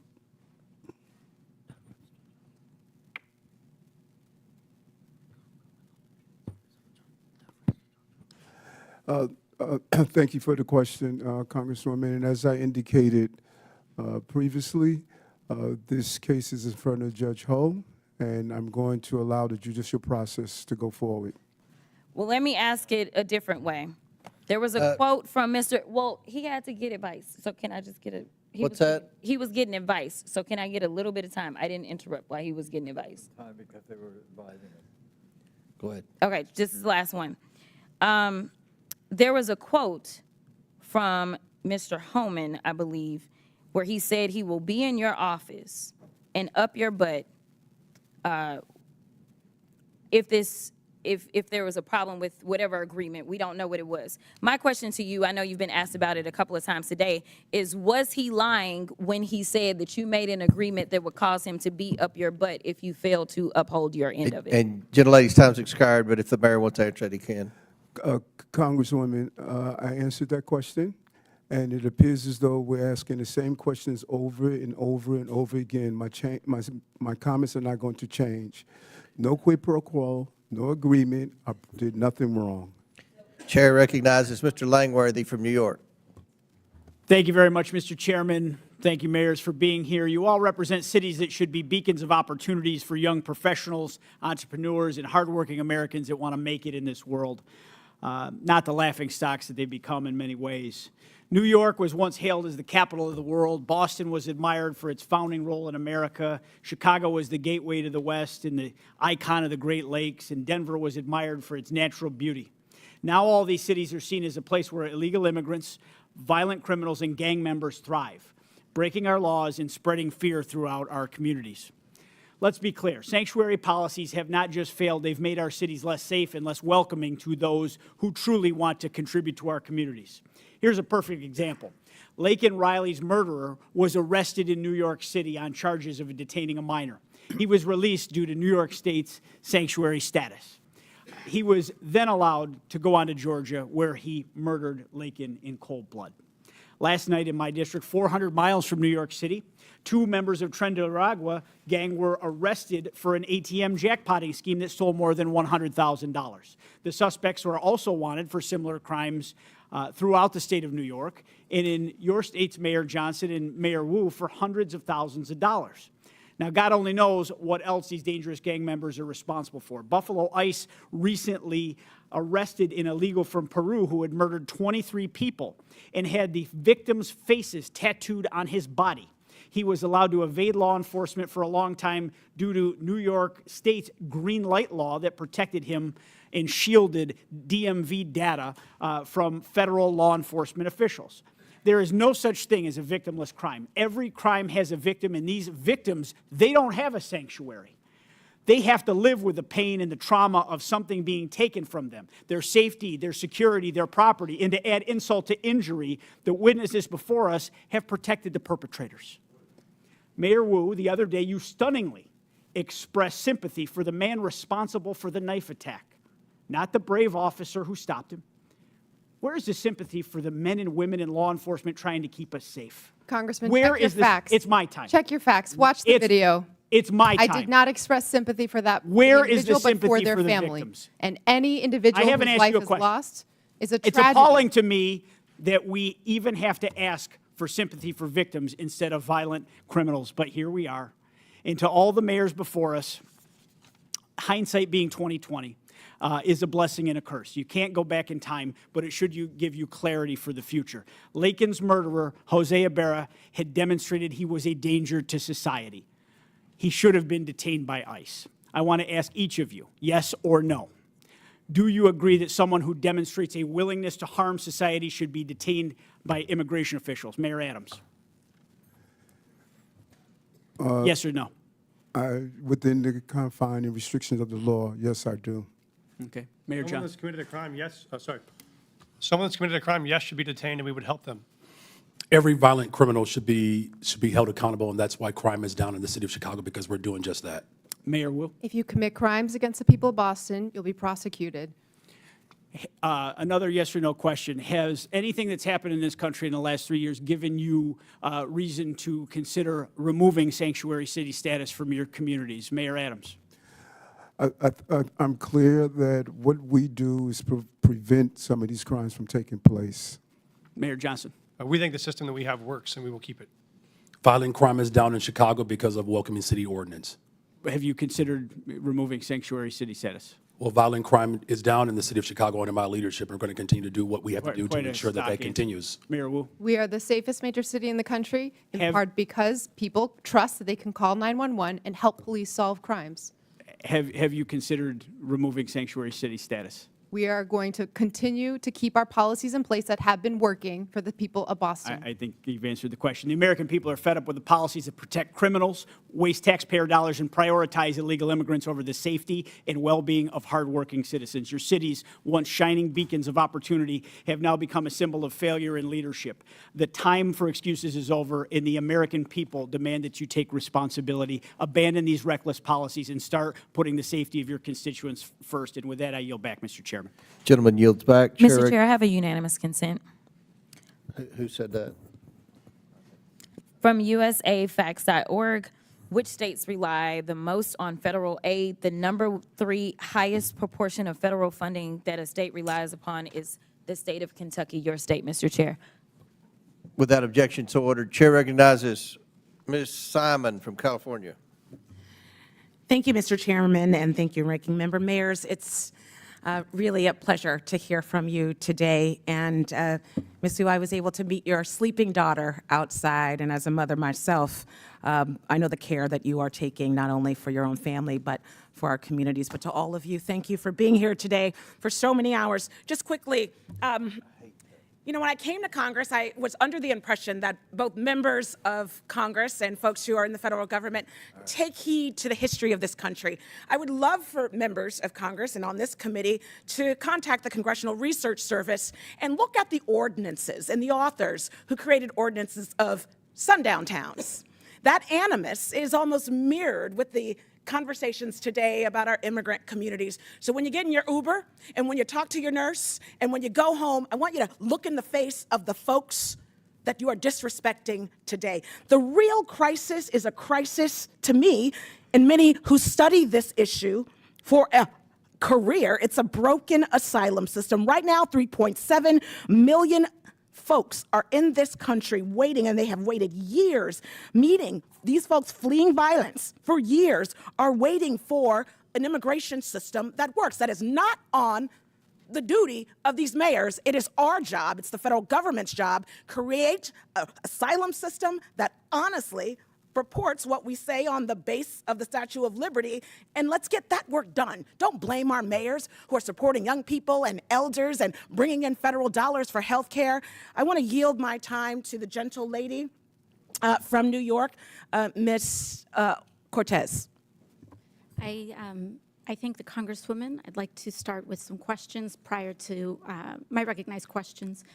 Mayor Adams, on January 31st of 2025, your attorneys met with federal prosecutors regarding the charges of bribery, campaign finance fraud, and conspiracy against you. Were you aware of this meeting prior to its occurrence? Congresswoman, as Microphone, please. I'm sorry. As I stated to your colleagues, and I'm going to continue to state because we're asking the same question over and over again.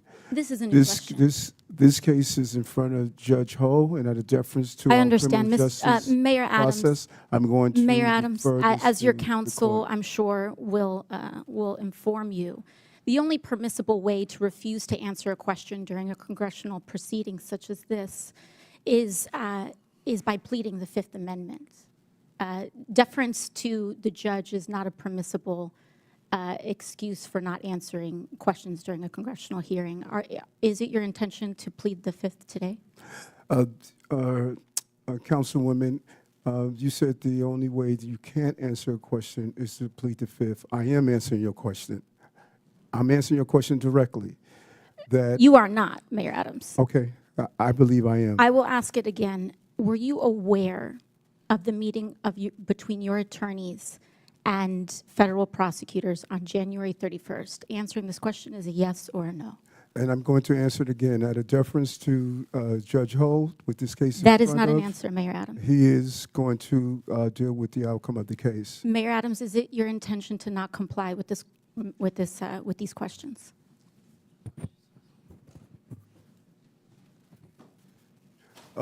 As I stated, I'm answering your questions, and what you're doing, let's be clear on, you're asking me about communications between my attorney and I. And I don't think I'll that move is on to the next appropriate question. If to it's be about- if asking a it's- question if it's between about- my attorney and I, because we are in a country of law and order. I understand. And your So, Mayor relationship Adams, and who communications is with your your attorney should be respected. Who is your attorney? Alex Spiro. Alex Spiro, thank you. Now, Mayor Adams, have your attorneys ever met with city officials? That is not covered. I'm not asking about your conversations with your attorneys. Have your attorneys met with city officials, New York City officials? Any communication or activity between my attorney yes or and I no? is Have up to your- our attorney have and your I. You can personal reach out attorneys to, met with New York City officials? Alex Spiro, my attorney, to deal with those communications. Mayor Adams, in this meeting, did anyone representing you, including perhaps Mr. Spiro, agree or allude to any arrangement with the Trump administration that would involve changing city policies in exchange to reconsideration of the charges brought against you? You say in this meeting? Can you be clear? In the January on which- 31st meeting? Again, there was never any agreement, never any quid pro quo. And That's I not what did I'm nothing asking. wrong. Never any agreement, never any quid pro quo. Was there an and allusion nothing- to and a nothing shift that in I've New York done City wrong. policy? Gentlelady's time's expired. And I just want to remind everybody, Mayor Adams is here voluntarily, and we appreciate that. The topic of the hearing is about our illegal alien problem and the drain on the cities and what the solution is. So Chair now recognizes Mr. McGuire from Virginia. Thank you, Mr. Chairman, for convening this important hearing. The American people deserve answers on the disastrous policies of sanctuary cities. As a veteran, as a Navy SEAL, I hope what I'm about to say is common sense. If somebody saved your life on the battlefield, you wouldn't care if they were pink or blue or male or female or Democrat, Republican, or independent. We're all people. This is not a race, religion, or creed thing. This is our American people, we the people, are being robbed, raped, and killed by these criminals that are coming across our border. My first question is just a yes or no. Do you believe that someone who breaks the law is a criminal? Mayor Adams. Yes, I do. Next. If you've broken criminal law, Just yes. simple yes or no. Did you answer? Yes, sir. Okay, could you repeat your question again? If you commit a crime, are you a criminal? Yes or no? If you commit a crime, you should be held accountable, absolutely. I don't use that label depending on what it is, like a speeding ticket, for Understand. example. Next. Well, I got to tell you guys, thank God we have President Trump in the White House. Thank God we have the border czar, Tom Homan. Thank God we have Mike Johnson as a speaker. Thank God we have Leader Thune in the Senate. And thank God we have Hegseth, Rubio, and everyone else. Over the last 4 years, the American people have been robbed, raped, and killed. And the left doesn't talk about that. They want to say that people might be scared in their homes. Well, what about the families whose members have been killed and persecuted? The border has been cleaned up in just a matter of weeks. Border crossings are down 97% in just a matter of weeks. And over the last 4 years, we've been getting lip service like we want to secure the border. 80% of Americans believe we should secure the southern border. We are all elected leaders, and I assume you all sought these positions to help your citizens improve the quality of life in your city. It appears to me that left-wing activists want to create wedges in our society and cause the mayors of our great cities to ignore the oath of office and to support rule of law. Each of you took an oath that included an oath to support the Constitution of the United States, correct? Yes. Yes. Yes. Are you aware Correct. that Article 6, Section 2 makes laws of the United States supreme, known as the Supremacy Clause? Is everybody aware of this? Yes. I'm shocked Yes. that you all, as elected leaders, flaunt violating federal laws as if you are running a political campaign. We are a nation of laws. We lose credibility as a nation when we disregard or ignore the law and the people die. As of July 24th, there are more than 660,000 illegal aliens from criminal backgrounds roaming the United States. It is estimated that a total added cost of illegal aliens nationwide is $150 billion per year since the start of 2023. The federal government has spent more than $1.45 billion reimbursing local jurisdictions and non-governmental organizations that provide travel, shelter, and other service to illegal aliens. What about homeless veterans that are living on the street? What about Hurricane Helene victims that are still suffering in North Carolina? What about those folks that are suffering from the forest fires in Los Angeles? Chicago has spent over $639 million. Denver spent over $365 million. Boston is spending potentially, well, about $1 billion annually. And New York City estimates it could potentially spend $12 billion on illegal aliens from 2022 through fiscal year 2025. If you were the president and you found that your cities were spending billions of dollars against the interest of your citizens in violation of the Supremacy Clause, don't you think you would have cause to consider withholding federal funding? Yes or no?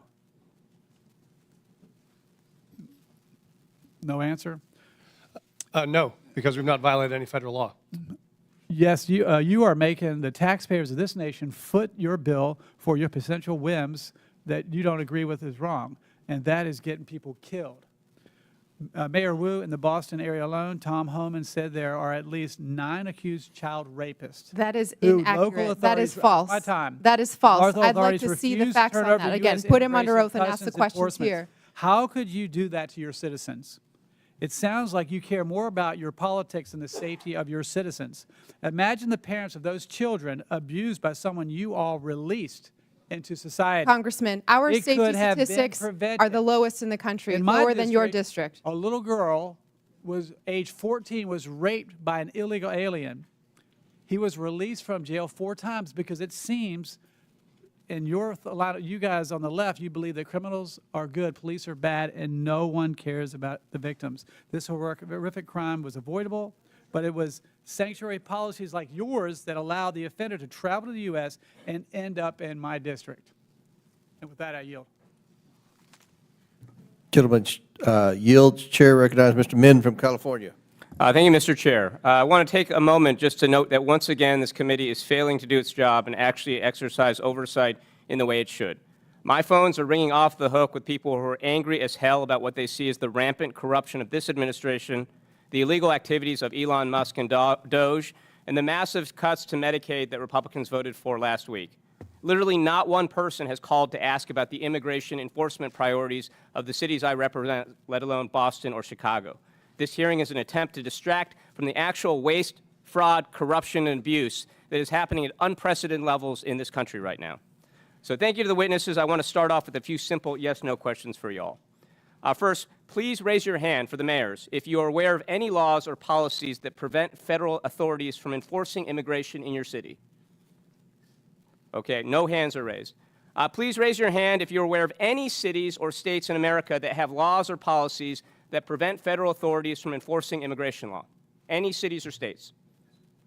Okay, I just want to know for the record again, there are no hands up. And as your answers make clear, this whole sanctuary city, quote unquote, debate is a sham. There is no place in America, not one, that actually provides sanctuary from federal law, period. The real issue here is whether state and local governments should spend scarce taxpayer dollars to help the federal government enforce its immigration priorities.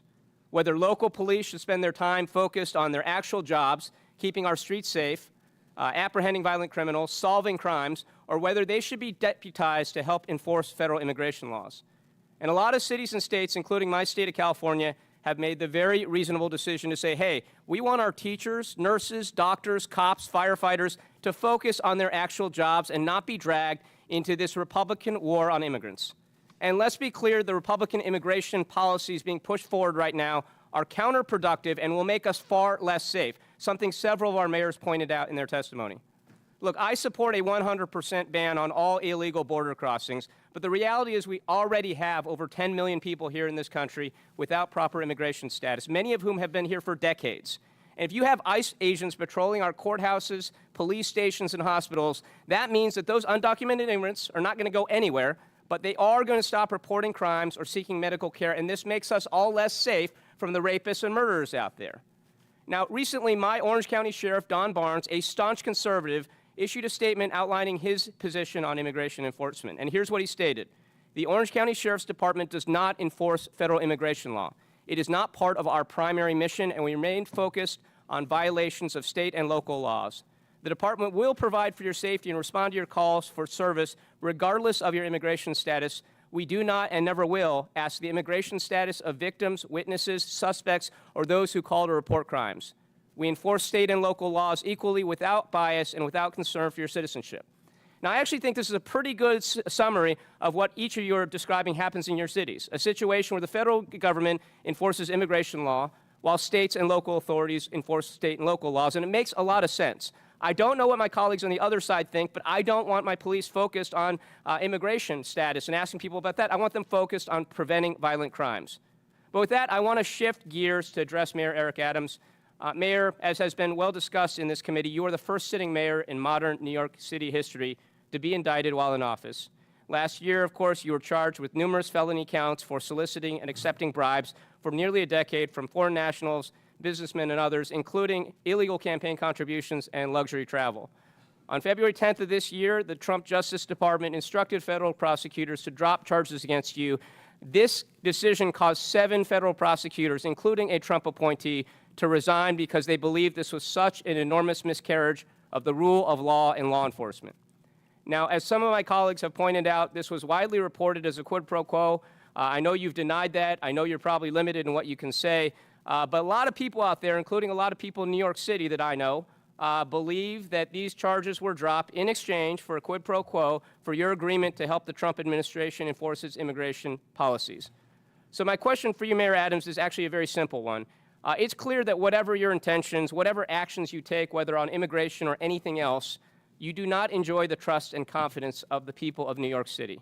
So my question is, why haven't you not resigned yet, and do you plan to resign today or anytime soon?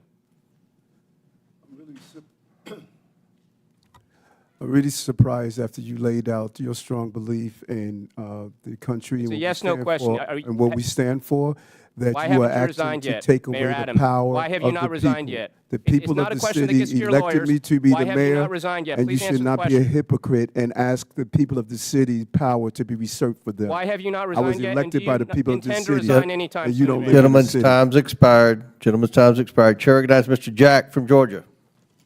Mr. Chairman, thank you for convening this hearing, and I'd like to begin by offering some thoughts about our colleague from Texas, Congressman Sylvester Turner, who sadly just passed away, as some of you may know. Congressman Turner was a former 2-term mayor of Houston, and as our witnesses can no doubt attest, being the mayor of a big city is not easy. Congressman Turner was a member of our freshman class, and his office is right next to mine in the Longworth House Office Building, and as such, I had an opportunity to walk with him to and from votes, found him to be an incredible gentleman with respect and courtesy. My colleagues across the aisle, particularly the freshmen, knew Congressman Turner better than I, so I certainly yield to them on this topic, but I wanted to at least mention my own thoughts for the record. Now, to the topic of today's hearing, I prepared for today's hearing by chatting with some of the mayors from my district, from those who represent just a few hundred to those who represent a few thousand, and I found a common theme of frustration. They, along with me and many other constituents I proudly represent in Georgia's 3rd Congressional District, want to know why policies are in place that benefit citizens of other countries at the expense of citizens of our own country. So if I could, Mayor Johnson, I'd like to start with you from Denver. I know Chairman Comer, in his opening line of questioning, discussed an ordinance passed by the Denver City Council in 2017, and I recognize you had just left the state Senate by then. But this ordinance prohibits city and county employees from assisting the enforcement of federal laws or inquiring about a person's immigration status. So I just have to ask, do you see a benefit in learning whether or not someone charged with a crime is a citizen of another country? Thank you, Congressman. I do just want to say Mayor Turner hosted me in Houston when I first became mayor, so that's a powerful statement for me. Thank you for acknowledging it. Thank you, sir. We don't ask someone's status when we first contact them because it's not relevant to whatever charges we may be pursuing. They may list their country of origin on a document that we ask for. It does not indicate their immigration status. They could have legal status but be from another country. Thank you. Mayor Johnson of Chicago, do you see a benefit in asking someone charged with a crime whether or not they are a citizen of our country? The benefit of community safety is trust between local residents and law enforcement, and that relationship is critical to driving violence down. Under my leadership, violence has gone down in the city of Chicago. And Mayor Johnson, if I can ask, have you ever disciplined, fired, or arrested law enforcement officers or correction officers if they notified ICE or other federal immigration officers of an illegal criminal alien in lockup or courts in violation of your sanctuary city policies? Have you ever disciplined, fired, or arrested a law enforcement officer that worked with ICE? That is not, I don't believe that's under the jurisdiction of the mayor. I don't arrest people or. Are there issued memos in which you direct Chicago officers from not assisting with enforcement in immigration law or helping ICE identify folks who may not be here legally? We do have documentation around making sure that the residents of the city of Chicago know their rights. That's important because it builds trust between law enforcement and community. By having that confidence and trust, people are more likely to come forward to report violent crime regardless of their immigration status. Well, I have to submit to the record, Mr. Chairman, an article from News Nation Now, January 21st, 2025, in which it says Chicago police reminded they cannot cooperate with deportations. And if I may ask, Mayor, are there any memos? Thank you. Are there any memos that direct Chicago police to not cooperate with President Trump's deportation plans? Well, so local law enforcement, we're not federal agents. So local law enforcement in the city of Chicago, they do not dub as federal agents. But that having been said, from your mayoral office, have you ever issued memos to the police department instructing them not to cooperate with President Trump? We remind people of what the Welcoming City Ordinance entails. Would you submit to the committee any written documentation to the Chicago Police Department as it relates to this? For the Welcoming City Ordinance, we're happy to make sure that this body has that ordinance, and that policy has been around for 40 years. Thank you very much. Mayor Wu, back to my line of questioning with Mayor Johnston and Johnston. Do you believe that if you are asking someone who's been charged with a crime, whether or not they're here in our country legally, is that a proper and beneficial thing to do? The laws of Massachusetts and the Boston Trust Act help Boston police solve crimes. We do not ask for immigration status because it allows for people to trust that when they call 911, when they have information that might help bring justice to another family, that they feel comfortable sharing that. Thank you. And Mayor Adams, in closing, obviously you know the police very well. Do you see a benefit in asking folks who've been charged with a crime whether or not they're a legal citizen? Yes, I do. With that, Mr. Chairman, I yield back. Thank you. Gentleman yields back. Chair recognizes Ms. Gillen. Thank you, Mr. Chairman. I think one thing everybody seems to agree on here is that our immigration system is broken and desperately needs to be fixed. And I ask my colleagues on the other side of the aisle to work together with us to fix our broken immigration system, to fix our broken asylum system, which isn't fixed by firing the top immigration judges who can actually help us fix this problem. But my focus here today is the effect on my constituents on Long Island. Every day, my constituents are dealing with the effects of the failure to secure our border and the influx of more than 670,000 migrants who have come into the state and New York City, putting a strain on our schools, on public safety and law enforcement, and local governments. Mayor Adams, you said your top priority is to keep New Yorkers safe, but under your watch, the exact opposite has happened. Instead of effectively governing our city, your policies have compounded this crisis. New York has housed migrants in the Roosevelt Hotel for nearly 2 years, not only giving them food and shelter, but also debit cards. In New York, taxpayers have paid about, as you acknowledge, $7 billion to respond to this crisis. That figure is outrageous. And now, instead of stopping the bleeding, you're going back and asking the taxpayers of New York to spend another $1 billion on this crisis. While you focused on your own personal problems, crime has skyrocketed in New York, increasing 20% since you took office in 2021. An AP poll has said that the majority of Americans agree that undocumented people who commit violent crimes should be deported, including 79% of Democrats. But what have you done? I was astounded to hear that ICE was prevented, even if they knew there were gang members in the Roosevelt Hotel, from actually doing anything to get those gang members out of there. Mayor Adams, what have you done and what is your answer to the taxpayers of New York for the money that has been spent on this crisis? You raise several things, and there's a level of inaccuracy in some of the stuff you raise. When you look at our crime numbers, I'm not sure where you got those from, but we could give you an accurate account of our crime numbers. Crime has continued to drop since I've been the mayor of the city. We have moved over 20,000 illegal guns off our street. And although we had 230,000 migrants and asylum seekers that came to our door, 189,000 were able to go on to the next step of their journey. We managed a crisis. Congress makes our immigration policies, not mayors. I managed a crisis that was dropped at my door. And I continue to do that every day, and I'm proud of what my team did coming out of COVID and managing this crisis as well. Our city has more private sector jobs in the history of the city. We received our bond rating increase and stabilized. Our city is functioning, and we're going to continue to do the job that I was elected to do. So spending $8 million is $1 billion is a good job. Mayor Adams, what you said today has given me no confidence in your ability to continue to serve and lead our city. But you don't live in New York City. You live on Long Island. You don't vote for me. Mayor, and you should resign. And I said that before you made your deal with Donald Trump. Thank God you don't live in New York City. You live on Long Island. But people the of problems city, New York City people of affect city my elect constituents people who of work New York in Long City Island, who elected. work in Manhattan, whose kids live in Manhattan, who go to the doctor in Manhattan. Everything that happens in Manhattan affects my constituents, Mayor. I yield back. Would the gentlelady yield to me, please? I thank the gentlelady. My question, Mr. Beer. We've heard a lot about crime. So the overwhelming majority of crime in the United States is committed by undocumented individuals whose immigration status is dubious. Is that correct?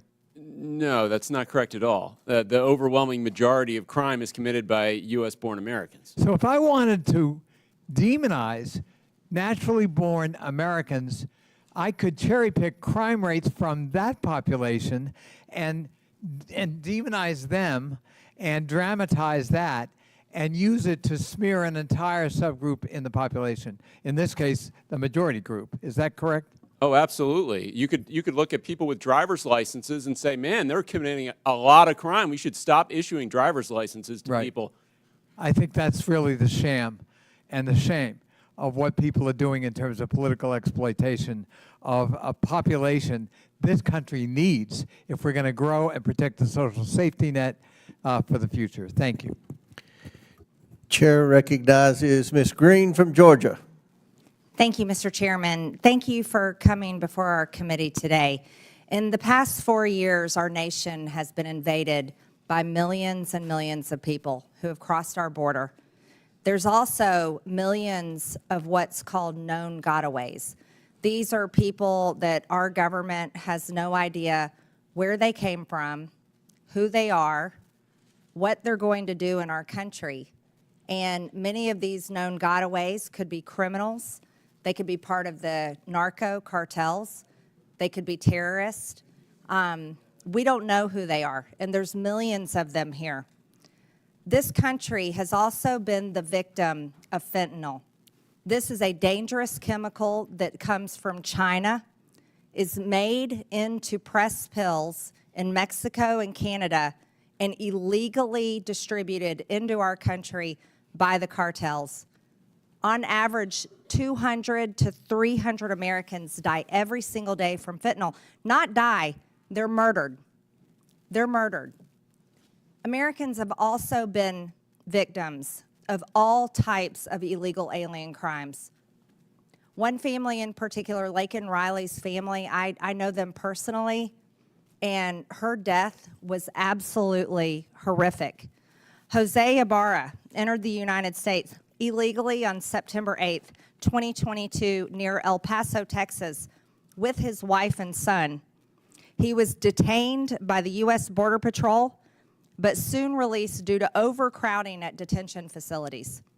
After his release, he was transported to New York City, arriving around September 15, 2022. The following summer, he was arrested by New York Police Department and charged with acting in a manner to injure a child. Injure a child. And a driver's license violation. Before an immigration detainer could be issued, NYPD released Ibarra according to ICE. He later, after this release, moved to Athens, Georgia, where he was cited for a misdemeanor for shoplifting in 2023.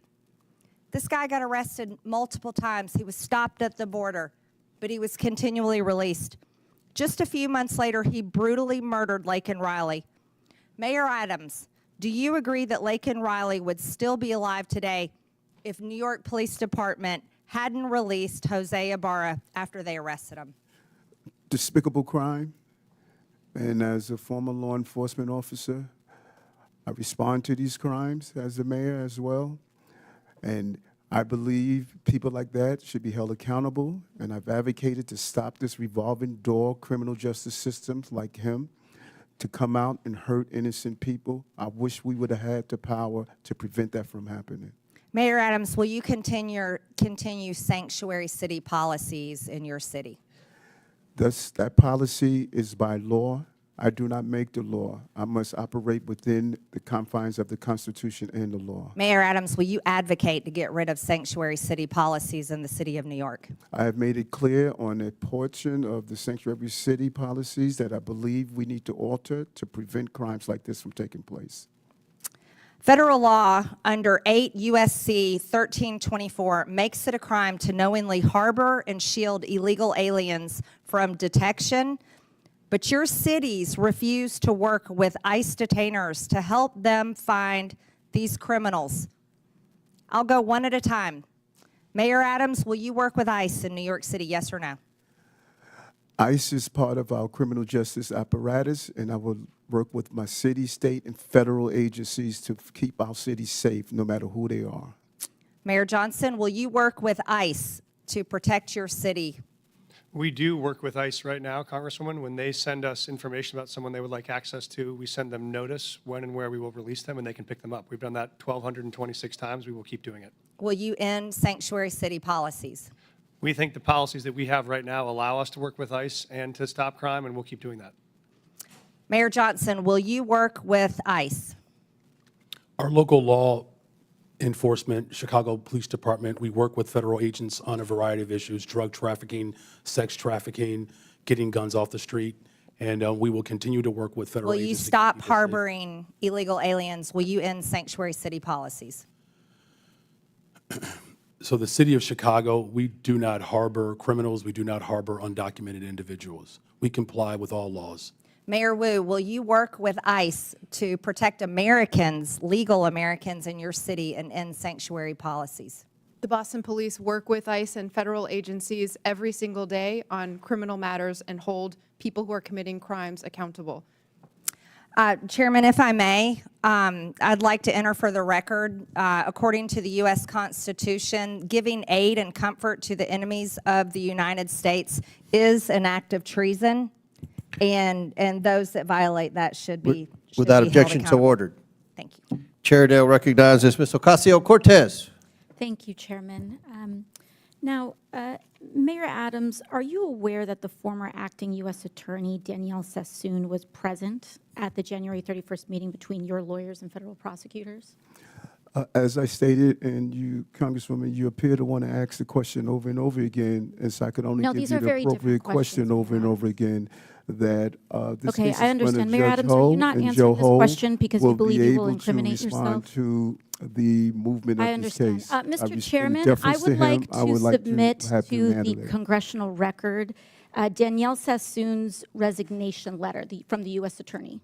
Without objection, so ordered. Thank you so much. In her letter, the former acting U.S. attorney, a registered Republican, a former clerk for Antonin Scalia, was appointed by President Trump to serve as acting U.S. attorney, was present at the January 31st meeting between Mayor Adams' attorneys and federal prosecutors. After that meeting with attorneys, the acting U.S. attorney resigned rather than dismiss the charges against Mayor Adams. In her letter, which I have just submitted to the congressional record, Ms. Sassoon stated that during that January 31st meeting, Mayor Adams's attorneys, quote, repeatedly urged what amounted to a quid pro quo, describing it as a, quote, improper offer of immigration enforcement assistance in exchange for a dismissal of his case, end quote.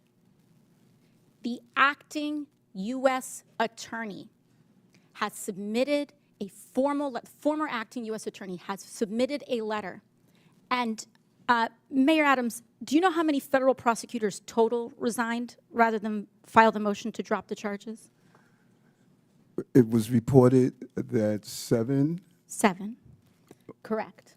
Mr. Chair, I would like to submit another letter from Hagan Scotton, his resignation letter. Without objection, so ordered. Mr. Scotton was an assistant U.S. attorney who also attended the January 31st meeting between your attorneys and federal prosecutors. He also resigned rather than drop the charges. In his resignation letter, he stated, and I quote, "Our laws and traditions do not allow using the prosecutorial power to influence other citizens, much less elected officials."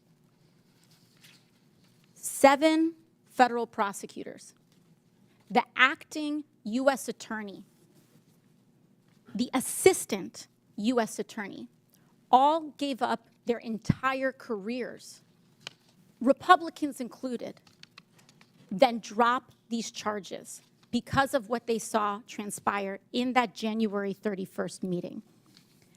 This is important not just for the city of New York, but for the people of the United States of America. Because what is being alleged is genuinely not just about what may or may not have occurred from the mayor's office and with the mayor, but what is happening at the Department of Justice. And that's what I want everyone to understand. These are not Democratic U.S. attorneys. These are Republican U.S. attorneys that have trained under Republican-appointed Supreme Court justices who have stated that there is and suggested as well, that the prosecutorial power at the Department of Justice may be influencing what is occurring. And instead of carrying that out and carrying out the erosion at the Department of Justice, they would have preferred to give up their entire careers. 7 lifelong public servants involved in law enforcement, mind you. And to that, when it comes to the fact that this may or may not have anything to do with this hearing, respectfully, Mr. Chairman, this is about specifically immigration enforcement in terms of that. And this right here is the 4-alarm fire that everyone must be paying attention to. Because if it's not just in the mayor's office of New York City, what other city, what other individual, what other municipality leader can be next? For a party that talks about states' rights and municipal rights, we must defend, yes, the rule of law, including in the Department of Justice. And with that, I yield back. Gentlelady yields back. Chair recognizes Mr. LaHood from Illinois.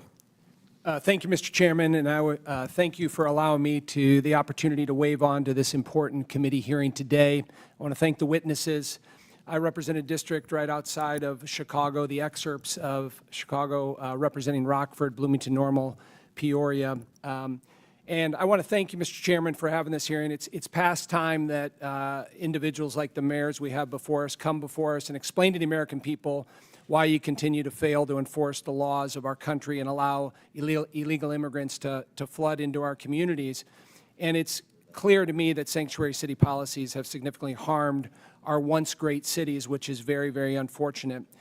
During my time as an elected official, I have strongly condemned the policy around sanctuary cities and the impact it's had on the state of Illinois. And I believe every sensible resident in Illinois knows these policies have further harmed the economy in Illinois, increased crime throughout our state, and endangered hardworking, law-abiding Illinois citizens. I want to turn my attention to you, Mayor Brandon Johnson of Chicago. As I've watched you over the last 2 years that you've been mayor, I've been amazed at how tone deaf you have been and how oblivious you've been to the decline of Chicago. And I say that looking objectively at a number of things. Out of control crime in Chicago, people scared throughout neighborhoods on the west side, south side, north side. Morale has never been lower with law enforcement and CPD. Record number of police officers leaving the force. We have been hemorrhaging people out of the city of Chicago to the suburbs and elsewhere where they feel safe. Record number of businesses fleeing the city of Chicago. You couple that with record deficits.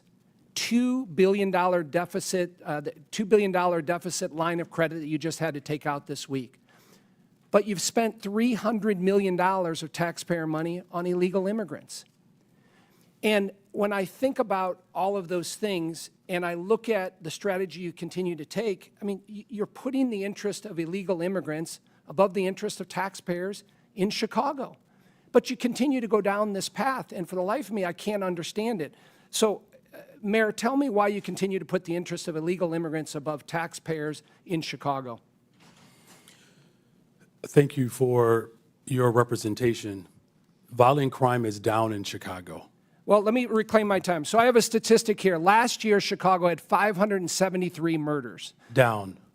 Okay, but I want to compare that to the city of New York that is almost two-thirds the size of Chicago, 337 murders. So you had 573 murders in the city of Chicago, and you're one-third the size. That's the lowest amount in 5 years under my leadership. Okay, and you look at the level of violent criminals, sexual offenses, and drug dealers. All violent crime is down in Chicago. In fact, just this year alone, Congressman, respectfully, there's a 20% decrease in violent crime in the city of Chicago. I don't agree with your statistics. Well, it's not a matter of whether or not you agree with it. It's a matter of whether it's a fact. Let me reclaim my time, because I thought you might do this.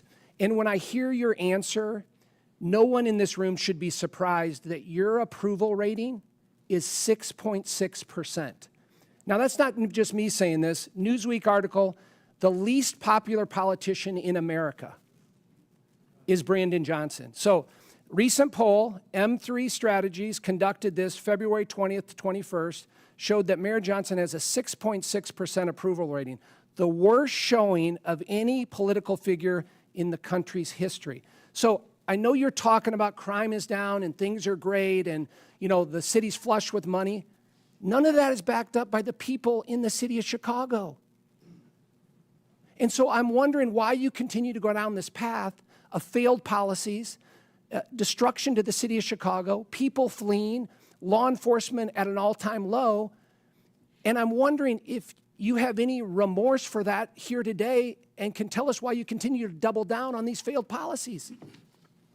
We've invested $1.25 billion for housing and economic development, particularly for Black Chicago. It's the largest investment in the history of Chicago. 45% increase in youth employment, particularly for Black and brown children. I will not apologize for my investments in the people of Chicago. We have one of the most diverse economies, the top universities. As violence continues to go down and investments continue to go up, that is what's most important. We've opened up 3 mental health clinics, the first mayor since the first Black mayor in the history of Chicago. I'm going to reclaim my invest in Mayor, I'm going to reclaim my time. in public health, and I will continue to make those Your investments. approval rating speaks volumes. Well, the people approve of my investments, and I will continue to make those investments. You're Thank you going the very wrong much. direction. You need to reverse your policies on sanctuary cities.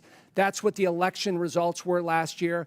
Crime and Is down in immigration Chicago. were the #1 issue in the election from Republicans, Democrats, Chairman, the Independents. gentleman's We time could has use your expired. help to actually help us continue to invest in these programs that continue to drive violence down in the city of Chicago, and I'm willing to work with you, and I'm glad I had a chance to finally meet you for the first time. Gentleman's time's expired. Chair recognizes Mr. Davis from Illinois. Well, thank you very much, Mr. Chairman. And I also want to thank you and Ranking Member Connolly. If the gentleman could speak into the microphone so we can hear. Thank you very much, Mr. Chairman. I also want to thank you and Ranking Member Connolly for letting me participate in today's hearing. I also want to thank all of the witnesses. I served some time as a city councilman, so I know what it looks like to be mayor and what happens. Thank you for your service. As a proud Chicagoan, I stand in support of our city's locally elected leaders, namely Mayor Brandon Johnson, who could be back home serving the residents of Chicago, but instead is here before us today, preserving and protecting the sovereignty of the city of Chicago as a welcoming and humane city. At a time when immigrants are being blanketly labeled as criminals and targeted haphazardly to fuel the Trump-Musk administration's PR-orientated deportation stunt, I'm proud that since the enactment of the Illinois Trust Act in 2017, the state of Illinois, Cook County, and the city of Chicago have maintained an ongoing commitment to welcoming those in need, including those that have endured persecution abroad and pressed their way across borders, looking and longing for a better life for themselves and their families. I think we all agree that immigration has long played an integral role in the development of American society, culture, and its economy. In recognition of such, the city of Chicago is holding true to its values. As Mayor Johnson has stated on several occasions, that Chicago, and I quote, will remain a welcoming city, end of quotation, despite recent and repeated threats and attempts of coercion from the current administration to do otherwise. Likewise, H.R. 32, the supposed No Bailout for Sanctuary Cities Act that undergirds today's hearing, is drafted in the same threatening, intrusive, and non-constructive manner, as the measure unfairly calls for welcoming jurisdictions to be stripped of federal funding that we just heard often goes towards supporting critical public safety initiatives and local programming needs. In fact, I would commend that the bill as drafted infringes on the constitutional balance of power between states and the federal government and will cause more harm than help if enacted. So, Mr. Mayor Johnson of Chicago, the Windy City, the city of the big shoulders, would you share with this committee what principles and concepts guide your thoughts and actions as you go about your task of being mayor for all of these people in Chicago?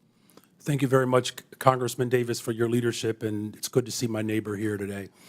You know, look, the city of Chicago, we reflect and we represent the best part of America. It's a diverse city, again, a city that was established by a Black Haitian immigrant and a Potawatomi woman, a city that has invited immigrants from around the world, a city that was built by the formerly enslaved, my ancestors. And it's a very proud moment to not only represent the city of Chicago, but it is my honor. What we've experienced over the last 20 months since I've been in office, first of all, the city of Chicago is safer. We have violent crime has gone down in the city of Chicago. by over 20% just this year alone. We've invested in housing. We've invested in mental health care. We've invested in youth employment. We've invested in our overall community safety plan, 200 more detectives to solve crime. We are headed in the right direction, and I'm grateful for your leadership, and I will look for this body to continue to support. I'm grateful for your leadership, and I will look for this body to continue to support these efforts for all of our cities. Thank you. Mr. Chairman, and I yield back. Thank you. Chair recognizes Mr. Evans from Colorado. Thank you, Mr. Chairman and Ranking Member, for allowing me to wave onto this committee. And of course, thank you to the witnesses for taking the time to come and have this conversation. So, Denver Mayor Johnston. I'm a Colorado native, grew up in and around the Denver metro area, also Latino, grandson of an immigrant from Mexico, and I also served for 12 years in the U.S. Army, Colorado Army National Guard, and in the Denver metro area for another 10 years as a police officer. And unfortunately, as a Denver metro area police officer, I've seen firsthand how public safety in Colorado and in Denver is plummeting. When I started my law enforcement career, Colorado was ranked 31st in the nation for our crime rate. We were ranked 3rd in the nation last year. Denver, 6 years ago in 2019, they didn't even make the top 50 most dangerous dangerous cities in the country list. This year in 2024-2025, U.S. News and World Report ranks Denver as the 10th most dangerous city in the country. Denver has twice the homicide rate as San Francisco. We've lost more than 7,000 Coloradans to illegal drug overdose deaths since 2020, with a significant percentage of that coming from illegal drugs like fentanyl. And we know from criminal intelligence that in the Denver, Colorado area, almost all of that fentanyl is being trafficked by illegal transnational criminal organizations, the Jalisco Cartel and the Sinaloa Cartel. We've seen a massive increase. This is just a recent headline. We've seen an increase in Tusi, which is the drug of choice of Tren de Aragua in the Denver metro area, and we've seen headlines that show that overdose deaths in the Denver metro area remain stubbornly flat despite falling in pretty much everywhere around the country. In terms of violent crimes, Denver's had over 6,400 violent crimes, so that's including things like 689 sexual assaults, over 1,200 robberies, over 4,400 aggravated assaults, and again, depending on which database you look at, anywhere from 65 to 71 homicides. Again, double the homicide rate of San Francisco. So the first question to you is, for those homicides, do you know how many of those were committed by people illegally present in the country? Thank you, Congressman, and happy to answer that because I think you may have some bad facts. I'm happy to clarify them for you.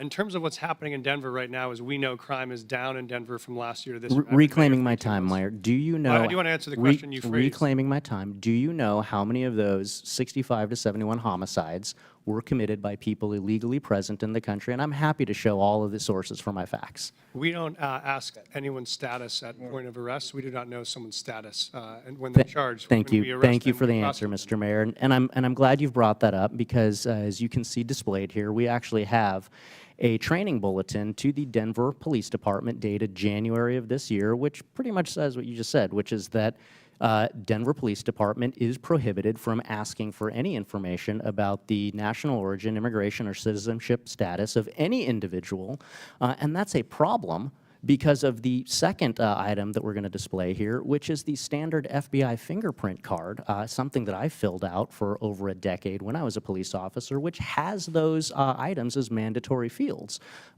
location of birth and then the citizenship. And so I've heard, being a cop in the Denver metro area, that police officers in Denver are being told not to fill out those mandatory fields in the FBI fingerprint card, which could potentially indicate why you're unsure of how many of these crimes are being committed by illegal immigrants in your city. So the second question is, will you allow Denver police officers to fill out all of the information on an FBI fingerprint card, to including asking for and recording the citizenship status? Thank you, Congressman. Right now, under city ordinance, we do not ask someone's status at point of contact, and that does not prejudice in any way our prosecution. We believe it doesn't matter where someone's from, thank you, Mr. what Mayor. crime they've committed. So you're not so you're not filling out the FBI fingerprint card as required? Right now, we are filling out information when folks arrive, and none of that information prevents us from prosecuting them to the full extent of the law, which is what we do. Thank you, Mr. Mayor. So not filling out the FBI fingerprint card, which would directly contradict your statement that you want people who are illegally present in the country and committing crimes to be held to account for those crimes. And I think that the statistics that we've gone through in the space of crime show why Denver is specifically cratering in their public safety statistics as compared to major cities around the country. That's just factually false. I can show you my statistics. And as a police officer, I am here to make sure that we are uplifting the voices of the victims of these crimes who are being taken advantage of in communities that provide sanctuary to dangerous illegal criminal gangs like Tren de Aragua, which your jail released just last week. We talked about somebody back into the community. We must take care of our victims. I've brought legislation, the Uplift Act, to focus on this. We're here to protect the victims, and Mayor, I would ask you to join me in that. We've already done that, and Yield we'll back. keep doing that. Thank you. I'm happy Chair to answer. recognizes Mr. Crank from Colorado. Mr. Chairman. Oh, wait, one moment. Just quick UC. I would ask unanimous consent to enter the record an NPR article entitled Criminal Records of January 6 Rioters Pardoned by Trump Include Rape, Domestic Violence. And I would also ask the correspondence between a number of us and the new Attorney General, Pamela Bondi, be entered into the record at this point. Without objection, so ordered. The Chair. Now, Chair recognizes Mr. Crank from Colorado. Thank you, Mr. Chairman. Thank you for allowing me to wave on. This is a very important issue to the state of Colorado. And Mayor Johnson, thanks for being here. I know for all of you it's been a long day. Appreciate you being here. Mayor Mike Johnston, Denver has an ordinance that prohibits city and county employees from assisting in the enforcement of federal immigration laws or inquiring about a person's immigration status. We've just talked about that. The city of Denver also has a legal defense fund to support individuals facing deportation. Denver's received more than 41,000 illegal aliens over the past 2 years, and due to its sanctuary status, has become a popular destination for illegal aliens. It's estimated that Denver spends more than $180 million a year supporting illegal immigrants. And in rare cases where ICE is able to apprehend an illegal immigrant in Denver jails, Denver forbids that transfer from taking place in the jail. Now, I just did a ride-along with El Paso County Sheriffs. That's my home county. Colorado Springs, just an hour away. I just did a ride-along with them for the safety of their officers, and the ICE officials. The community and the detainee do transfers in the jail with El Paso County officers present and with the handcuffs on. Now, that El Paso County method has never, ever resulted in the injury of an officer during the transfer. However, in Denver, you require that Denver Police Department release Tren de Aragua gang members to the quote-unquote streets, uncuffed, and hope that ICE agents aren't able to apprehend them on their own. That's the hope. Let's just be honest. With no Denver Police Department officer there to assist if the situation turns violent, that's irresponsible. And to be clear, there's no federal law that forces you to do it this way, Mr. Mayor. This policy and the danger that it creates is wholly a result of your policy as the city and county of Denver. Just last week, it resulted in an illegal Tren de Aragua member assaulting and biting an ICE agent because he was uncuffed and he was released by Denver to a parking lot. Now, you're putting police officers who you're sworn to help protect as their mayor at risk to score political points. And I think it's outrageous. It's unbecoming to your office, and it's a danger to the people of Colorado and the citizens of Denver. Now, we have this case, and I know you've talked about it today. Abraham Gonzalez, suspected TDA gang member, released from Denver County Jail, as I mentioned, due to Colorado's sanctuary policies. This is a post by ICE. Was forced to arrest him in public. ICE was forced to arrest him in public where he assaulted officers, sanctuary policies, endanger communities, and law enforcement. That's their post. I'd ask that this be entered into the record, Mr. Chairman. Objection, so ordered. Mr. Mayor, yes or no? Would you feel safe if you were alone in a parking lot with a Tren de Aragua gang member? We did not put a situation where someone Just was yes or no? Would you feel safe if you were in a parking lot alone with the Tren de Aragua member like you make your police officers do, or like you make an ICE agent do? Yes or no? There were 6 ICE agents on the scene. Could you answer when my he was question? Would released you feel safe without in- any weapons? Would you in feel a safe? secure location Reclaiming my time, thank you. with Would a fence around Coloradans, reclaiming my time, Mr. Mayor, you're not going to answer the question. Would Coloradans be safer if ICE had full cooperation from Denver to remove Tren de Aragua gang members, yes or no? We currently honor those notification requests. We've done it 1,226 times. This is the first time I've ever been aware of there being an incident, which is why I reached out to ICE Full yesterday. cooperation would be allowing them to come into the jail and doing it in the jail, not in the parking lot. Will you change that? For the safety of your officers and those ICE agents, would you change that? I reached out to the ICE officers as soon as I heard about this. I have a meeting with them in the coming weeks to talk about the procedure. We have 2 jails. 90% of the pickups are from the other jail where we've never had an occurrence Would you like this. change it? And so I'm going to sit down with the ICE officers and see if they're It's just common sense. You don't do a transfer in the middle of a parking lot when you can do it in a jail. It's common sense. It's common sense. It's been Is your- common sense 1,226 times it's worked, and so we're going to Is figure your, out what happens. Mr. Mayor, is your highest priority as mayor the citizens, the safety of the citizens of Denver? My priority as mayor is to protect public safety for all of our Okay, residents. last question. Have you apologized to the federal law enforcement agent who was assaulted by a Tren de Aragua gang member because of your failed leadership? Yes or no? I reached out to the ICE officers yesterday, and I've asked to sit down with them to talk about this procedure and how we can align systems to make sure no other officers get injured. Thank you. Chair recognizes Mr. Burleson from Missouri. Thank you, Mr. Chairman. From what I gathered from this hearing, the term sanctuary cities seems to mean a sanctuary only for criminals.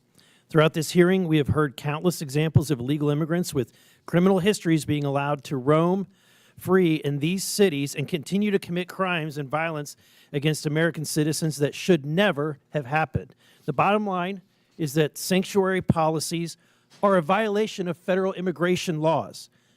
The states, when they enacted the Constitution in Article 1, Section 8, Clause 4, made it very clear that it's in the purview of the federal government, not the states, to determine these policies.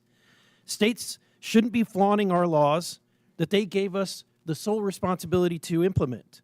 And yet Chicago, Denver, New York City, and Boston are aiding and abetting in the furtherance of laws and policies that are in direct defiance of the immigration laws that are passed by Congress.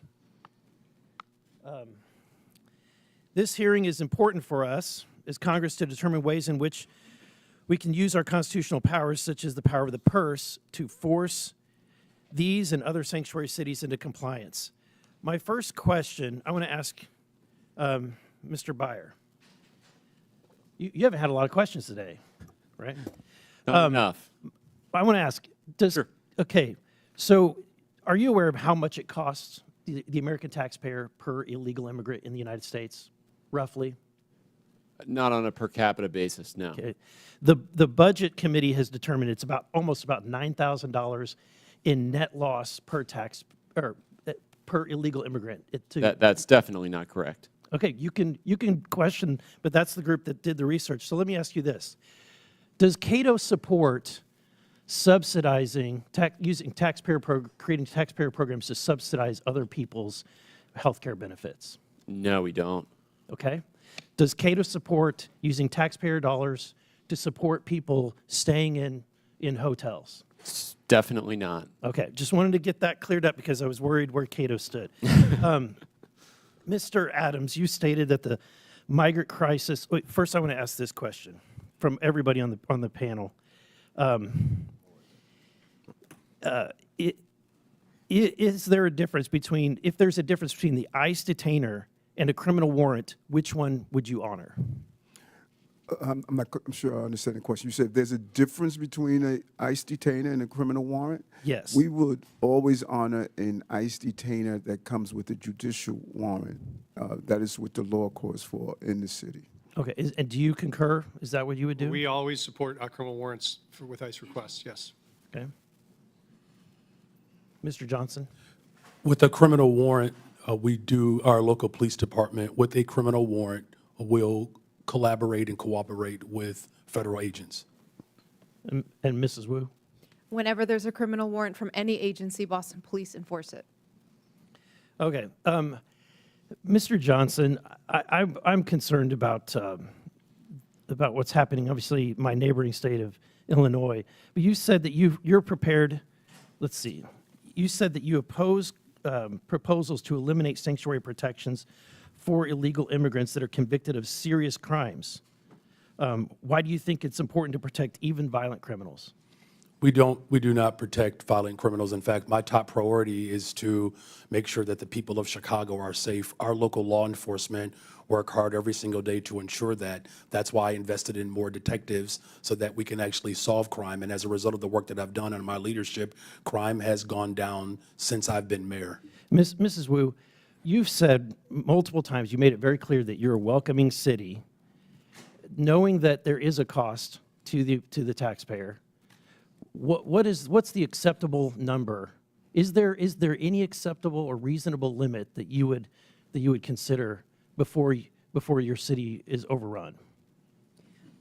We are a city that is the safest in the country because everyone feels connected to city services. Everyone can So call there's 911. you have no answer. There's no capacity. That's too much. Congressman, respectfully, I'm the mayor of Boston. I don't get to decide who comes into our country and where they go after that. Our job is to keep people fed and healthy and safe when they arrive in our city. And we do that in order to make sure that everyone across our community is safe. Resources are strained, but I would ask you to please do your job and be part of passing bipartisan legislation that would allow us to do what we passed H.R. 2, but what's been made very clear is that we don't need to pass laws. All we need is a new president.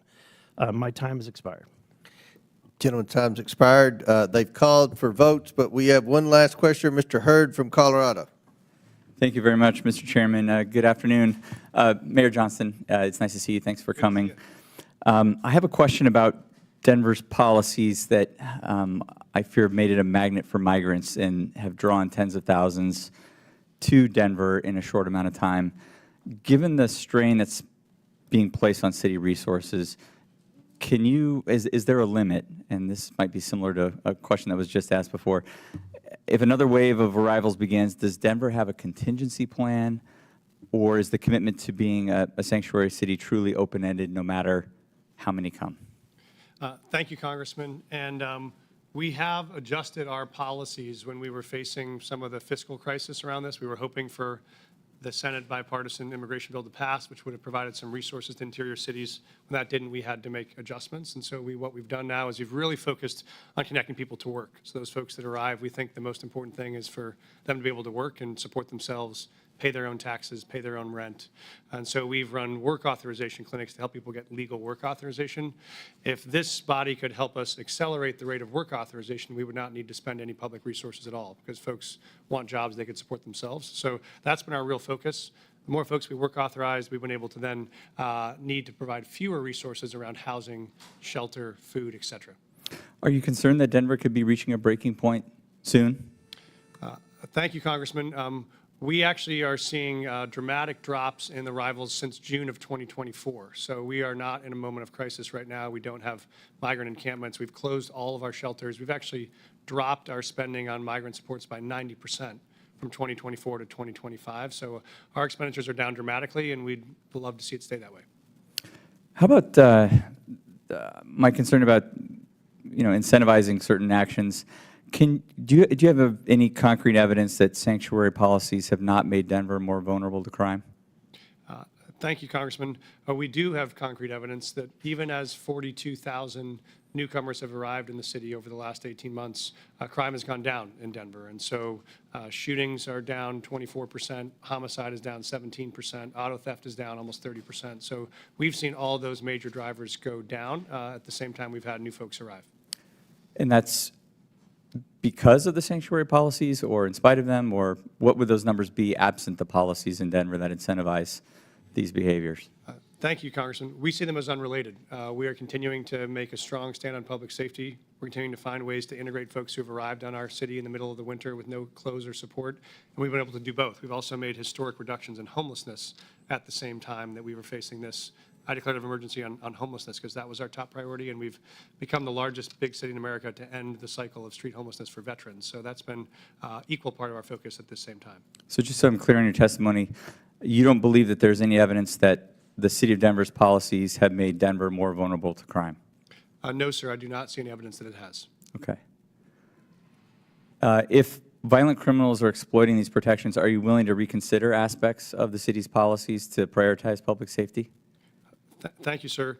We are very aggressively pursuing violent criminals right now. In fact, we're doing it in collaboration with many federal agencies. We have a Raven task force we launched, which has been focused on disrupting gang activity. That's why we've been so successful in managing and reducing the presence of TDA in the city. It's how we helped reduce the presence of MS-13. So we have aggressive actions going on in partner with federal agents, and that's working.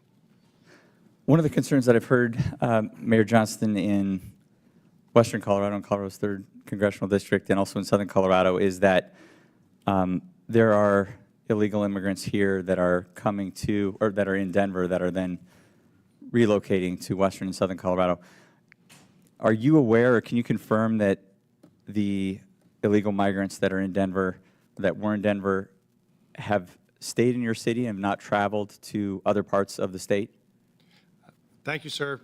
Obviously, as you know, when folks arrive to Denver, whether they come from Carbondale or Grand Junction or Chicago, we don't track where they go. It's a free country. If they choose to move to Lakewood or to move to Pueblo, we wouldn't know. We just provide the emergency services to make sure they're not freezing on the streets. And so that's our focus, but we don't track anyone's long-term trajectory, whether they're a native-born or an immigrant. Would it surprise you if there were individuals that were leaving Denver that were relocating to other parts of Colorado? It wouldn't surprise me that folks were moving in the same way it doesn't surprise us that folks are constantly relocating to Denver from other parts of the country as well. Okay. Thank you very much, Mayor Johnston. Mr. Chairman, I see my time has almost expired, and I yield the remainder back. Well, thank you very much, and that's it. In closing, I want to thank our witnesses for being here today, and believe it or not, this is the best behaved this committee's been all Congress. So I want to compliment my ranking member, Mr. Conley, and again, thank you for your testimony today. I look forward to further discussion. With that and without objection, all members have 5 legislative days within which to submit materials and additional written questions for the witnesses, which will be forwarded to the witnesses. If there's no further business, without objection, the committee stands adjourned.